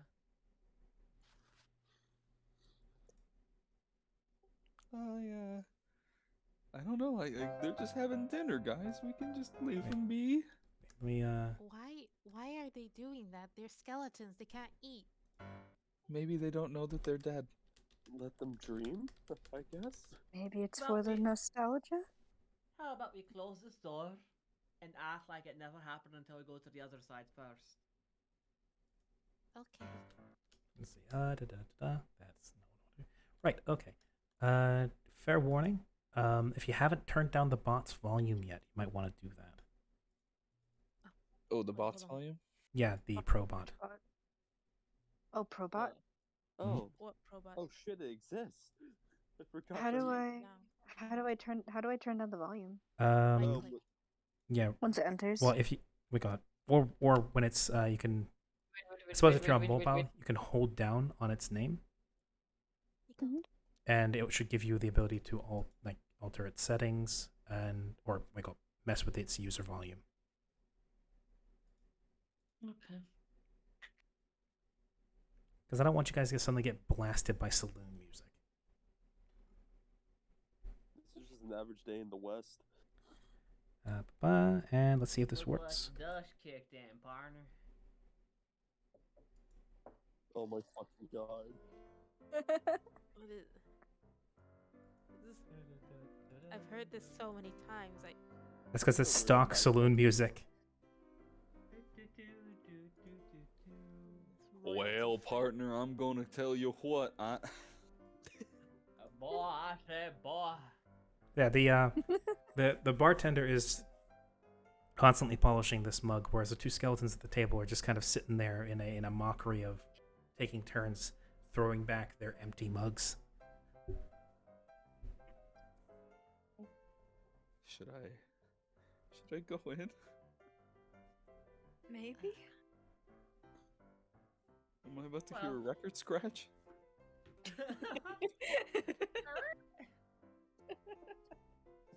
Well, Spooky music stops. rattle 'em, boys. Tell you what, Karya has his spears out still. I mean, he never put them away, so tell you what, Bobby. I'll have Karya just kind of take a few steps in. Okay. How far in do you dare to step?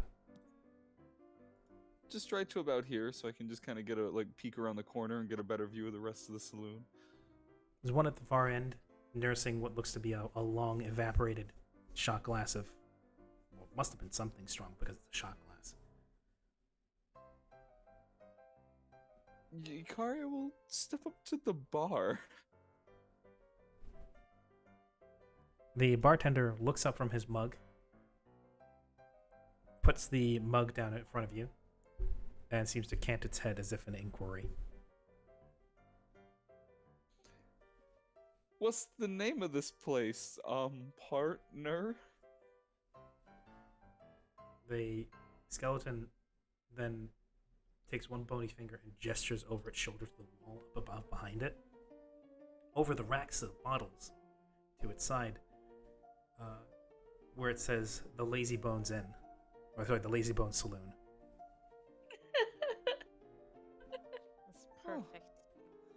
Well, that's pretty that's pretty fitting. It's the Lazy Bone Saloon for those that are dead tired and want to rest their weary bones. Well then.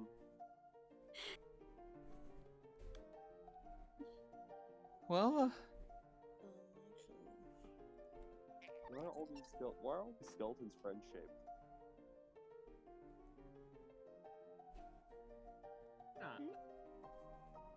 So yes, anything further you would wish to inquire with the skeleton? With the barkeep? is there anything else around here? You got like a map or something? My friends and I are a little lost. He points back out the way you came.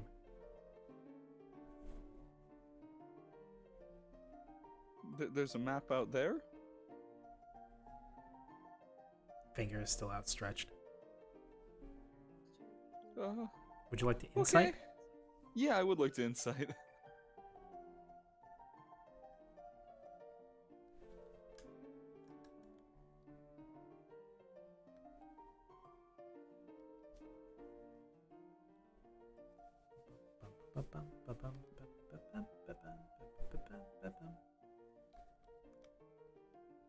He seems to just be pointing out the door. Oh, okay. Well, thanks. It's like if you're lost, then we'll get lost. Oh, okay. Well, Kara will reach into his bag and just kind of toss a gold coin on the table and go, for your time, sir. Thank you. The And skeleton claps a hand over the coin, slides it across the table to him.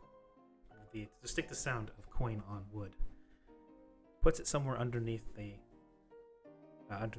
bar counter, and then with alacrity, completely counter to what you might expect of a stiff like him, puts one hand out, grabs one of the bottles off the rack, shakes it, and you hear the slosh of alcohol within.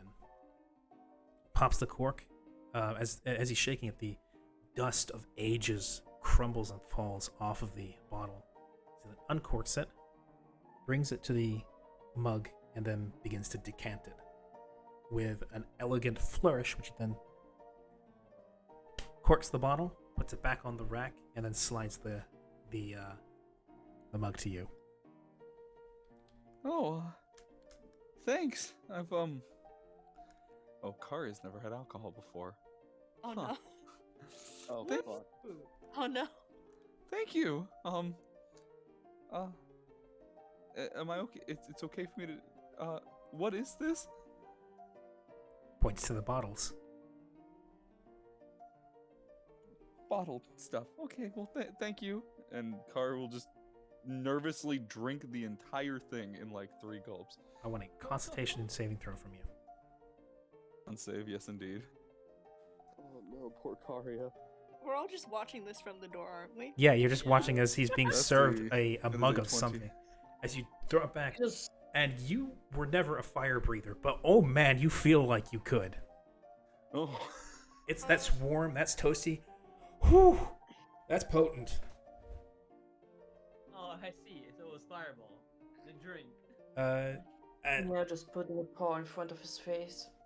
as you then feel yourself, for the time being, after quaffing that, thanks to succeeding your Constitution saving throw, for the next 24 hours, you get advantage on all tests against anything that would fear or run counter to your resolve. huh. Liquid courage. You feel yourself Okay. emboldened by the alcohol. Kara will just kind of stand up a little shaky, but feeling pretty good, and go, well, that was the strangest thing I have ever tasted, but I'm gonna be honest, I like you a lot. Yeah. It's got this very strong aftertaste of dirt, which is to say it has a peaty aftertaste, but Karya has no idea what peat tastes like. Exactly. Yeah, so, Kara will just kind of go, I like you, friend. Thanks. You got a name before I head on out here, stranger? He puts two fingers up as he then points to the words "lazy bones." All right, well, Lazy Bones, I appreciate your time. I'll get on out of here now, and with a little bit of a swing in his step, he'll kind of turn around, and and head out the door. I'm So- incredibly happy to see that the luck truly is with the stupid. So it turns out that they actually just they're really nice. You know, they're really nice people. They gave me some fire water, and honestly, I've never had that before. So, you know, yeah, it kind of burned, but you know what? It's called I alcohol, think, Karia. I think that was alcohol. Oh, I like Alcohol. fire water better. You're too young for that. Ah. Bloody. Bloody. Maybe when you're older. You know, Mallory, I don't think that that's fair. I think everyone should be. What do you mean? It's no problem. So with Kari at least a little bit tipsy, enough that oh my god, he's feeling emboldened. What else do you? How do you all set forth? Well, should we go to the left now? I would assume so. That would probably be the best course of action. There's always down. I completely agree. No. Isaki goes. Wait, can I actually light those torches using the torches inside the Oh bar? god, people. Well, these torches here. Yeah. Yeah, those are already lit. Yeah, can I light the ones I made for the others? Sure. Okay. Then I have 3 lit torches, and I'm gonna give them to, I think, Lumusi, Dexter, and Isaki. Not him. So everybody has some means of visibility and illumination now. Thank So, you, laddie. Appreciate touch. Oh, No that's a wee problem. bit big. Oh, that's a wee bit big for me size. It works there. Oh wait, no, that's It's also like bloody fucking. Roll20 can be a bitch sometimes. It was hiding instead of revealing us, even though I had the reveal tool selected. We ran in and it got dark. That's Now that's some boss shenanigans right there. Ooh, there's a circle on the ground. Ooh. Step Now on it's it. in time. Karia- We probably should Step step on it. Karia, get off the circle. So Karia explodes. Oh man, it's getting people starting to get loopy and ADD. Jeez. Everyone, get off the circle, please. Everyone get on the circle. It's fun. Oh, Come on, it's a dance party. Yeah. Oh my! Like Oh, tap, we're all tapping, gonna fucking. tap, tap. Oh, we're all Oh, gonna these- fucking die. Oh, these 3 are gonna put me in my wits end, I swear. So as you guys are doing a river dance on the magical circle, Off to the fire plane you go. wouldn't that be? That would be a great way for this to go. Let's make sure his proportions are correct. I heard proportions in his. I'm Also- terrified. Yeah, me too. Also, what are these things behind us? Those are little skulls put on a plinth. Okay.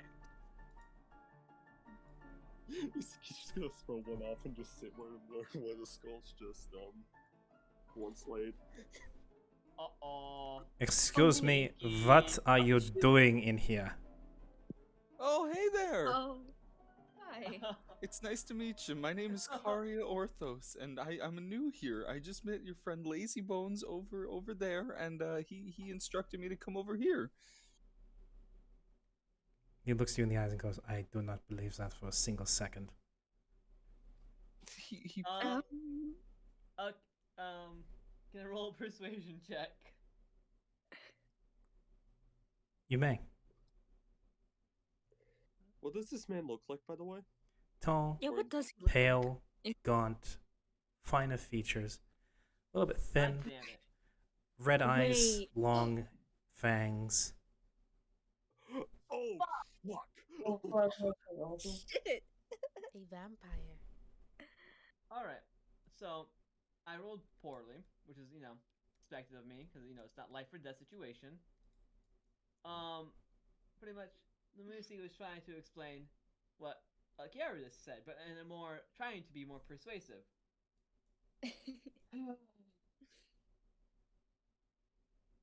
None of you belong here. You're correct. We don't belong here. But according to a lot of townspeople, you also don't belong here. My master has been in possession of this piece of land since centuries. Well, we wouldn't have known that. Did you not read the sign? I don't understand common written. Oh, so you are a simpleton then. No, just that's not my native language. No, sir, it's just. Lucy speaks.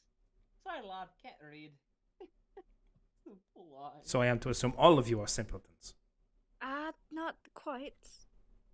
Well, Or that simply you are trying to bluff me and failing miserably at it. He crosses his Kara's gonna arms and kinda- says, I have if this were 10 years earlier, I would have had half a mind to drain you all and throw you into the gutter. But it is not Wasn't 10 too years ago. nice. Well, it's not too nice to trespass on someone's private property, is it? considering we are trespassing on property. As we were aware, this was a private property. Just property. If anything, we were thinking a would-be necromancer just recently just ran on in and called it his own domain. My master is more than just a would-be necromancer. He is a master of his craft. I don't know anything about your master, so I'll explain why I don't have that much information on him. Do you have Use of the day. do you have the vellum of the quest? I'm sure. Yeah, you do. With you. I think actually I might have it on me. Yeah, could we hand that to him? Yeah, yeah. Can we hand it? Can you hey, whoever has the vellum, the parchment with the paper, can we give it to the scout here so we know what we're doing here? Yes, Isaki's gonna hand it to Mr. Vampire. He's going to take the vellum from you, unfurl it, read it. One moment, I can't understand this nonsense. He then pulls out a pair of magical lenses, which shine with a strange light. Tiny little circular ones. Sort of those minuscule reading lenses that perch on his nose. As he then, with his nose up, sort of looks down his nose at the paper. Ah, yes. Then wraps it up again and hands it to you again, Isaki. This deserves an explanation, then. Move aside. Move. Oh my god! Please don't tell me someone already came here and did the job. As he then throws open these doors. Follow me. Hey, I meant to ask, are you like a half dragon or something? You have just sharp teeth and Some of my kind fancy ourselves dragons. But no. I am not one of your scaly kind. What are you then? I'm a vampire, fool boy. I don't know what that is. Oh, I for love him. fuck's sake. And then you are further Oh. more ignorant than I ever imagined. You Oh, okay. will find yourself educated or killed very quickly. Oh. Well, okay. Thankfully, that is not my duty today. I'm sure it would be a task, at least the former. Welcome to the gardens. Do not bother the caretakers. You have all reagents for alchemical processes. Alchemical processes, eh? Indeed. Could Wait, many was this the guy that we're also supposed to deliver alchemical shit to? Yeah, the herbs. Through here, Oh, through here is the main chamber where my lord takes audiences. So not so much anymore. You will show proper respect to him. Am I fully understood? Of course. yes. Yeah. Reddy's charm. I'm joking. I'm joking. Oh, I can't wait to see the Emperor of Mankind behind this door. Alright, understand there. Understood.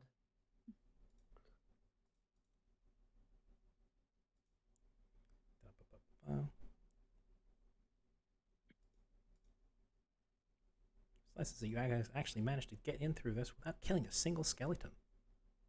We haven't killed anyone yet. Nope. Actually, yeah, we haven't. This has been the most bloodless start to a campaign I've ever seen. I guess we're all cowards. Yeah. Or just smart. Well, No, no, we're not we're smart. not smart. Yeah, We're not The smart. the vampire No. the vampire proceeds to stride over this way. He's clacking as he says, "Stand down," to the guards, which then stand at ease. One false move, I order them to kill you. Of course. Wait a moment. As he Mhm. then proceeds to disappear down this way.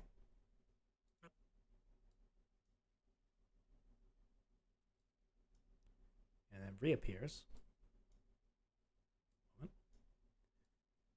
And then takes up a spot right here. Not saying another word. Where is...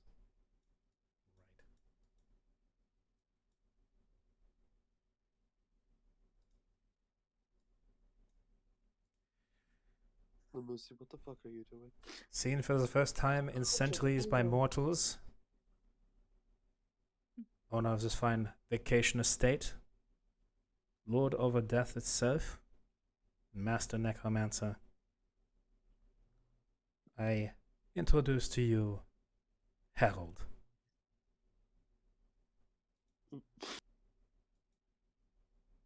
Harold. Harold. Harold. Is a skeleton Mhm. in a smoking jacket and slacks, a pair of loafers. Steps through the You know door. what? What's it called? I respect the drip. I respect the drip.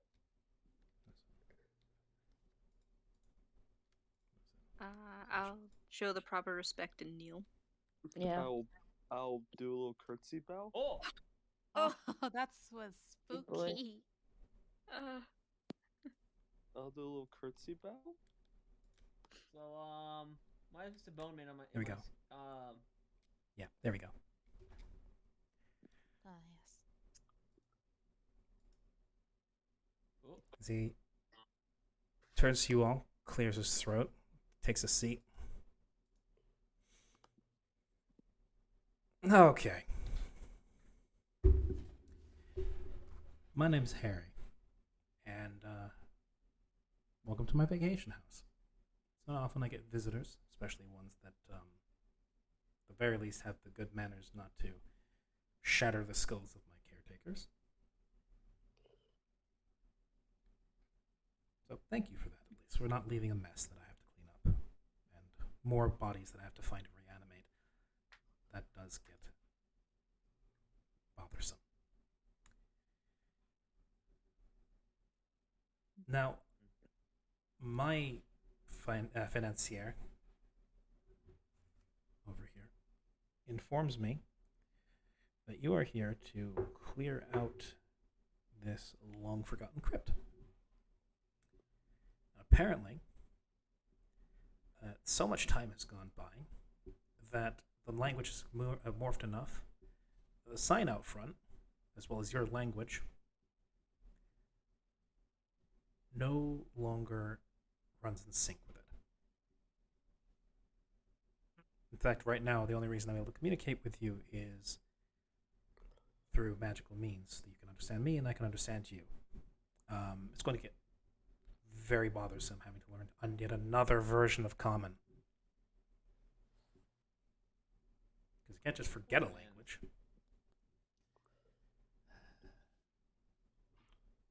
So,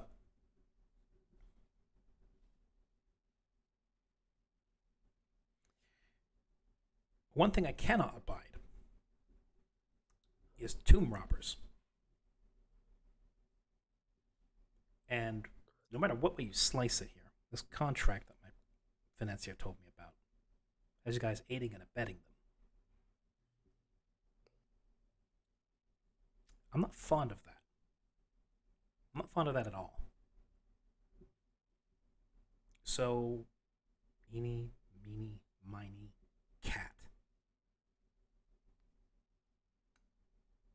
Take a step Sir? forward. Take a step forward, please. Yes. And I get up. I was on my knees. I get up. Step forward as far as he wants me to. That'll do. Not much on formality, but at the same time, healthy. What do you call it? Healthy caution.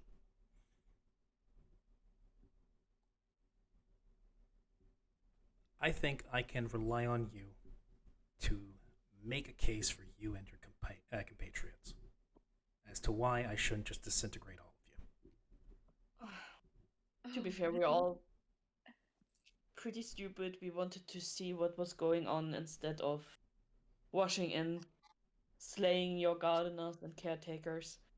You have my thanks for that Um, much. Yeah, I mean, it would have been hassle for us too, so. And they were pretty nice. Bit insistent, but, well, as it is to be told, curiosity kills the cat. Hopefully not in this case. Keep going.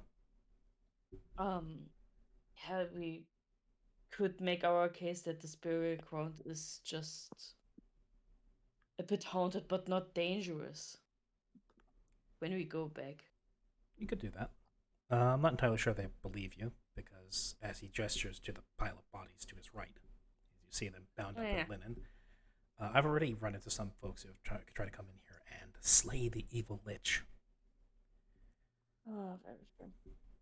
But I mean, with all due respect, so far we could have had a civil conversation. So And we have, which is good, because I'm in something of a bad mood after being woken up from my nap. we are And- sorry about that. Oh, no, it's not your fault. It's these jokers. He gestures off to his right. Came in No. here, cut down a bunch of my guards, attacked my financier over there, and made a mess of things. Woke me from... it made it to... Got to the point where they had to rouse me from my... Financier, how long has it been? 900 years, Lord. 900 year... Oh. 900 year nap. Oh boy. Honestly, I had 900 years ago, I had gathered all the alchemical ingredients I needed. I had done everything I wanted to do. I wanted to sleep for an eon, wake up in a new realm and a new time and a new place and time. Took a lot of resources and a lot of work and a lot of lives and a lot of souls to make that possible for a lich to sleep indefinitely. So now I have to start all that over again. And that's not on you. You're a third party in this. You're a bit greedy, perhaps, a little bit stupid. But I would fault that on youth. Yeah, we're all. I mean, especially with all due respect, considering your age, considering just hearing the 900-year nap. Yeah, we are pretty young and very stupid. Now, is there a possible motivation behind this greed and stupidity? Personally, in my case, I just want to get off this island and look for something very important. Could you not just charter a boat? I mean, I already tried to listen in for if there's any work on a boat, but there's an embargo in place. They're hunting some people, so they don't let anyone off this island so far. He leans forward, placing his elbow on the armrest, and goes, "Indeed." It's complicated. Well, everything's complicated if you dig deep enough. Yeah, that's fair. But I mean, I do try to keep on honest work. I mean, as honest as this is. But sometimes circumstances don't abide honesty. So, you need off this island, correct? Yes. That's why you came in here, hoping to accomplish this job, maybe get together a little scratch and hire a smuggler, perhaps. Am I close? Perhaps, yes. Okay.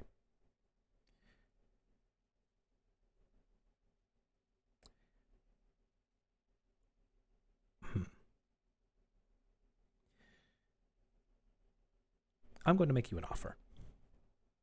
As I'm already full on staff. I'm not in the mood to make more.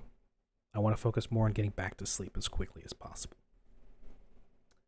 Sure. And having another pile of corpses here next to my throne is just in bad taste. There's a tasteful amount of corpses to have piled up in your lair as an undead wizard. But there's also a point where you're just being gauche. So here's my proposition. You speak, read, and write the modern tongue, correct? Yes. Then what I have to offer is very simple. You and your friends here help me update the signage outside. Give my financier here perhaps some examples of your literature, or if you're being particularly generous, and I do insist on this, allow him to telepathically screen your mind a little bit. One of you, I don't know. I don't care which one. Whichever one you guys hate the most, perhaps, because it is an unpleasant process. And let him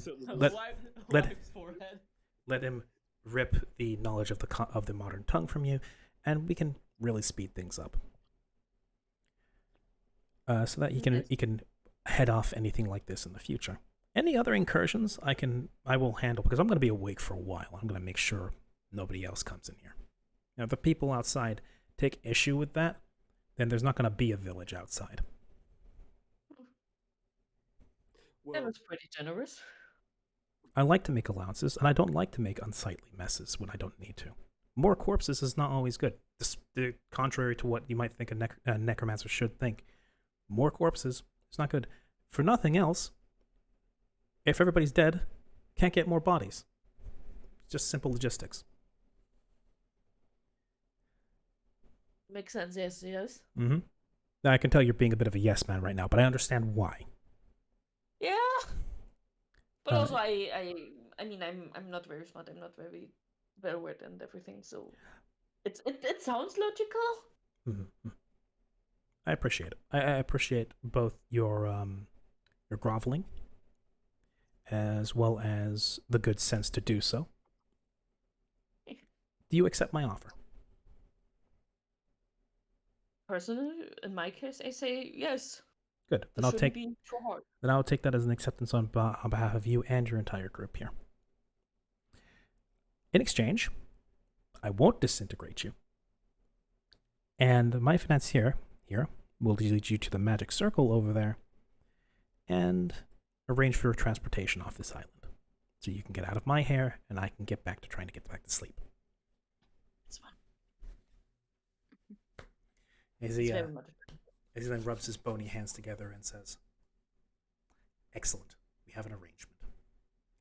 As he then snaps his fingers, which should be impossible given he has no flesh on them.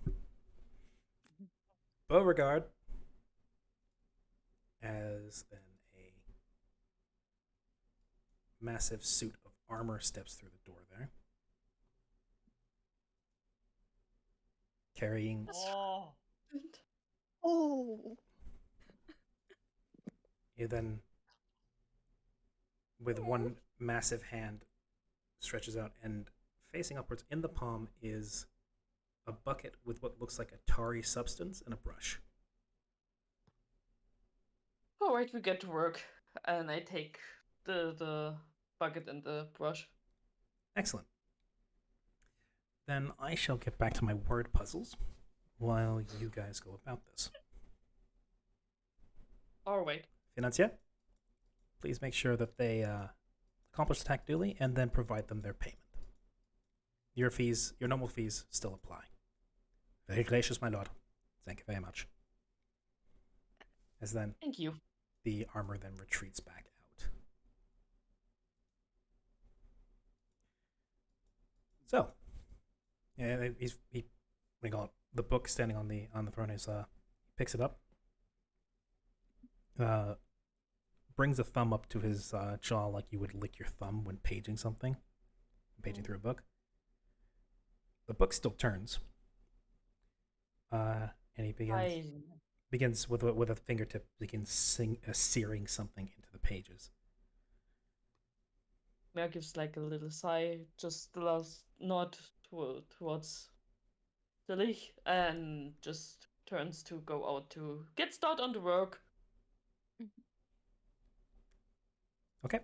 It takes at most like 5 minutes. You guys, either just you or the group, write out basically a more updated version of the message. Private property, keep out, on pain of trespassers will be disintegrated. Politely fuck off. Yes, politely fuck off. And after that's accomplished, one of the skeletons takes the paint bucket and brush, and the financier leads you guys to the magic circle down there. Wonderful. About getting our mind whipped open to get some knowledge. So Don't remind them, lass. Just hold It's, up, Lucy. I mean, Don't worry. full contract to the point. I don't want to get disintegrated. Yeah. I mean, Dexter will offer himself up for that, but The we call it the vampire has excellent memory. Don't worry. oh no. So who of you is wishing to volunteer? I mean, I'm not very smart, but I would, because everyone is Dexter. younger. It sounds like Dexter's insisting. Yeah. I'd offer Christelle. Griselle just Yeah, shakes no. her head and goes, "No, go fuck yourself. Oh. Damn it, you damn. I'm a familiar, not your slave servant. Dang. You barely do anything for me anyways. I'll do something when I want to." Dexter will raise his hand though. Okay. Yeah, Step- I would. Step into the circle. As the vampire then places both hands on Dexter's head. Oh. As Dexter has been very insistent about this. And I would like an intelligence saving throw. As the vampire says, "This will hurt."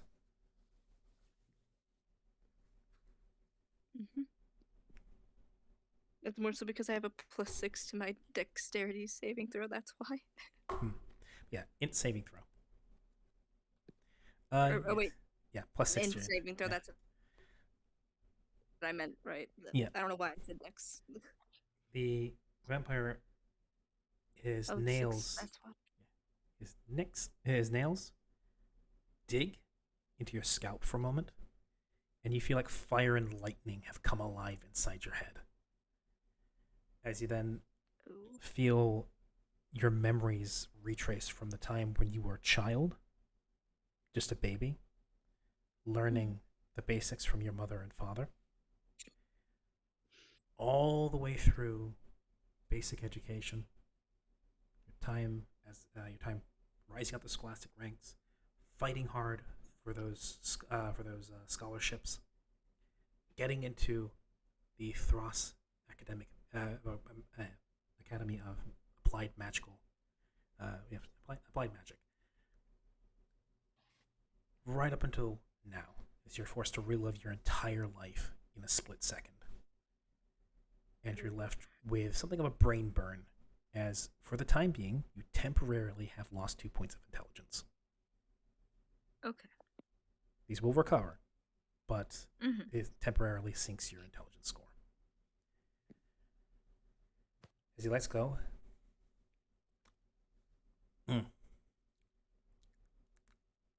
these inflections are so weird, but I still cannot lose the accent. Strange. Very well. Now, all of you step into the circle. Right. gonna pat Dexter on the shoulder. Hey, question. What? Well, this is more for the DM, not the Okay. So we speak to this before. How my character has existed in the past at some point. Mhm. Do these seem like elderly folk? Mhm. Any chance that they recognized me or done something to them? Mm. I'm just curious. Anything that's an old being that's That's a good point. anything that's an old being I actually that is intelligent. intended to do something. Yes, I completely forgot to do this. The vampire stepping forward, then prods Lamusi on the forehead and says, "Oh, and it's nice to know you've been a bit more well behaved this time." He then steps back. Lamusi again with that good style. Oh, I know this fella. You and you like hello.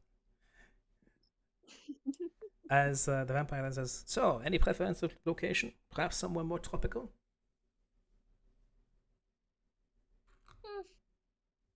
Not really much of a preference, just not the dog cheese. That Well, somewhere far away from here, maybe. yeah. Just nowhere near where I used to go to school. I'm okay with somewhere Hmm. mundane. Well, I can't satisfy all of those because, well, I don't know where some of you are from, and I also don't. I know where this young man, has come from, so I can hopefully manage that a little bit. But I think I have an idea of where I can put you. As he then says, "Now, it's been a while since I've done this on a living subject, so hold on to your stomachs. You may lose them." As the circle begins to glow, Alrighty then, lads. It's okay. I can regenerate it if I lose it. I Oh, can't. lucky you. and then You there said he died. the orange light rises from the circle. Your world becomes blinding for a moment. And there's a lurch, like being thrown and flipped end over end. And for a moment, you feel like you're falling and falling and falling, and then your feet touch sand Oh god. as you're standing in the middle of a what looks to be a stone circle of some sort, like a henge almost. Standing in front of you is a bipedal tortoise in a hula skirt going, "Saw." Oh my fucking! That was where we will end the session. Wait, where is it? Where is it? Where's the Oh, map? great. Is it where the little I think I see it. It's where the black thing is. Wherever you click, yeah, there it is. I see it. I see it. Turtles! Yes, let's fucking go! Yeah. This is the perfect timeline. We have entered the perfect. Yeah, we have reached paradise. We have reached Elysium. Yes. Okay, as you're greeted by a turtle in a hula skirt, going, "Saw, dude." I love him. Can we keep him? And that's where we'll end the session for today. Thank you very much for coming. Thank you very much for playing. Charmed a lot. Oh my Oh, god. Once again, Good night. once again we were thrown to a Tarrasque, quite literally, and once again we were survived and saved somehow. Hey, And That was T. Okay, T kind of just vanished. Oh yeah, that's what I was gonna say. T just vanished. Bedtime for tea. It is almost 1 o'clock in the morning. Oh. Yeah, then I have to go too. Yeah. Nice playing. Thank you very much for playing. I'm sorry we went overtime, but I wanted to finish this dungeon so we didn't pick up halfway through next time. yeah, no, it's all good, honestly. And hey, we've gone 2 sessions without proper combat, so that's pretty good. Yeah. Yeah. Thank you for coming. Thank you for playing, and thank you everybody who watched. Whoever stayed for a small amount of time, those who stuck around. Yeah. Thanks for being here. I'm gonna go ahead and drop now. I need to go sleep. Yeah, you do. Yeah, please rest, Yeah, my friend. you do. You need rest. Please rest. Take care. Quick thing, I don't know. So next week, I have a friend coming in from Turkey, and I have another friend coming in from Oregon, on the 25th. So depending on how crazy the 26th is, I'm not sure if I can be here. I will keep you all in the loop, though. Okay. Well, in that case, like, Sully, is that the day that you have to go to your family, or? Oh, I'm already at my family's. Oh, okay. Right. Okay. Well, depending on how it goes, we might potentially either just take a break week, or we might do a one shot of something. For sure. Or, and like I said, feel free to go on without me if you want to. You can see that Karya got sent somewhere else, and now he's just on a different part of the island, and he'll show up next time lost. Maybe we'll think about it. Yeah, we'll make it work. Anyways, but yeah, just wanted to let y'all know.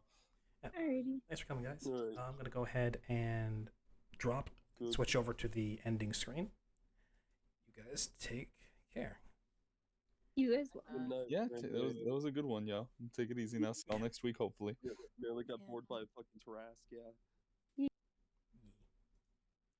All right. Yeah. Thank you all very much for coming. It was fun.